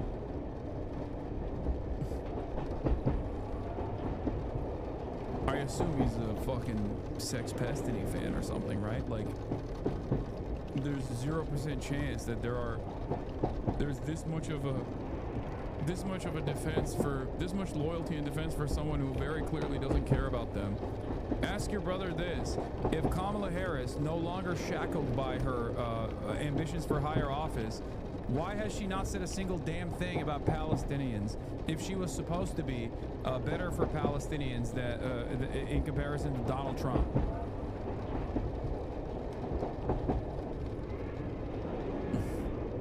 Like, I don't understand. Whenever people say, like, Kamala Harris will be so different than Donald Trump, it's like, okay, well, why the fuck hasn't she said it? She pulled a Jill Stein. Where the fuck's she at now? She came out and spoke one time and is writing a book, dude. Literally Jill Stein ass bullshit, brother. What the fuck? She pee-pee-poofed. A blockade on all aid entering Gaza. While Israel is now letting some aid in, it's still far less than the amount aid groups say is needed. Tom Fletcher, the UN official responsible for humanitarian aid, has told the BBC that Israel's blockade amounts to a policy of forced starvation and that the world has a responsibility to take greater action to get aid in. He was speaking to our special correspondent, Fergal Keane. The chaos and the pity. The desperation that is the legacy when aid is blocked. Today, the UN's chief of humanitarian affairs, a former British diplomat, told me Israel had forcibly starved Gaza. I mean, so out loud, Israeli ministers have been saying that they want the population of Gaza to be relocated. Is that ethnic cleansing? It's the forced removal of a population. Ethnic cleansing. And in this case, by withholding of aid. Now, again, the courts will judge what to call that, and I have to pick my words very, very carefully. I'm a humanitarian, I'm not a lawyer, I'm not a politician. To be clear, what we are seeing is the forced starvation of the population. We're seeing food sat on the borders and not being allowed in when there is a population on the other side of the border that is starving. And we're hearing Israeli ministers say that is to put pressure on the population of Gaza. Now, we just want to work. We have a plan to deliver, we just want to get in. That's a war crime, isn't it? If you use food as a weapon. Yeah, it is classified as a war crime. Obviously, these are issues for the courts to take the judgment on, and ultimately for history to take a judgment on. As a humanitarian, my interest is just in getting as much of that aid in as possible, as quickly as possible. Israel has claimed that Hamas steals food aid, and it accuses the UN of acting like a mafia by refusing to cooperate with Israel's military-organized. Yeah, the UN is acting like a mafia. Not Israel. Aid distribution centers. Well, the Israelis say they have to do it their way because Hamas is stealing the aid. There's very, very little stealing of aid by Hamas. Now, is some of that aid then getting to market and being stolen by Hamas from market or border market? Now, there's always a risk of that. In such a complex, contested, militarized environment, I don't want to see any of that aid getting to Hamas. That matters to us because these are our principles: neutral, impartiality, independent. So it's in our interests to stop that aid getting to Hamas and ensure it gets to civilians. Mr. Fletcher visited Gaza in February while there was still a ceasefire. In recent days, he's come under criticism for stating that 14,000 babies would die in 48 hours because of the blockade, a claim the UN has retracted. Didn't you damage your own case when you talked about 14,000 babies dying within 48 hours? Pretty big gaffe. I think we've got to be very, very careful with the numbers. We've got to be precise, and that's a lesson that I've learned in the last couple of weeks. Are you sorry for that? I regret that I used the 48 hours because in reality, you know, those deaths will take place over a longer time, but they are at risk. Because when people take that, and along with the statement about thousands of trucks lined up on the border not being able to get in, the risk is looking like a hype merchant. There is that risk, and there is a risk, you know, when we're out there using these big numbers, and they are overwhelming numbers. You know, we've got provisions to fill 10,000 trucks and get them in. Yeah, Israel's so-called aid plan has been an abject failure. If the goal was aid provision, you can believe your own eyes, along with dozens of independent humanitarian orgs on the ground, or you can believe the Israeli military and a handful of right-wing DC think tank dickheads. Yeah, you know what's really funny about this? Every single fucking Israeli Hasbara agent has been trying to present this as, oh, Israel is finally breaking through the grips of Hamas. Hamas actually is like organizing the aid drops in an effort to control and dominate the Palestinian population. And we're finally able to do that with this GHF shit, Gaza Humanitarian Foundation shit, right? That's what they've been presenting this as. But it's been an absolute abysmal catastrophe if you are able to see exactly what's going on. And even mainstream media is not entertaining the notion backed by the propaganda backed by fucking right-wing DC think tanks, okay? That's what's so shocking about it, because under normal circumstances, when like the Foundation for Defending Democracy and the Atlantic Council and the Israeli government are in unison saying like, no, the Gaza Humanitarian Foundation has been fucking gangbusters, don't listen to the UN is Hamas, don't listen to the Palestinians are Hamas. When they used to say this shit, BBC would cover it as though Israel was right, that this actually was a massive, spectacular success, that finally they're using aid to claw back the Palestinians and liberate them from the grips of Hamas. It's not working because people are like, enough, dude. Come on. Fucking enough. You have starved too many babies for far too fucking long, and they're not even entertaining the fake bullshit that they're presenting. But of course, if you go to the Foundation for Defending Democracy, there it is. Turns out, as many of us said for years, humanitarian aid can reach Gaza without relying on UN agencies infiltrated by Hamas, groups that enable the aid theft and help sustain the terror. There are better ways to deliver help without empowering the killers. Except, it has been a spectacular failure every single time. Thing is, though, Israel's concentration camp aid scheme is, in the words of Israeli leaders themselves, just a ploy to satisfy international backers. If the goal was aid provision, Israel would allow established organizations to actually distribute aid in a sustainable manner.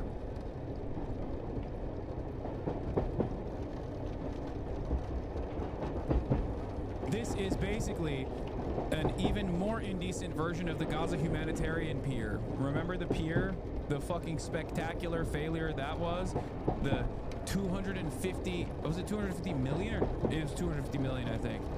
$250 million that the American government just deployed to make it seem like Israel was actually following on the needs, the humanitarian aid needs of the Palestinian population. Chef Jose Andres says, people are tired of fighting in war. Palestinian families are hungry and desperate for food, safety, and security. Israeli hostages have been held captive for 602 days. Oh my God, he's still... Families on both sides of the conflict are shattered. Let them all heal. Ceasefire now and bring the hostages home now. World Central Kitchen is ready to feed, to nourish, to help. Let us get back to work. Dude, Jose Andres is so crazy because, like, he's Obama's favorite chef, right? And Israel literally killed his friends, like people that he knew, people that he had a close and personal relationship with. And he's still like, you know, come on, guys. We gotta... You know, all lives matter, you know, everyone on both sides really suffering. It's like, bro, what do you mean? That is crazy, dude. Your fucking friends were assassinated by the Israeli state, big dog. Have some fucking courage. Say the truth. The truth of the matter is this. Jose Andres is a very popular figure in liberal circles, so I don't really rip him too hard, okay? And he has done a lot of good. His organization actually operates not dissimilar to UNRWA, as a matter of fact, okay? No, he's not pretty anti-Zionist Turkish delight. He fucking is not at all.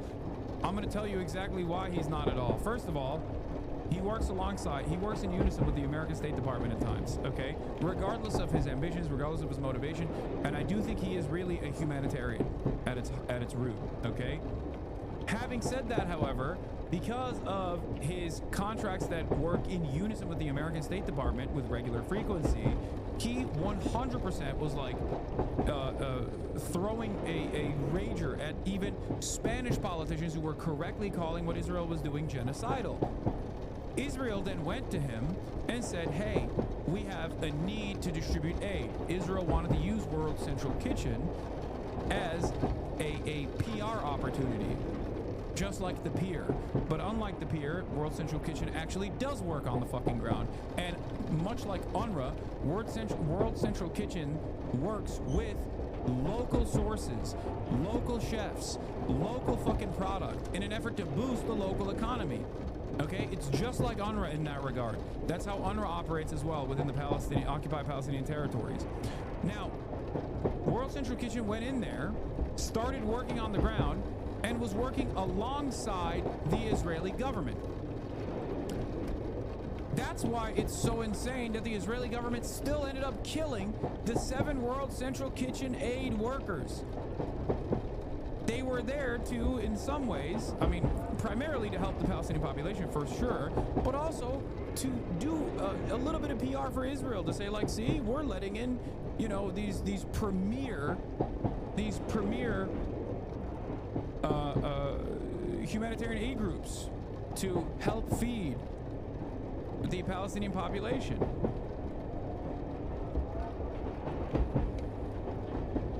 And they still killed the World Central Kitchen aid workers.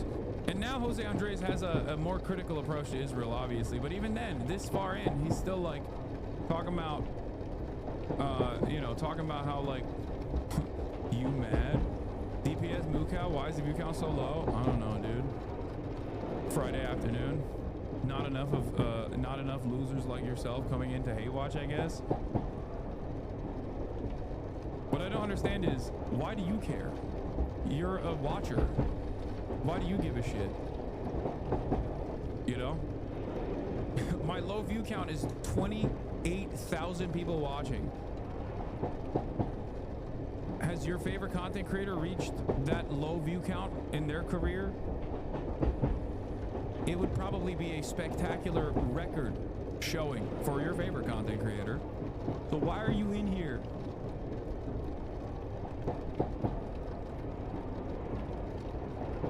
He's a concerned fan, I know.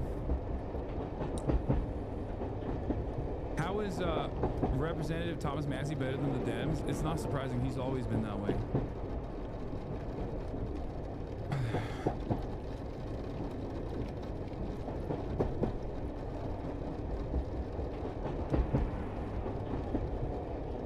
Anyway.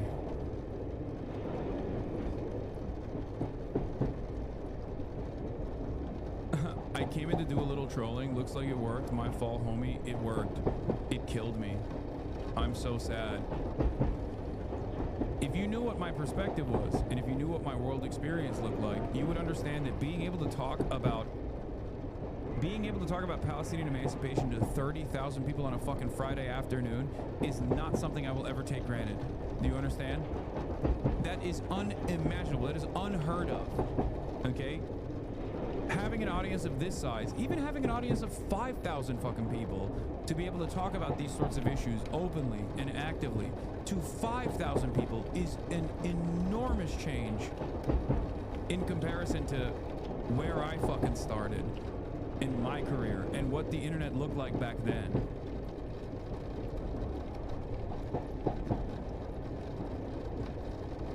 So no, I'm fucking incredibly stoked. This is spectacular that there are this many people. There are this many people that are interested in learning about the truth.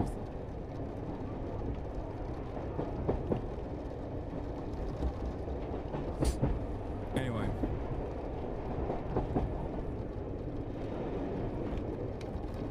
Where were we? Let's finish this and then we'll move on That can to feed the everyone in drama. Gaza, all the civilians, for several months. And that's the real point here. Mr. Fletcher drew international attention when 2 weeks ago he appealed to the UN Security Council to act to prevent genocide in Gaza. A statement Israel attacked as support for Hamas. But how will history judge how the world responded to the Gaza crisis? History will judge us. I think that history will be tough in the way it judges us. And it must be. When I went to the Security Council, I chose my words very, very carefully. And I'm choosing them again carefully now. I wanted to issue a warning to the Security Council that in previous cases, Rwanda, Srebrenica, Sri Lanka, the world had told us afterwards that we didn't act in time, that we didn't sound the warning and ask that the world respond to prevent genocide. And that's my call to the Security Council and to the world right now. Will you act to prevent genocide? It's been announced in advance. We can't say we didn't know what was happening. And all I'm asking is for the international community to be able to say, tell them, we did what we could. That's what we're trying to do. And nothing we get thrown at us will stop us doing that. In the ruins of Gaza, the hunger, the fear, the trauma, the anguish too of Israel's hostages. 601 days of suffering for all in Gaza, and more coming. Fergal Keane, BBC News, The Hague. Let's return now to Gaza, and Hamas says the Israeli response to a new US proposed plan for a temporary ceasefire fails to meet, and I quote, any of the just and legitimate demands of its people.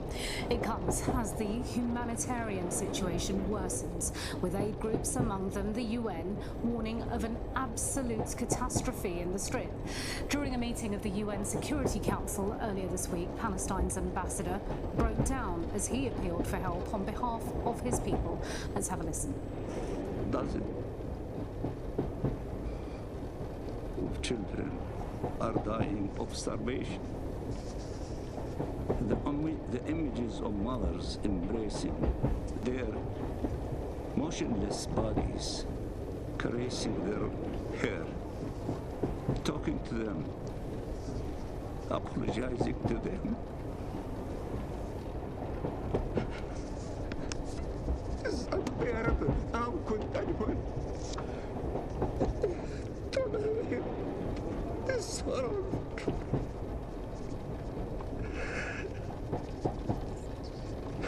Excuse me, Mr. President. I have grandchildren. I know what they mean to their families.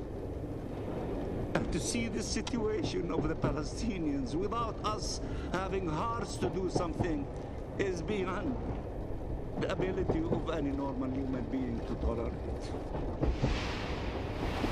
Well, I'm joined tonight by Danny Danon, Israel's ambassador. Oh my god, this fucking animal, dude. ambassador to the UN. I'm wondering, Mr. Danon, when you heard that testimony, and before that, a surgeon's testimony saying that he hadn't treated any combatants but only children, I wonder what was going through your mind and how did it make you feel? You know, when I listened very carefully to the testimonies, I asked myself why the Palestinians cannot even mention Hamas. You know, I have been to the Security Council hundreds of times, listening very carefully to the Palestinian representative, not even once since... Dude. Sometimes I think to myself, do I fucking hate this guy because he represents Israel? Or is he also like uniquely annoying and out of touch and arrogant? And I think it's the second thing. Like it's definitely the first, but I think even if someone was like completely uninitiated and started watching this guy try to defend child murder, they would very quickly become anti-Zionist, I think.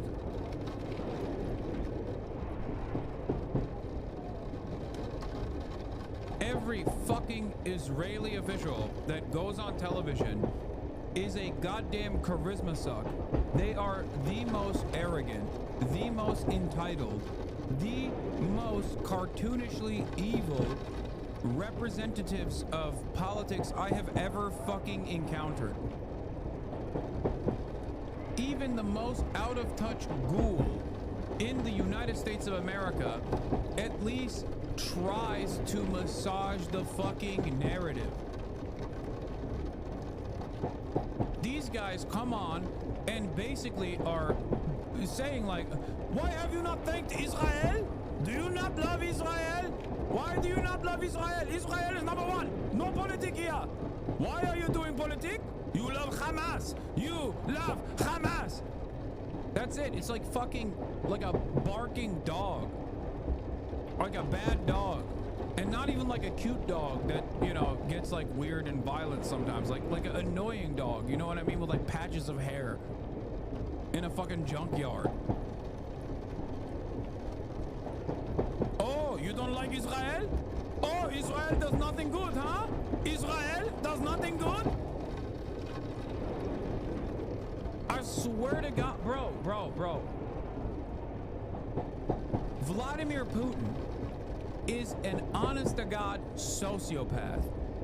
And even when he is on television, he never really does like contentious interviews, right? But even like when you have someone who's like a Russian envoy on TV, they try to, at the very least, carry themselves better than the Israeli politicians do. It's wild. Like, at least when Lavrov is on fucking TV, he knows he can't say certain things. He knows the way people view the Russian government for understandable reasons, right? So they are infinitely more tempered when they are talking than an Israeli envoy is. An Israeli envoy talks as though you should be excited to be in his presence. Those who are there to defend Israel on television, on mainstream media, unironically have the attitude of like, I am actually wasting my fucking time talking to you, bitch. Why have you not said thank you and kissed my goddamn feet for even being on your stupid fucking program? Why are you not saying that killing children is the best way to defend the Israeli nation state alongside myself? That's what it feels like.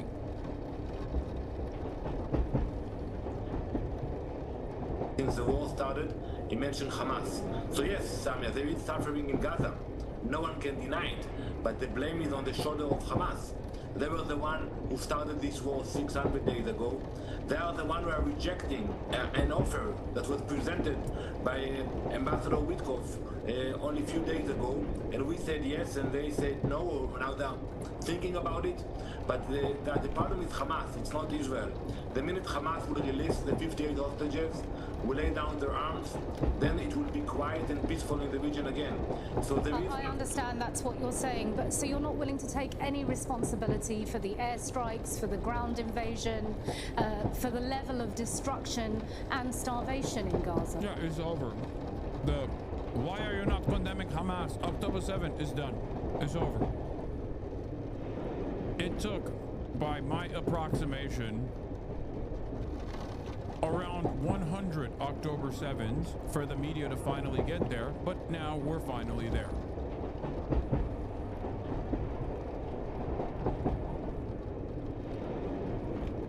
$19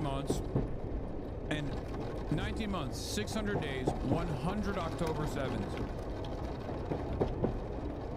But officially, journalists now treat Israeli officials like they are Hamas officials. Now, of course, if they were honest, they would have been doing this since day one, but they're not.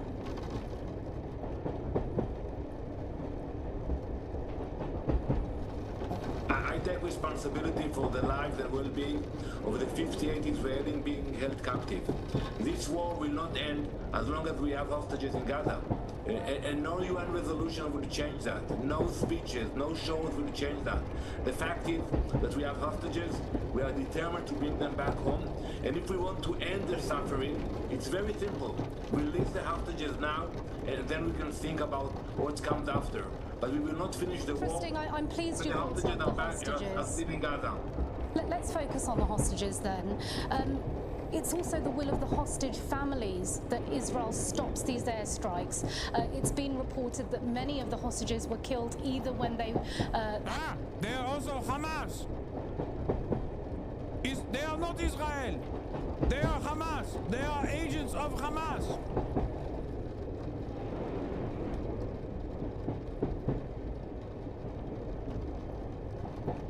They are Hamas-stages. Hamas was, or the people that were keeping them hostage, be it other jihadi groups, were approached by ground troops or in Israeli airstrikes. The majority of hostages that were freed were through discussions and through a ceasefire period, not during a period of fighting. Why will you not listen to the hostage families? So I agree with you on this topic, Samia. We prefer to release the hostages through negotiations. That's why we accepted the offer that was presented to us. And it's not a perfect offer. It's not something we wanted to accept, but we decided. Look at us. Look at us. We are so gracious. We are so gracious. Why do you not see? We want to kill all of the Hamas children. We say we will kill only half the Hamas children. They are children of terror. Why you not love Israel? Why you not love Israel? I'm Israel high. I'm Israel high. Say it. Say it. You not love Israel? It's the best in order to bring back more hostages back to Israel. So we said yes, Hamas said no. But if we cannot release them through negotiations, then we will have no choice. We will use our military power. Yeah, we will have no choice. We will have to kill them, all the children. All of the children. Stop saying I sound French. This is an organic, naturally grown accent in the Levant, okay? Stop. Why you not love Israel? You make fun? Ah, you think it's funny, huh? You think Israel is funny? Israel is funny to you? You know what's not funny? October 7th? 7th of October? Hamas! Hamas is not funny. You know who likes to make joke? Hamas! This is a normal homegrown Israeli accent that Danny Danon has, okay? Well, in order to fight Hamas, eliminate Hamas, and bring the That hostages back. risks the lives of your own citizens. Well, as I told you earlier, we will try always and we will prefer the negotiations. But once we realize that there is no partner to negotiate, we cannot just leave them behind. You know, every day, you know, the situation is getting worse. We heard testimonies about the conditions that are being held, chained in the tunnels. They don't receive any food. You spoke about starvation. The only starvation in Gaza is the starvation of the hostages. Bro, you're starving your own hostages, you fucking idiot.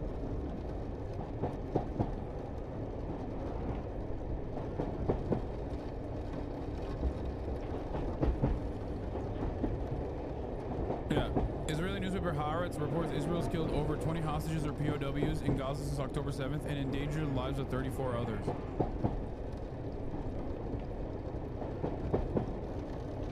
Yup. 54. Endangered the lives of at least 54 hostages. At least 20 of them were killed as a result.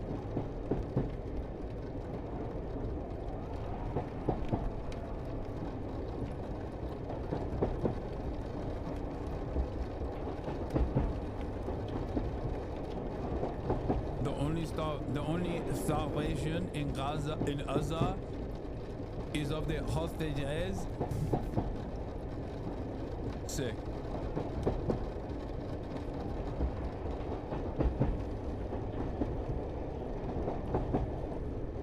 Breaking, citing an official, Israel has decided to prevent Arab and Turkish foreign ministers from arriving in Ramallah.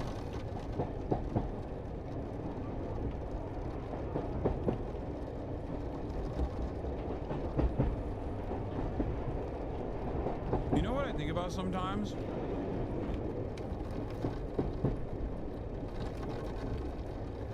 Like, all these people that have made videos about how bad I am, about how much of a terrorist I am, about how, like, anti-Semitic I am, and many others who are pro-Palestine. Like, those videos are gonna fucking remain. Are those guys gonna delete those videos? You think? Everyone's seen them. Like, you didn't even think a little bit in the future. Like, you did not even think out of self-preservation. Many prominent media figures that are liberal Zionists have been awfully quiet in the last couple of months. Because at least they understand that if they were to come out and fucking chirp in defense of Israel, most people would look at them and remind them of the propaganda that they engaged with as a genocide was unfolding.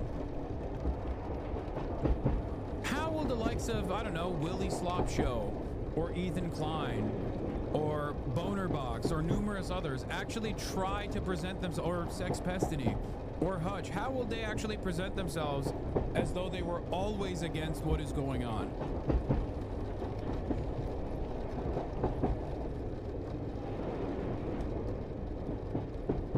How will they? How will they be able to just turn around and be like, oh no, dude, I was so on the right side.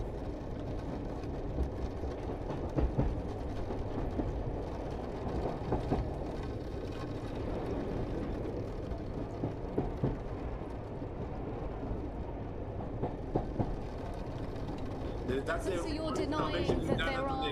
D is now saying he's against the Netanyahu regime because Trump has given them carte blanche. Yeah, that's not going to work, big dog. Joe Biden gave the Netanyahu regime carte blanche as well.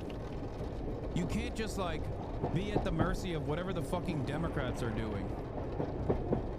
Your former co-host literally said there's a Holocaust against Jews in America right now, like 2 days ago.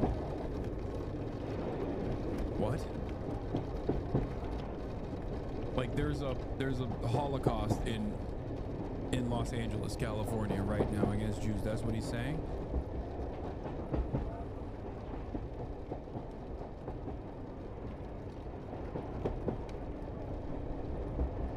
No shot. I don't believe that. No one is that insane. Okay, you said basically. There's pogroms in Bel Air.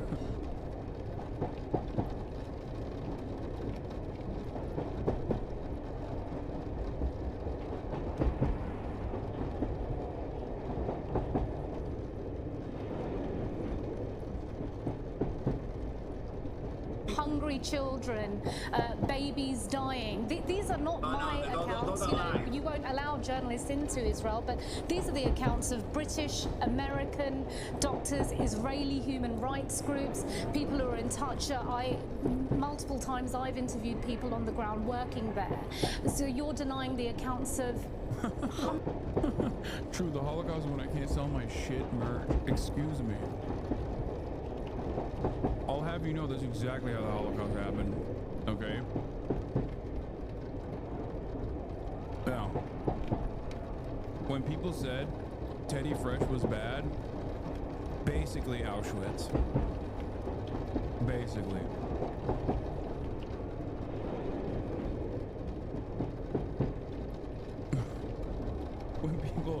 When people say I don't want to buy Teddy Fresh merchandise any longer, I just don't like the colors. Like I love Ethan Klein, I just don't like Teddy Fresh. That's basically a pogrom. This is a pogrom that's unfolding. Excuse me.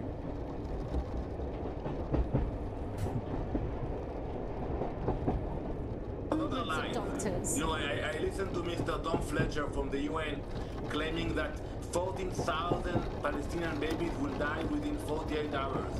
Then he had to retract his words and apologize and acknowledge that it was not true.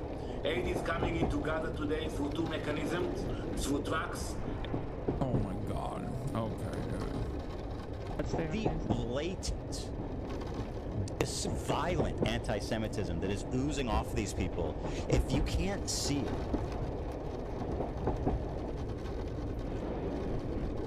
then we're basically just going, I mean, where are we going? It feels like where it was during the war and the Holocaust. It's reminiscent of that time. It's crazy to see, because you can see how it happened. I've always said, like, I have no idea how the Holocaust could happen. It just makes no sense. And now I see it. I see how it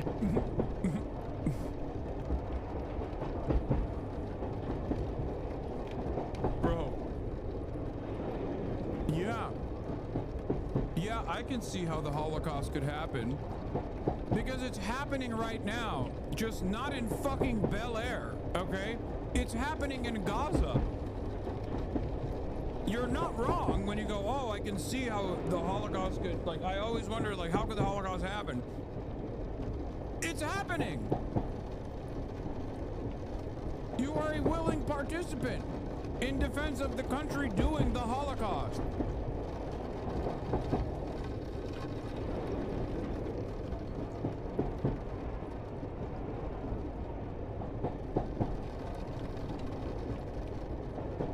What the fuck?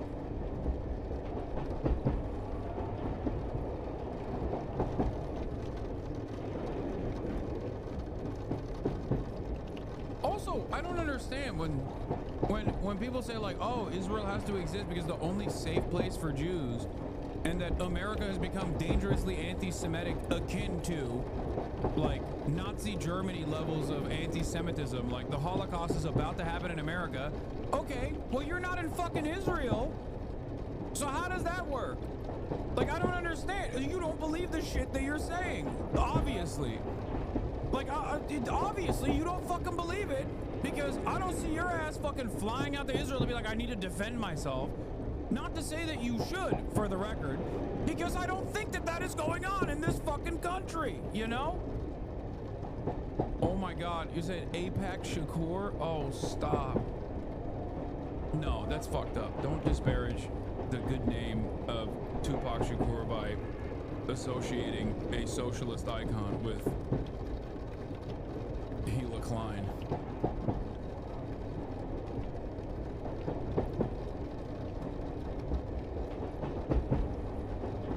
This is not funny.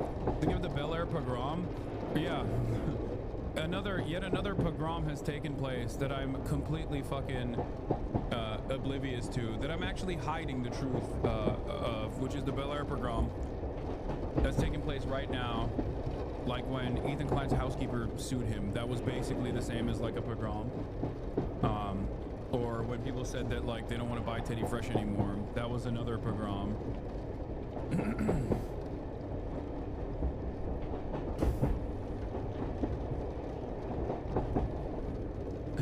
Yeah, or when Reddit told Ethan Klein, hey man, you are engaging in mass harassment of other people, by the way. Why the fuck do you think we would take down other communities that cover your mass harassment campaigns? That was basically a third pogrom. It's just pogrom after pogrom. Also, you know what's not a real pogrom? What's going on in Gaza? That's a war.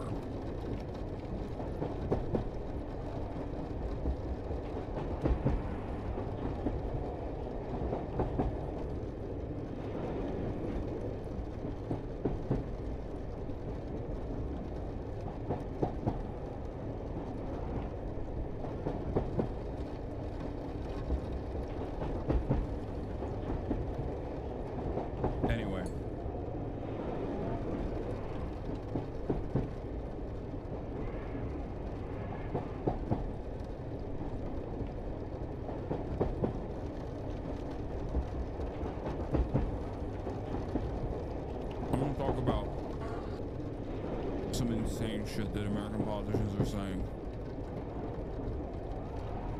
When you are arguing about illegals that are receiving Medicaid benefits, 1.4 million, 1.4, they are not eligible, so they will be coming off. So people are not, well, we all are going to die.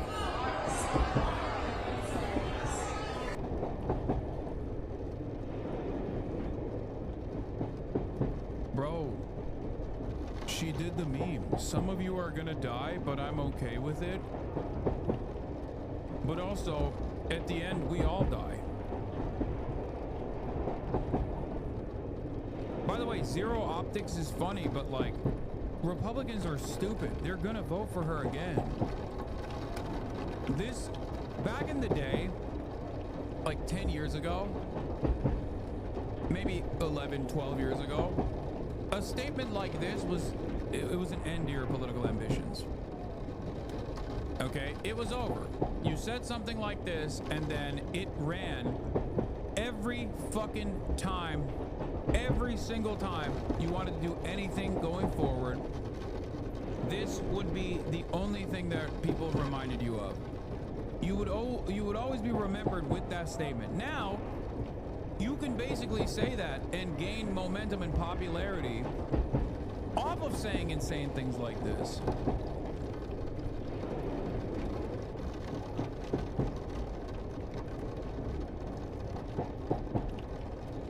And it won't matter. Shall have the honor, no, the privilege to go forth and rescue the lovely Princess Fiona from the fiery keep of the dragon. If, for any reason, the winner is unsuccessful, the first runner-up will take his place, and so on and so forth. Some of you may die, but it's a sacrifice I am willing to make.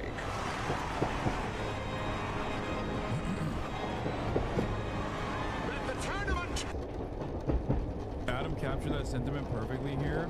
Yep. Oh, I saw this. It's fucking amazing. Let's watch. Yeah, we're gonna watch this today. A congressman's underpants with a little bit of a print was tweeted out in 2025. What I would say is it wouldn't make the top 100 news stories of this year. That's right. So it represents an intersection between like an old kind of New York tabloid press, which is like that was kind of an old world thing. Correct. And then the new world introduction of technology into. That's one version. The other version is like dick pics. I love the point that Adam is making there, where he's saying like, you know, it's old world to have a longer time frame for controversies like this to continue, because in the new world that doesn't happen. But it's also new world because you sent dick pics on your phone. It was like one of the first moments of One of those first ever dick pic moments for a politician. It was a relatively slow news period, and I'm a guy named Wiener who tweeted out a picture of his dick. So there's that. First guy too. No, I'm saying that I'm not dismissing that idea. I'm saying that there was an element of it. But Matt Gaetz fucked a kid. Right, and if his name was Matt Kidfucker, no. then the story would. All right, let's play the full one. I get it. Sometimes I critique what question you're asking, and you do this thing of like, this is not good for you to make fun of your host on the show. It's not working. I'm like, all right, I get it. I have not seen the documentary. But you leave the documentary, so I'm going to ask you a question because I saw it. You don't need to set it up as the documentary when I haven't seen it. If I did it in real life, you can just say, I understand you. You're the one wasting time right now. Fair enough.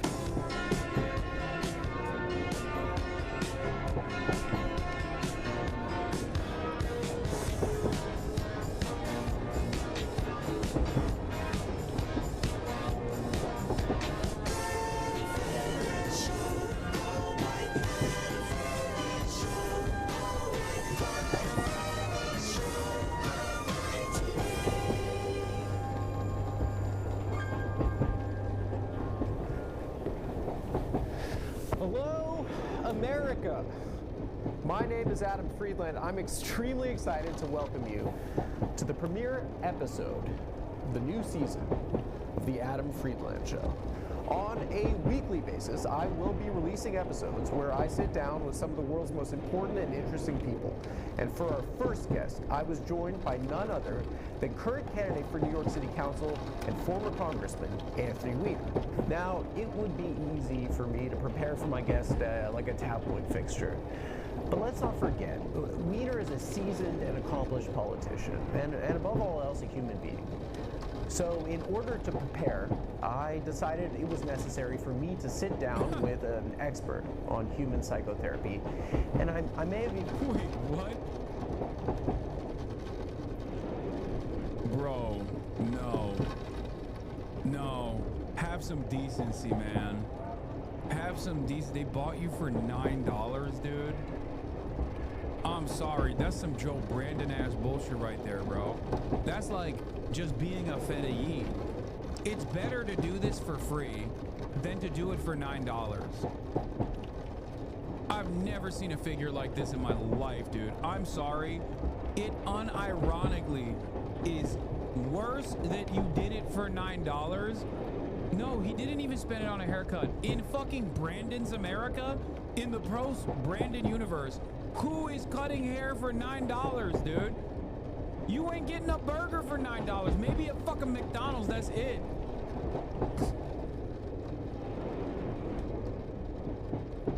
$9. You should have done this for $0.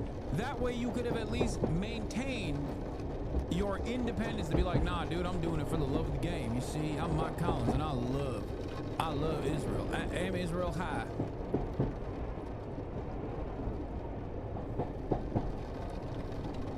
How did AIPAC give him $9? This doesn't make any sense. Yeah. I'll give him 10. Will he start talking for Palestine?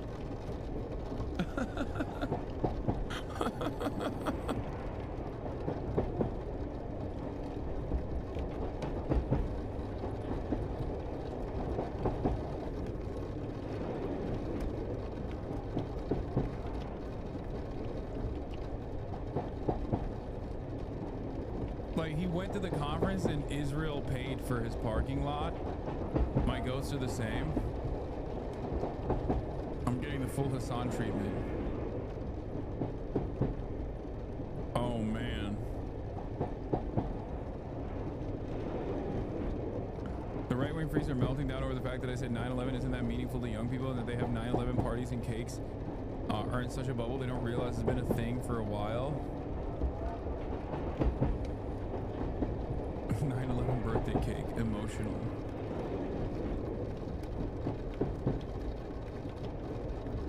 Bro got a $5 bill and 4 singles. I can't get over this, by the way. I'm sorry. This is insane.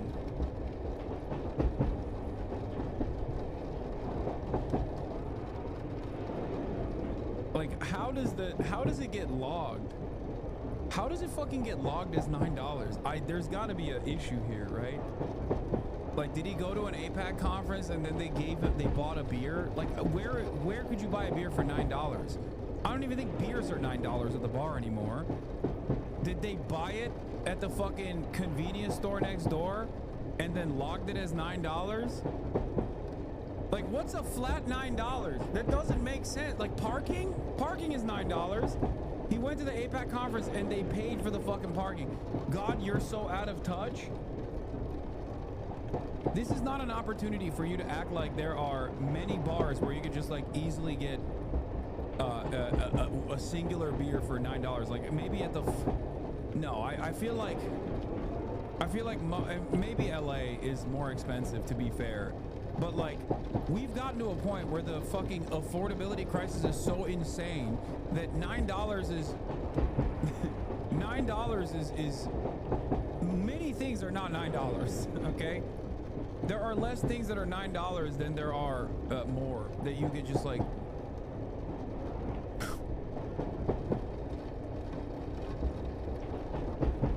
Like back in the day, how much could a banana cost? $9 would have been so out of touch that it becomes a meme. Now it's a fucking reality. Okay, it doesn't mean you're out of touch. It just means everything is insanely expensive.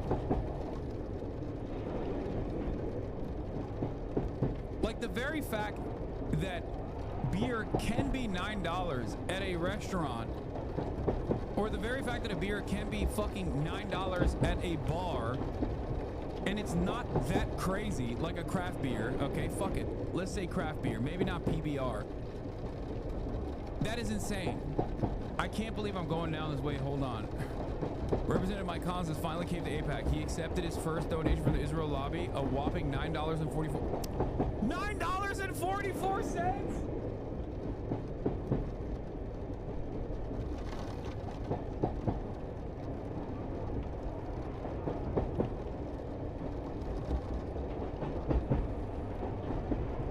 Stop. This is a joke. There's no fucking way. Track APAC says it's $29 now.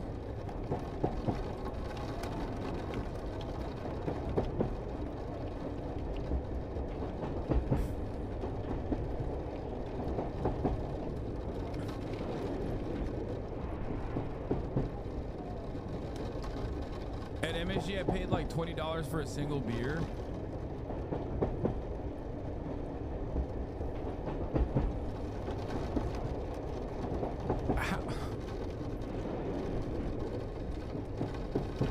Wait, what is this response?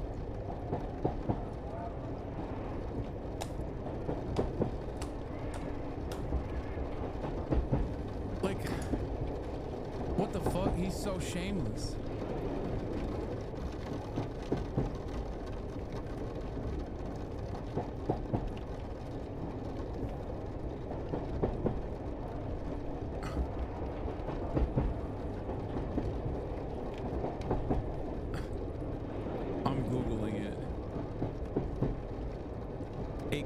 Of a combo meal in a fast food restaurant, Big Mac or similar, in Los Angeles, California, currently is $13. Okay? As in, this motherfucker couldn't even get a combo. Like, he's like, put the fries on the side. Don't put them in the bag.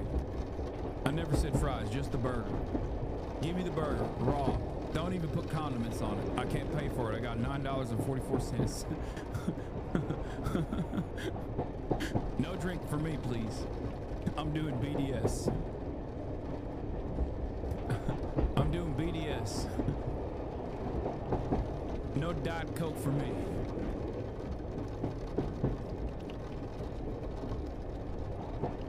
$9.44, you're getting a fucking water cup and then sneaking in Coca-Cola into your water cup. That's the type of shit he's on, okay?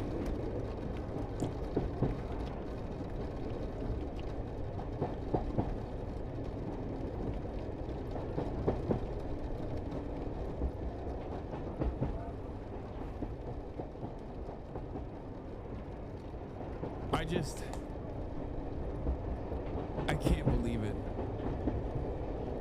This guy. I mean, this is yet another perfect representation of what I say all the time. These guys aren't like getting paid to be pro-Israel. They are pro-Israel, and then they're paying him on top of that. You know what I mean?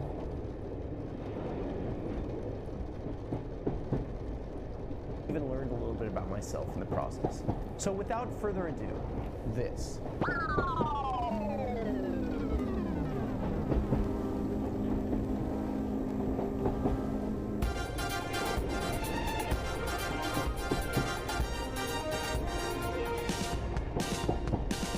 A red rose and a romantic novel. That's how I told my guests to identify me today amongst the hustle and bustle of the High Line, one of New York City's many hidden gems. I was here to meet James Foley, a renowned psychotherapist to the rich and powerful. If anyone could help me get into the psychology behind Wiener, it was James. After a brief stroll through the neighborhood, we sat down in my Hudson Yards penthouse to discuss the psychological profiles of the men that have shaped our world. I'm James Foley. I'm a psychotherapist. I treat men for sexual misbehavior, such as affairs, hiring sugar babies, and things like that. Tell us where we can find you. Do you have an Instagram? www.sexuallycompulsive.com. What's the general profile of your client? Yeah, so my practice is composed of high-functioning men, you know, like CEOs, guys who run banks, film directors, art, even high-end artists, musicians. I've had elected officials. Let's say like a man sends just like a picture of his erection like under his underpants, but he's like, I'm not showing full meat. Like, is that like in a psychological process? Is like, well, if I'm not showing full meat, then you know what I mean? Yes. So he's like, but then obviously his wife sees it. He's like, well, obviously it's legal if I'm just showing dick print, but no full meat. You know what I mean? Yeah. People who engage in these things will make deals with themselves. Or? Yes, they'll make a bargain with themselves and obviously get themselves hurt with that bargain. That doesn't really make sense. Okay, what is the difference between when a man cheats and a woman cheats? You kind of indicated something. But a lot of our programming as men and for women as women, like, it's different. And a lot of our programming is behind our irrational behavior. So, bro, it's called progress pics. It's different for me. I was not posting meat, chat. I was posting progress pics. Can you calm down, please? It's different. It's different. It's different. It's different. Like, you guys are being cringe right now. It was so different. You and I are guys, and we got different programming typically than a woman would get, and then. But they cheat. They cheat. Oh, I'm not saying they don't cheat, but a lot of them do cheat. Yeah, I mean, nobody's immune from that. There's no gender, but the idea is what's powering it can be different. So why would a girl cheat on her boyfriend? Like, if he's like, especially if he's a great guy and stuff. I wouldn't know. That's a broad brush kind of thing. It's just, but it's not. So it's.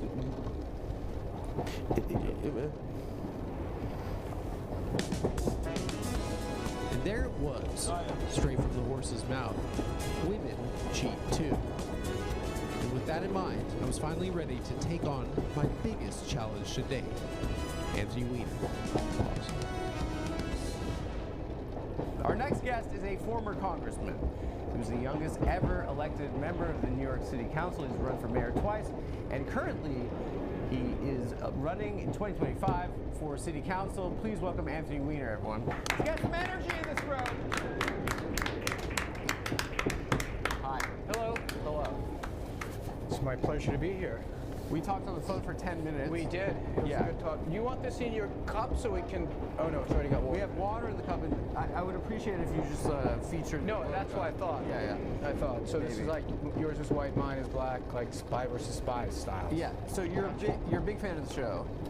This one? Yes. Maybe the biggest? Which tells you a little something about the show, He sent but yeah. dozens of emails. Actually, your email style is very funny because you just go last name, no like sincerely. Correct. Oh yeah. Last name. I think there's a lot of wasted words generally in the world. Yeah, yeah. Like that's why I like that your show's about 8 minutes. It's quick in and out. Were you like a last name guy, like with your friends? It's kind of a, well, I mean, Wiener kind of lends itself to that, Yeah. right? You know, so yeah, I mean, yeah. So growing up, you were Wiener to your boys. Yeah. I saw your Patrick Bet David thing. Had you heard of that guy? See, this is what that guy is amazing. I saw a video of him recently where he's like, 4 years ago, technology. 3 years, pandemic. 2 years ago, vaccine. This year, AI technology. Yeah. He just says sentences like that, and like guys are like, yeah, I'm gonna pay $10,000 to go to the seminar. Yeah, and he's a billionaire now. No, I asked these questions because I'm on terrestrial So you went there and you didn't know who the fuck that guy was? No, I mean, I'm not saying like I didn't do anything to get. I got on a plane and flew down there, but it's more kind of like the season of yes, of saying yes to arguing with people, and so I didn't quite. And I had a certain. Like once I looked it up a little bit and I saw that there was no. It was just a person who just ran. I became kind of fascinated to understand what exactly was going on because I'm trying to understand this a little. Thank God Mullen isn't in this, otherwise we never watch it. Why? I don't have a fucking blockade on Nick Mullen. What are you talking about? Like this is okay. You don't think you're a kindred spirit with him in terms of what you're trying to do? Like, no, but certainly not. Not on substance, but in the general, like people want to look at interesting shit nowadays. We don't really care what it is. The objective with our show is this, right? The internet makes. Someone should have told me this sentence before, but go ahead. I actually did. No. I'll tell you this right now. I talked to him on the phone. He's like, and he's like, and you make money from this? And I was like, well, you know, we were on a podcast for morons for 6 years, and then the fat one left to do crowd work, and so then we changed it because I was kind of the schmuck. I was the nebbish, and we rebranded it to make me into an intellectual talk show host. And then he this was amazing what you did. You let like a little pregnant pause after my whole soliloquy. He goes, and you go, well, you took me on quite the journey there, but you did not in any way, shape, or form answer my question. No, I didn't I don't say way, shape, or form. I don't think people talk like that. I just said I didn't get the answer. You were like, vis-a-vis, etc., etc. You did not. I'm but a southern lawyer. Who did the notes for you? Who did the sample question? Like, did you do that on your own? No, I have an Excel. You got the manager? I have a room full of women of color who are my writers. I thought it might just be I don't have a single hunky ass. Okay, well, that does not go in the episode. Okay, you're born in 1964 in New York City. I was, yes. Okay, and you're a Brooklyn boy. I grew up in Brooklyn, right. Where, you're Park Slope? Park Slope, 6 between 8th and the Park. Fabulous. Fabulous. Yes, 39, junior high school 51. How was was the food co-op there at the time? No, it was a very different kind of vibe then. Where are you now? Lower East Side. Lower East? Right, East Village. Alphabet City. It's too loud. Yes, too loud. It's too loud in these. There's a lot going on. There's a lot going on there. And then you have like an NYU vomit when you walk outside. There's a lot going on there. And your mother was an educator? Or a math teacher. Or math teacher. Well, educator. Who are you trying to impress? She's a teacher. Teacher. I was trying to compliment your mother. I'm not sure why. Why are you trying to shit on your? Okay. Why are you downbranding teacher? I think it's an umbrella term. Which one? Educator. Right, and a more precise one is teacher. She's a teacher. Okay, your dad? An attorney. He was like a little neighborhood attorney, kind of on a shingle outside our house, that kind of vibe. Just like family law practice. Yeah, some real estate stuff. Yeah, I don't really know for sure. Like just some real estate closings, that kind of thing. Wasn't big enough. He's like for people who wouldn't have Jacoby Myers, but they wouldn't have a big firm. They'd have like Grau and Wiener. And did they split up when you were a kid?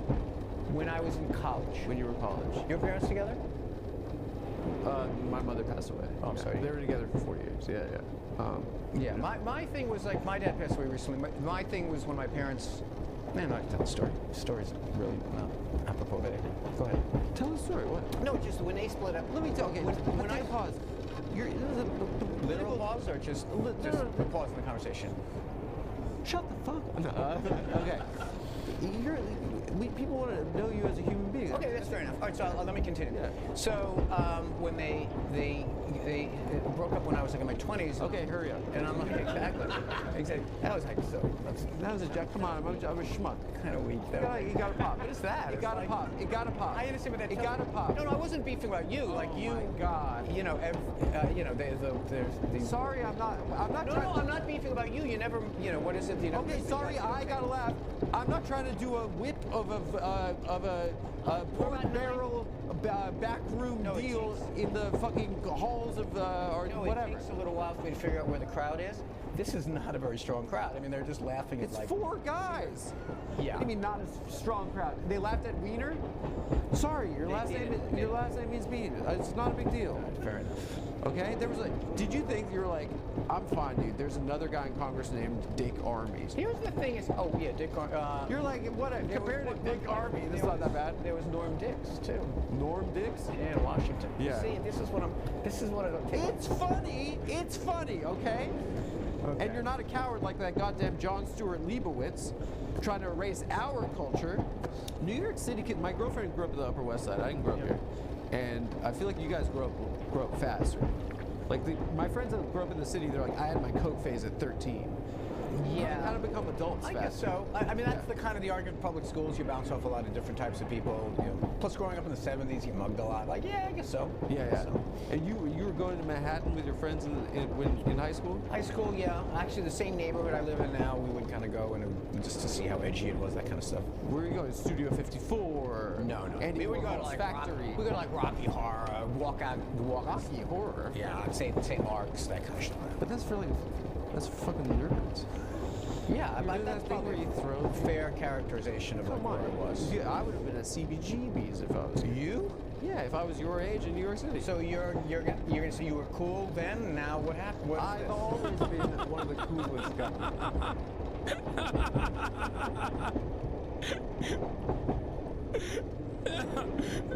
You were cool then? What happened? What is this?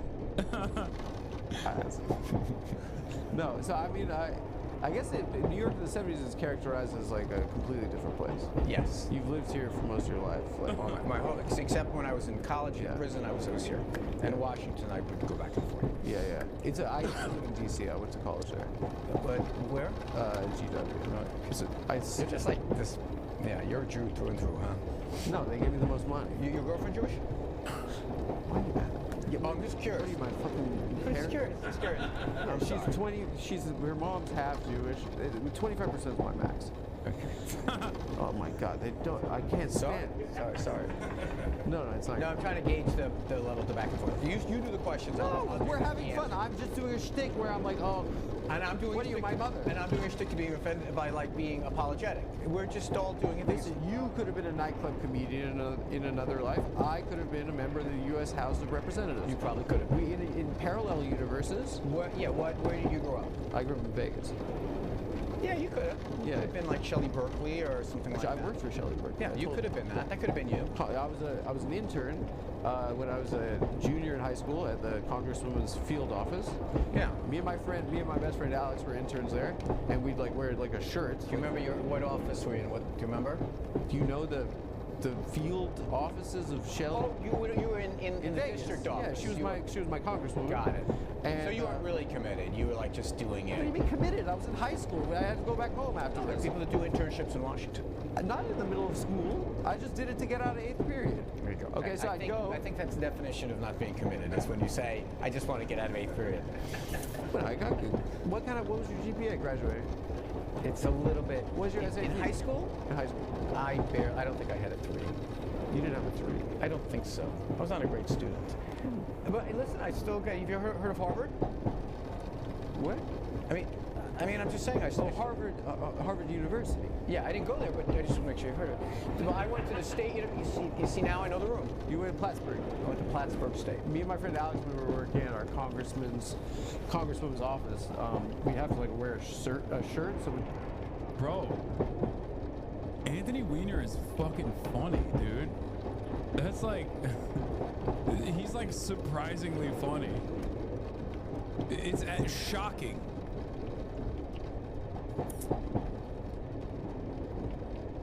We felt like we were businessmen, and we go afterwards to Hooters because we thought that we're like adult. This is in Vegas. Yeah, when we were like 17, 16-year-old boys. Got it. Yeah, it's a great place. Have you been there? Las Vegas, Nevada. No, Hooters.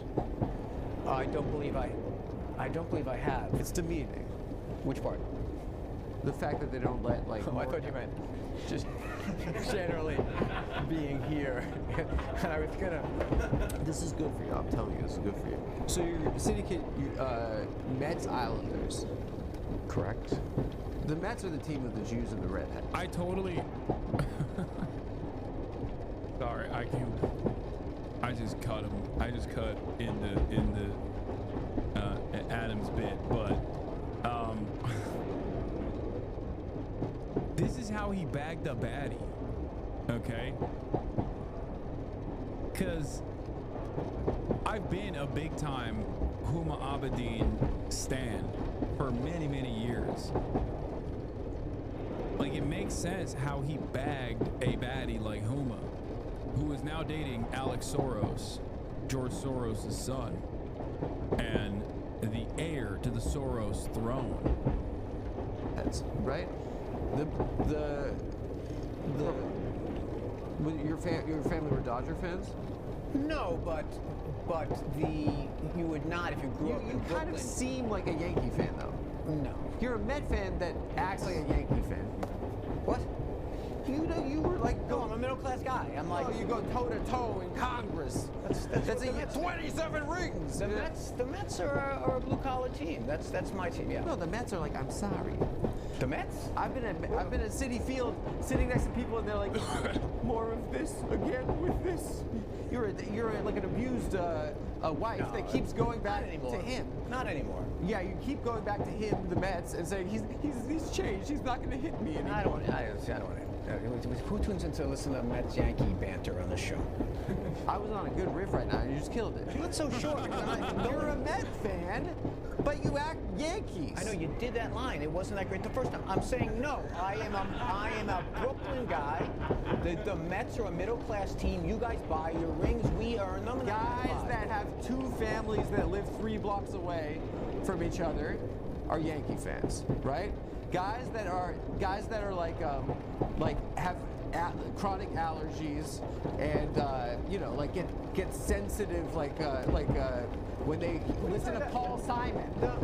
Are Met fans. The '86 Mets were like the iconic bad boy team of. Yeah, but you weren't there. You were with Dykstra doing lines. First of all, no. Is that the measure of like what team you've? I've lost the thread here. What do you mean? Can we edit out the sports parts of this show? Why is this the offensive part of the show? No, I'm just saying. See, this is the thing. He is a Met fan. He's acting like a Met fan right now. No real New Yorker is a Yankee fan. I mean, I'll give you the Bronx. You want to do the geography thing? I'll give you the I think a lot of Italian and Dominican guys would disagree with you. In the Bronx? No, in Bensonhurst, they're no. Yes, they are. That asshole Giuliani. That was it. You think Mayor Giuliani was an asshole? No, that wasn't the hard part. The Yankee. Yeah. Hey guys, I want to talk to you about having better sex with Blue Chew. Not with. Okay, all right. Oh my God, it goes on for so long. Oh my God. Oh my God, he has so many ads. Oh my God, this is the new Jon Stewart. This is the millennial Jon Stewart. What the fuck? This is the good life. And now back to the show. Okay, let's get back to it. You went to Plattsburgh College. No, Plattsburgh State University College of Arts and Sciences. I know. PSA. Plattsburgh Ford College. I'm sorry. Yeah. Okay, go ahead. Yeah, they call it the Yale of the SUNY system. They totally do. Okay, and when did you get involved or become interested in politics? Probably there. I ran for student government there. What was your platform? What were you fighting? Vote for Wiener, he'll be frank. Okay, well, that's just a saying. Well, like, what did you want to do? That's what do you think you need in college? It's really, no more fish sticks in the cafeteria? A pun about hot dogs. Yeah. And they were like, that's good. Vote for Wiener, he's on a roll. But that was your entire platform. You were like, okay, I want an office of Palestinian investigations. So the division in student government, at least in Plattsburgh, is probably other places, is you have these guys, these resident assistants who basically they're the professional guys on campus who are hired by the colleges to be in the dorms. The RAs, we don't know what they are. But they're students. So my whole thing is those people should not be allowed to be on student government. Why? Well, because they effectively worked for the administration, so there's like, you know, so I don't think they should be. And those are always the ones that are most ambitious to run. So I ran. It wasn't a platform who gave a shit. I kind of like that as spite run. Yeah, so that's what I did, and I didn't win. I came in. Anyway, I came close, and then there was a bit. You want to keep hearing the rest of the story? Yeah, I don't think I've ever told it on any podcast before. This is what people want. I'm dubious, but I'll continue. We'll see. We'll see if the dial groups like do well for this. We'll thing. cut it if it's boring. So there was a vacancy because some kid didn't come back for whatever. He ran and then he didn't come back for whatever reason. What was this guy's name? Full I name. don't remember. Full name. I don't remember the guy's name. Remember, so there's a vacancy. You definitely remember full name. I remember names for the rest of the story. Okay. So then the charter of the Student Association in Plattsburgh State says that the president who's elected gets to choose a vacancy and has to get ratified by the Senate, right? So the president was Christine Slogan, and she chose someone, not me. And I'm like, that's not fucking fair. I was the next person votes. So I lobbied all the members of the Senate to reject her appointment. Oh my God. And they did. And she was your first enemy in politics. And she said, all right, fine. Who the fuck wants this job? Fine, you can have it. And then I made the rest of the Senate miserable the rest of the time because I was constantly complaining. So you love the game. I got a taste for it then in college, yes. Okay, and then you worked for Chuck Schumer. I did. In D.C. right after. And that was kind of was he your first like mentor in politics? Yeah, first and only, really. What did you learn about how politics actually works?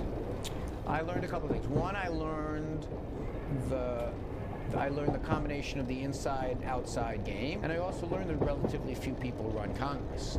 That there are 435 of them, but there's really only a handful that actually do a lot of the work. So that you actually can really influence things a lot easier than people might think. Like you run for Congress, if you can figure out the 25 or 30 people that get shit done, you can really get a lot done. And who are those people? Sometimes they're staffers to committees, sometimes they're members who are super insider kind of people, like, you know, Nancy Pelosi knowing. It's crazy that this guy is like still trying to run for office after going to prison for sexting a 15-year-old, by the way. Like, what the fuck? Dude, American politics is so busted that, like, it is actually, like, it does blow my mind. Like, going on a comedy show is one thing, right? With, like, Adam fucking Friedland. But, like, actually having the audacity to fucking run for Congress after all of that is wild. Do you mind elaborating? I feel like you should lead with that. Is all of my chat like 20? Do you guys not remember when this happened? This was kind of a big deal, man. Guys, I mean, Adam is going to touch on this in a little bit, but why do you think it's a scandal? 2016 election, Hillary Clinton. Like, what do you think the scandal was? He already mentioned that he went to prison. Like, he just dropped it in there in the combo earlier. I guess a lot of you were very young. Yes, I literally am. Who the fuck is this guy? Okay. Anthony Weiner was married to my queen, Huma Abedin, who is now married to Alex Soros, George Soros' son. But before my queen, Huma Abedin, was known as Huma Abedin Soros, she was married to Anthony Weiner. Now, why is Huma Abedin relevant to the story? Because Anthony Weiner, aside from being a congressperson, was important to the subject of the 2016 election. Important quite a bit, as a matter of fact. Okay? When Huma Abedin was married to Anthony Weiner, she also was Hillary Clinton's top advisor. And his sexting scandal broke out. His sexting scandal, sending obscene materials to a minor, broke out, and in the process of the sexting scandal that broke out, there was a laptop that was recovered by the FBI. It was, I believe, a laptop that he had used that Huma Abedin had also used. At the time, the FBI director was Jim Comey. He famously came out after shutting down the initial Hillary Clinton investigation. He came out again with another announcement literally a fucking week before the 2016 election and relitigated the email scandal and reminded everybody by getting up and saying there is a second investigation that is being conducted into Hillary Clinton because of the fucking laptop that he had used that Huma Abedin had also used. Nothing came of that investigation that tied it back to Hillary Clinton, but the fact that he brought it up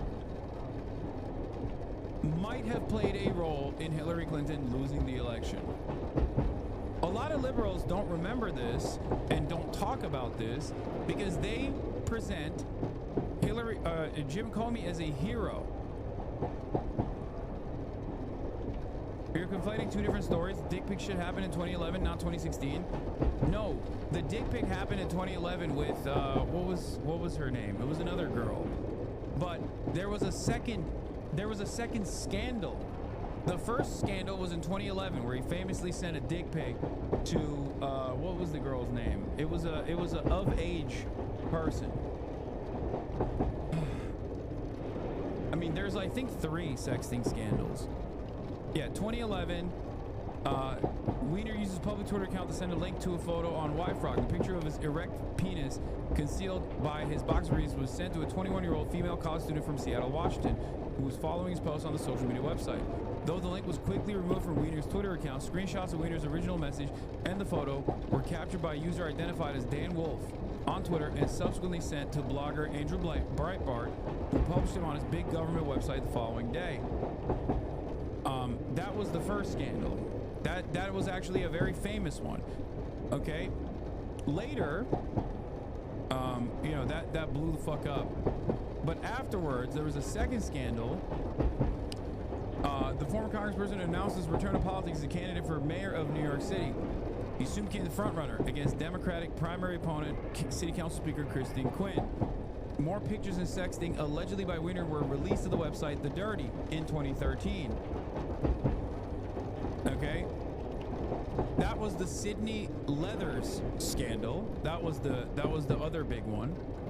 Okay, the Sydney Leathers scandal. I think that was where he called himself Carlos Danger, if I'm not mistaken, or was that the last one? But the finale, if I'm not mistaken,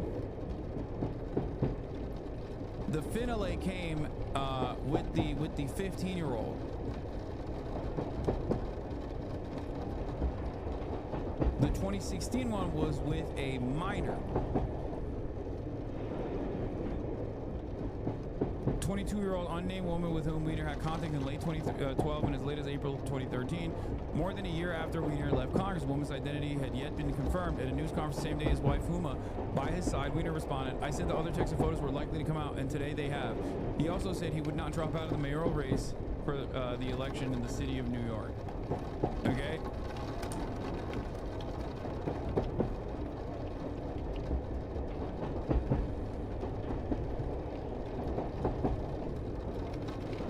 Now, the last one is the one that was consequential for the election, and that's this. Anthony Weiner released from prison after serving 18 months for sexting a teenager. That is in 2019. Okay? No, you're mixing up with Elliot Spitzer. Elliot Spitzer had sex scandals as well, but Elliot Spitzer also had much better politics than Anthony Weiner did. Elliot Spitzer, in his sex scandals, I believe, was just that he was hiring prostitutes. But the reason why that came, I think if I'm recalling correctly, the reason why Elliot Spitzer's sex scandals actually became known was because he was very aggressively pursuing a lot of major financial clients in the New York area.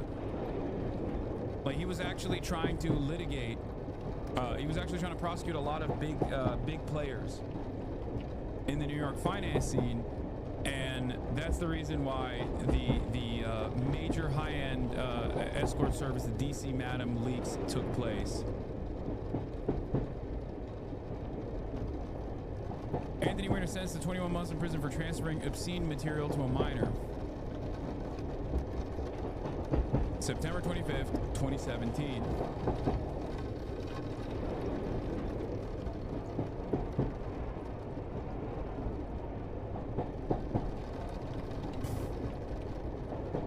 All right, let's keep going. When Nancy Pelosi was going to be someone early on, like I supported Nancy for whip and majority leader and whatever else.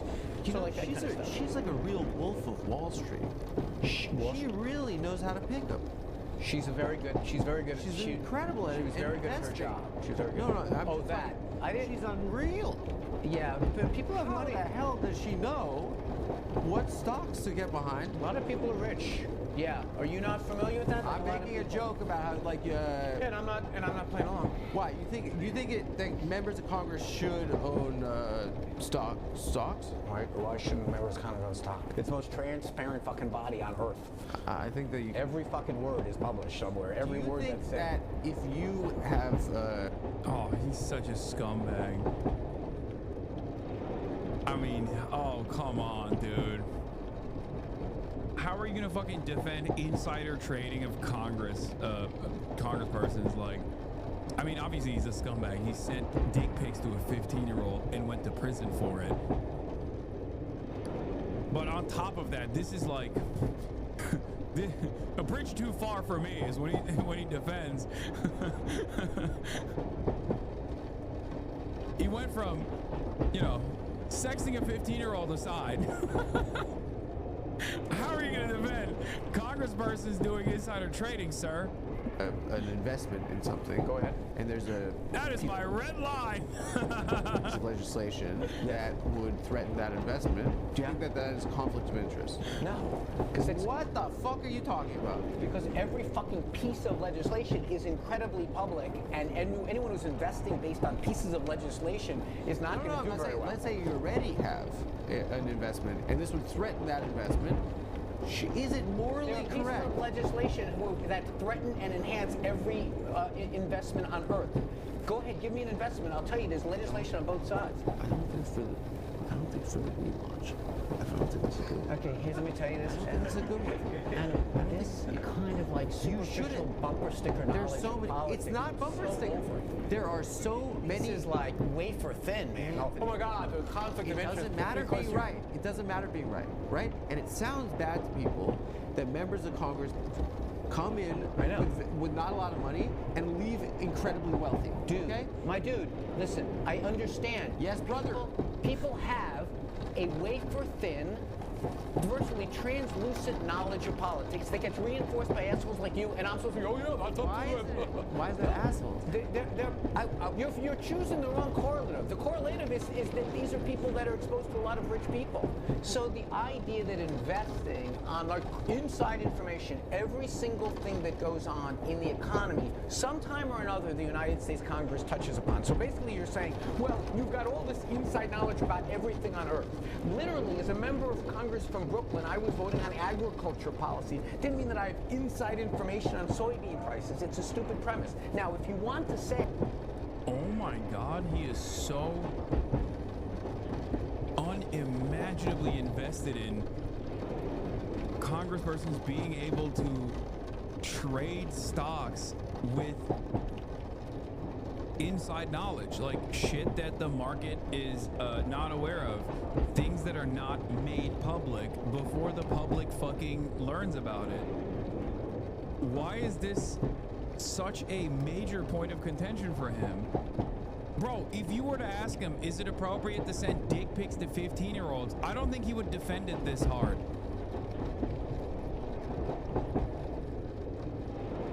Like, he's like actually insulted.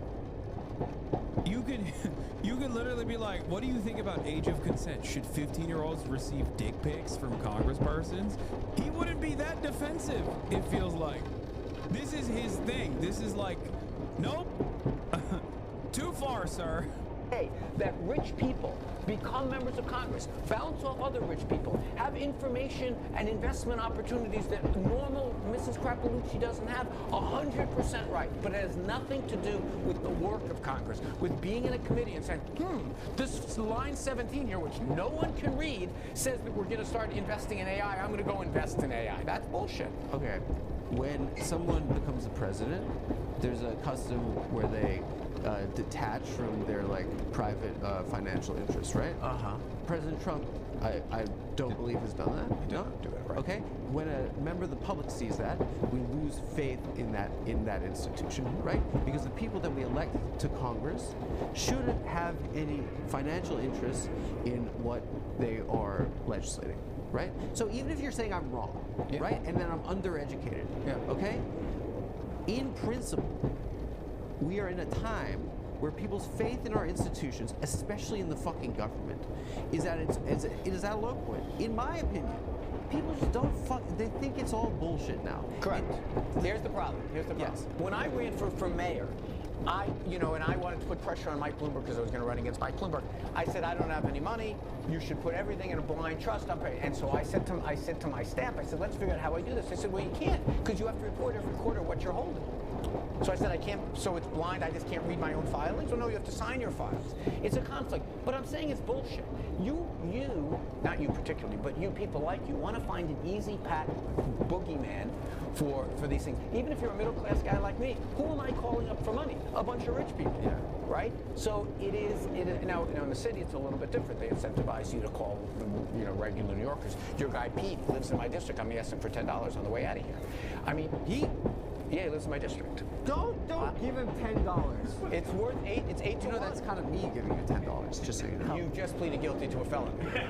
Why? What's the felony? Well, you can't. He's a straw donor. Straw donations, yeah. Good friend? He's a straw donor. Being a good friend? Okay, so Chuck was your mentor, right? Yes. And you took his seat in the House. I did. Okay, and after you were in also, can I ask you another question? Sure. I used to live in D.C. Yeah. I mean, how ugly are these people? Physically? In the government. I mean, the only two pieces of ass, I think, in Congress when you were there were you and probably Mitch McConnell.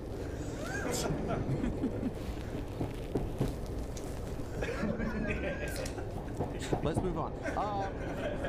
Okay, so what is your relationship with Senator Schumer now? Not great. Not great.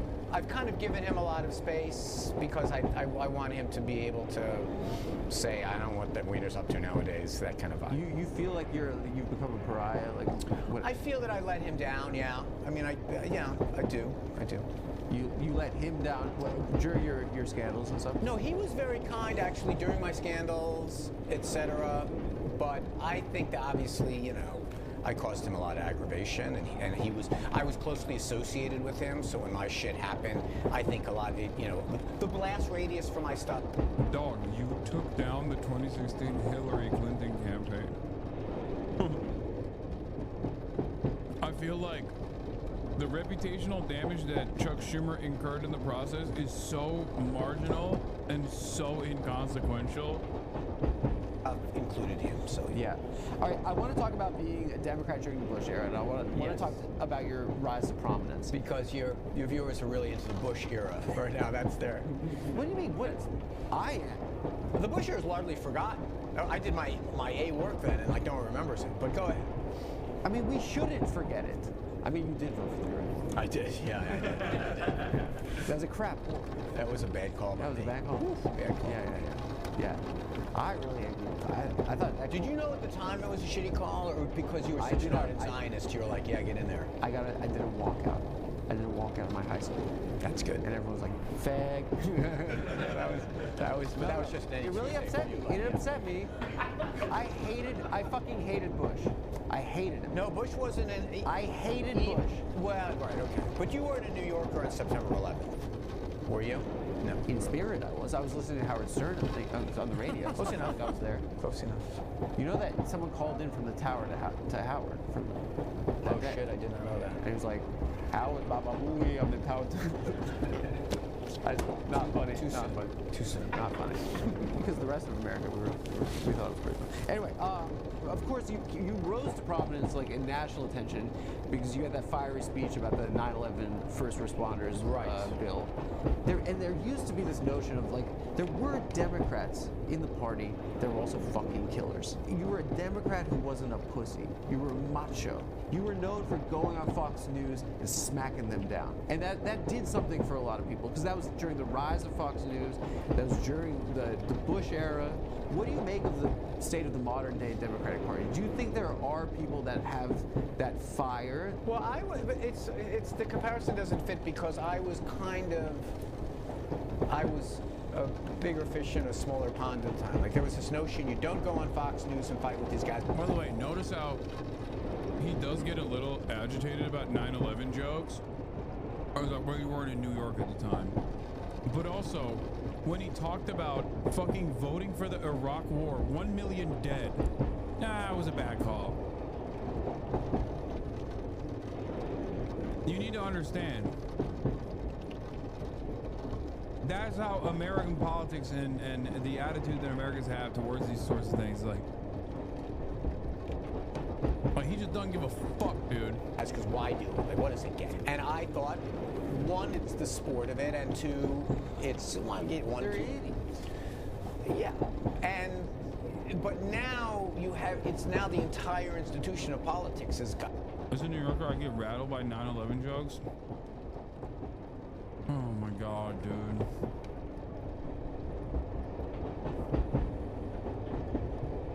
Okay. To be performative, people who just say shit for the purpose of having it echo for no particular reason. So there are a lot of people that do that well. What is that? People that just want to be in it for the clicks and just want to say the outrageous things because they know it'll get picked up. But they're in the modern day Democratic Party or Republican Party. No, I'm talking about because you're a Democrat. The party is kind of, they don't have a defined message against Trump right now or a unified message against Trump right now. They just lost an election to The Apprentice for a second time. You know, the party is kind of in a bad way right now, but they are perceived, I think, by the electorate as perhaps effete or lacking in passion or kind of empty. Like, yeah, I don't know. I mean, one party won by 1.3% of the vote, and yes, you can make this narrative of, oh my God, we fucking suck. Or we were like a few 100,000 votes away from being, oh my God, it's amazing how great the Democrats are doing. We've had 3 elections in a row that are tied. You've got a lot of fucking people in the country who apparently don't take this stuff very seriously and just want to like make visceral screams every 4 years. All right, we know that now. How we as Democrats, we have more fidelity to. Do you think there's anyone in the party right now that possesses like kind of the skills that you presented in 2008? I know, but what I was doing, just talk shit about some people right now. What I was doing was I was expressing genuine, that moment in 2000, whatever it was, I was angry and tired and hadn't slept enough, and I yelled and screamed a lot. Yeah. And people were like, oh my God, that's amazing. Now everyone's fucking yelling and screaming, so. No, that's not true. Can you tell me one speech on a House or Senate floor that has garnered the attention that you got? I know, that's the point I'm making, is that everyone is doing the same shtick now. No, they're not. Doing the performative outrage. No, they're not. All doing it. The Congress is now, it's a little bit, it's become somewhat of a legion of skanks, if you will. I mean, it's become, what can I say? It's white. It's trash. No. What does Marjorie Taylor Greene do all day? When I saw that fight between AOC, Marjorie Taylor Greene is unironically for her own party a much better, much more loyal soldier, a servant of the Republican Party than the average Democrat is to the Democratic vision. I will stand by that. I despise her. I think she's horrible. Okay. Having said that, as a disgusting titan, she is a more loyal soldier and a more effective vehicle for the ambitions of the Republican Party than the average Democrat is to the Democratic Party. She never stops campaigning. She never stops attacking. She's constantly posting. She's constantly putting her ugly ass face in every single affair. Bro, Marjorie Taylor Greene is such a freak She literally attacked David Hogg. And I don't mean David Hogg like right now, okay? The VP of the DNC or whatever. David Hogg, when Marjorie Taylor Greene attacked him, was like a 17-year-old who had just survived a mass shooting. Okay? Like, understand, that kind of shamelessness, that kind of energy, she is the fucking fedayeen. Why does she do it? Why does she attack a child who had survived a mass shooting? Because she recognized, I guess ahead of time, I guess before everybody else, where the party was going. She had a better understanding of what Republicans wanted from their fucking politicians than the average Democrat does from their base. That's it. That's why they're winning. She is a monster, dude. Think about a while ago you said something that will stick with me forever. You called her a sexual dynamo. I mean, that is true. She is a sexual dynamo.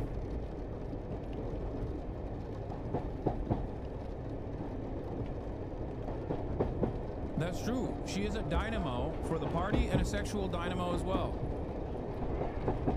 He and the other congresswoman and Marjorie Taylor Greene, and they were like, with your butch body and your bad haircut. What is that all about?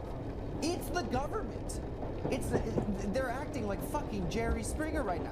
When I see that slob, when I see that anyone who does that like I used to do, that's not like what you used to do. What you were doing was like you were standing up for a piece of legislation, and you were standing up for people. You were talking shit about someone's haircut. Fair enough, but your outfit looked bad. You know, seriously, it's trash. When I see that slob, that lurch, Fetterman, I'm like, put on a fucking shirt. You're in the government. Have some fucking respect. It's the government. You know, the only time he wore his suit was when Netanyahu came and spoke to the Congress, and he looked worse in the suit. I got you there. I got you there. What? Yeah, that's great. Fetterman's clothing. I think you should put a shirt. Fair enough. It's Shabbos. Put a shirt. By the way, am I underdressed for the show? No, you asked me before what you should wear. I did, because I didn't have enough. No, this is a great outfit for you. Okay, thank you. How are you 60? By the way, they won in spite of her, not because of her. She's toxic, and the Dems wanted her to run for Senate because she's not well liked by even a lot of Republicans. Yeah, look at where the party's at now. Look at where the party's at now. Look at where the party's at now. Look at where the base of the party's at now. Marjorie Taylor Greene was, you know how I say being a leftist is about being right but too early to be taken seriously, like the Nathan Tankus tweet? Marjorie Taylor Greene is that for the Republican Party.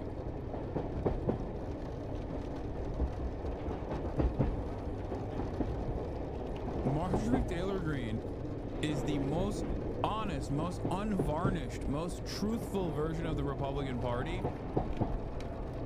And she was leading the fucking charge. Like, think about the stuff that she got in trouble for. Saying that, like, Jews have satellites that cause the California wildfires. Like, she was an anti-vaxxer. She is a straight up fucking neo-Nazi. Like, all of those things, when she was doing that at the time, people were like, what the fuck is this? This is crazy. She still kept winning her elections, number one, which is wild. Yeah, she first said Jews did the California wildfires, and then said the Chinese did the Hawaii wildfires because she realized they made her they sent her to the fucking Auschwitz to write a book report to apologize for her anti-Semitism.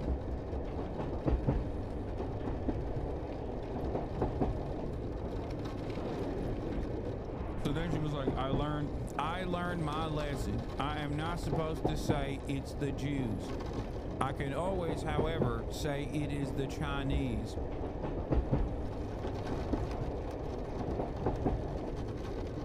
No, she's absolutely a harbinger of what the Republican Party is, but I'm saying she's not a good soldier for why the Republicans win. No, you're misunderstanding what I'm saying. Marjorie Taylor Greene leans closer to the fucking most insane aspects of the base of support within the Republican Party, and therefore the Republican Party has basically been designed around her vision. Because she's just closer to the average psychopath, and they're hyper-focused on these like marginal culture war interests. And she's a loyal soldier for said culture war interests. And she's unashamed and willing to put herself out there and willing to make a fool of herself.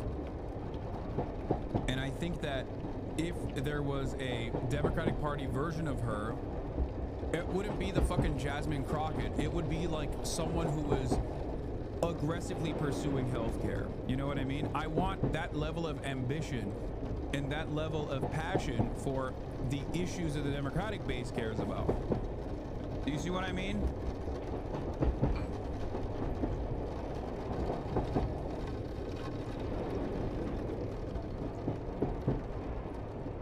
Republicans apply year-long pressure, never-ending, unyielding, year-long pressure on the issues that they care about in a way where they're like shameless. They're not afraid to lead. They're not afraid to lead the rest of the party, the rest of the base of support, in the direction of what their primary base of support wants. The super passionate evangelical, white evangelical Christians. There's obviously a level that you can't go beyond, like Valentina Gomez.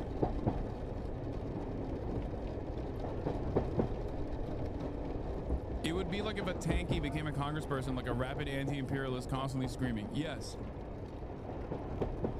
Yes. That's exactly what it would be like. It would be like if there were Democratic Party politicians who were like yelling at other congresspersons for not demanding that we nuke Israel. Like that would be the hyper exaggerated version. Like a bad empanada style fucking congressperson. You know what I mean? That would be the Marjorie Taylor Greene of like the most exaggerated version of the Marjorie Taylor Greene on the left. And in a world where there are people like that, the norm within the Democratic caucus would be infinitely more radical, is what I mean. Guys, I want to talk to you about Lucy. We're really excited. This motherfucker, bro. Oh my gosh, so many ads! Baller. See, thank you. And now back to the show. Okay, so I want to ask you about the ACA in 2008. Affordable Care Act. Who do you think the audience is for this show? They want to ask for the ACA, right? Don't talk down. No, they know it as Obamacare. I coined. It's crazy because it's like I actually am really interested in his answer for every single question that Adam has asked, and we are absolutely in the fucking target audience. Well, I didn't coin it, but I called it, when the Republicans are calling it Obamacare to be derisive, I called it Obamacare to say, yeah, we should own this. They didn't own it. I mean, the Heritage Foundation owned it. But that's the point. And I was saying, why are we running away from it? Either we're proud of this thing or not. You want to call it Obamacare, if you're proud of it, you should call it Obamacare too. And they called me from the White House, and they're like, you mocking the president's accomplishment. I'm like, no, I'm just calling it what they want to call it this. We're proud of it too. It felt like Bush left office with an atrociously low approval rate. He did. It felt like there was this guy. My conspiracy theory is that they had to cut Nick Mullen out because the show will never run without Blue Chew. And Nick Mullen is the reason why Blue Chew, after like 15 years of being a loyal supporter of anything that Nick or Adam or Stavros ever did, finally cut ties, financial ties with the show because of his October 7 joke about Blue Chew. It's one of the most insane jokes I've ever heard. And if you know anything about Cumtown, okay, Seaman Village, Nick Mullen has made jokes about like selling Blue Chew. In the process of selling Blue Chew, Nick Mullen's made jokes about like how pedophiles consume it before trying to fuck children. And these guys, Blue Chew, have never pulled back their sponsorship. Like, think about that. And this was the bridge too far. You can take them anytime, day or night, so you can plan ahead or be ready whenever an opportunity arises. You get better reception on the bus. The process is simple. Like I said, you're not planning on anything, but now suddenly there's a hole in the wall in Gaza, and you walk through it and you find yourself at a music festival. It's crazy they let this happen. Yeah, you're gonna need some Bluetooth now. You've got work to do. 75 years worth of revenge. You don't need the blue chew for that. No, that's ancient blood. I'm just kidding. There's no evidence any of that actually happened. But there is a lot of evidence that blue chew will get you rock hard.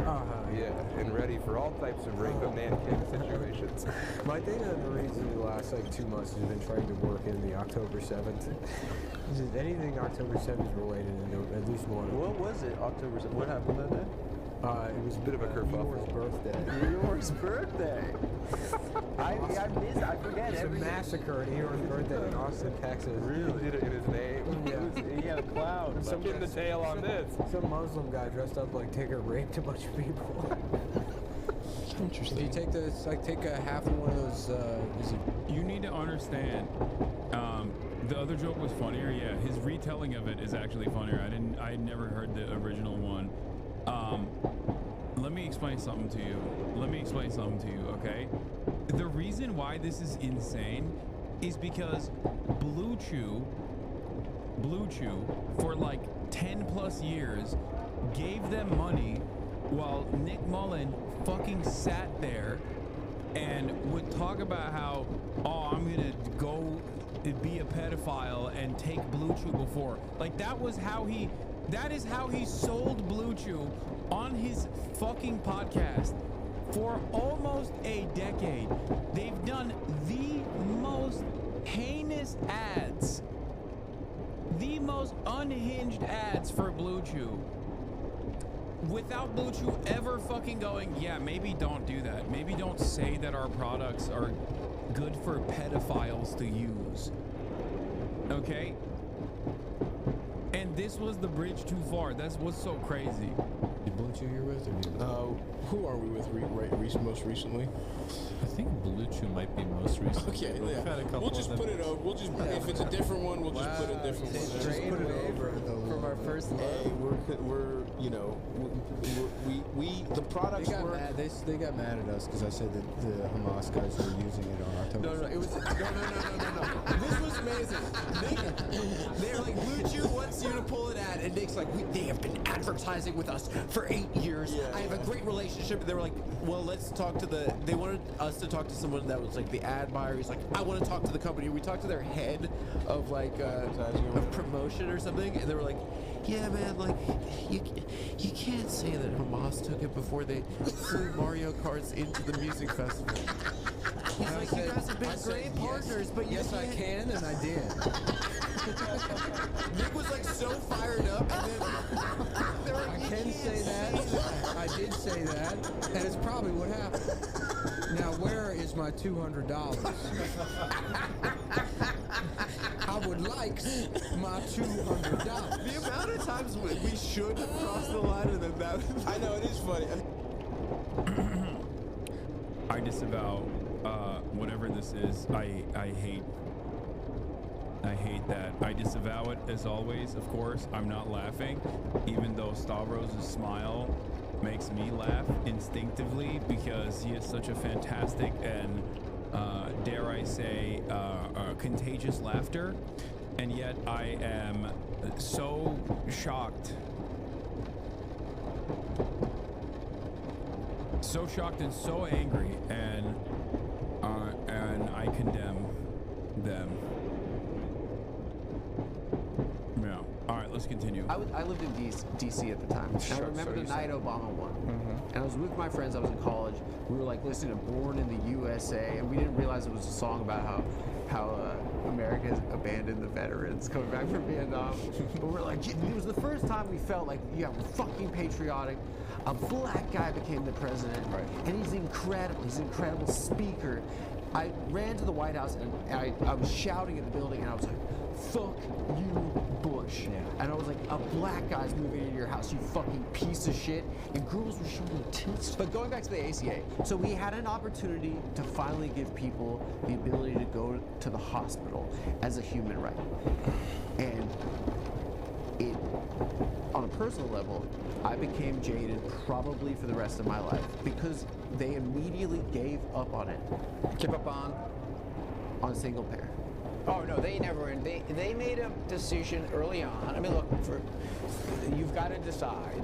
A lot of our economy is a single payer system, and Medicare and Medicaid, the Indian Health Service, and then a lot of it is employed. By the way, one of the most insane things that took place in the Nick Mullen joke that I'm still thinking about and not laughing about, of course, was that the only part that he clarified was that there was no evidence. Like, he didn't even apologize for anything else. And he was just like, I'm so sorry to Hamas for saying that they used Blue Chew. He did not apologize to Blue Chew for the association with October 7, but he basically delivered an apology to Hamas for associating them with the mass rapes that were conducted on October 7 narrative. That in and of itself is like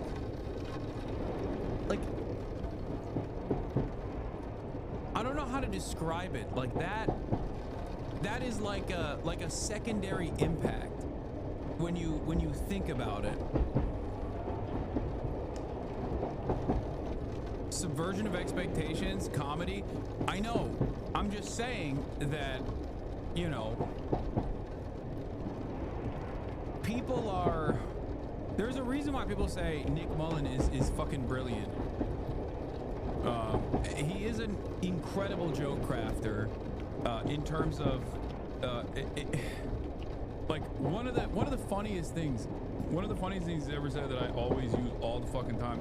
Nick would be the leader of men if he were 10% less racist. I think so. But the clues one is hilarious when he's talking about 9/11.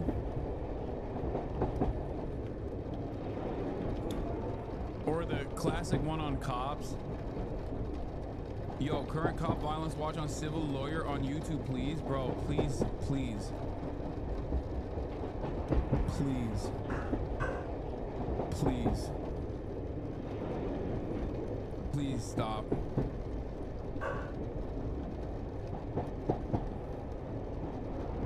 Stop it.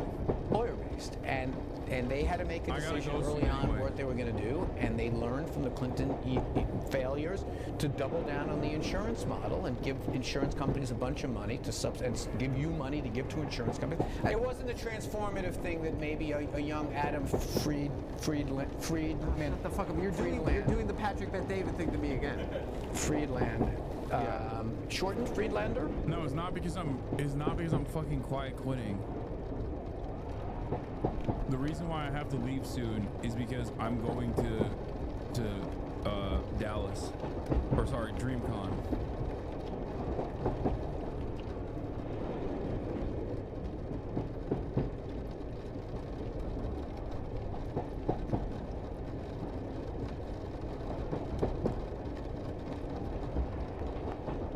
I'm going to SOCON.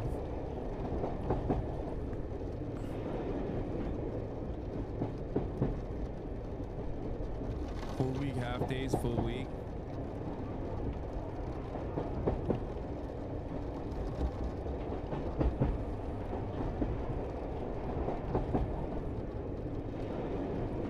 What's sock on? Sock on my nuts. Oh, dude. Oh, dude. Okay, well. No Night Rain, you leer.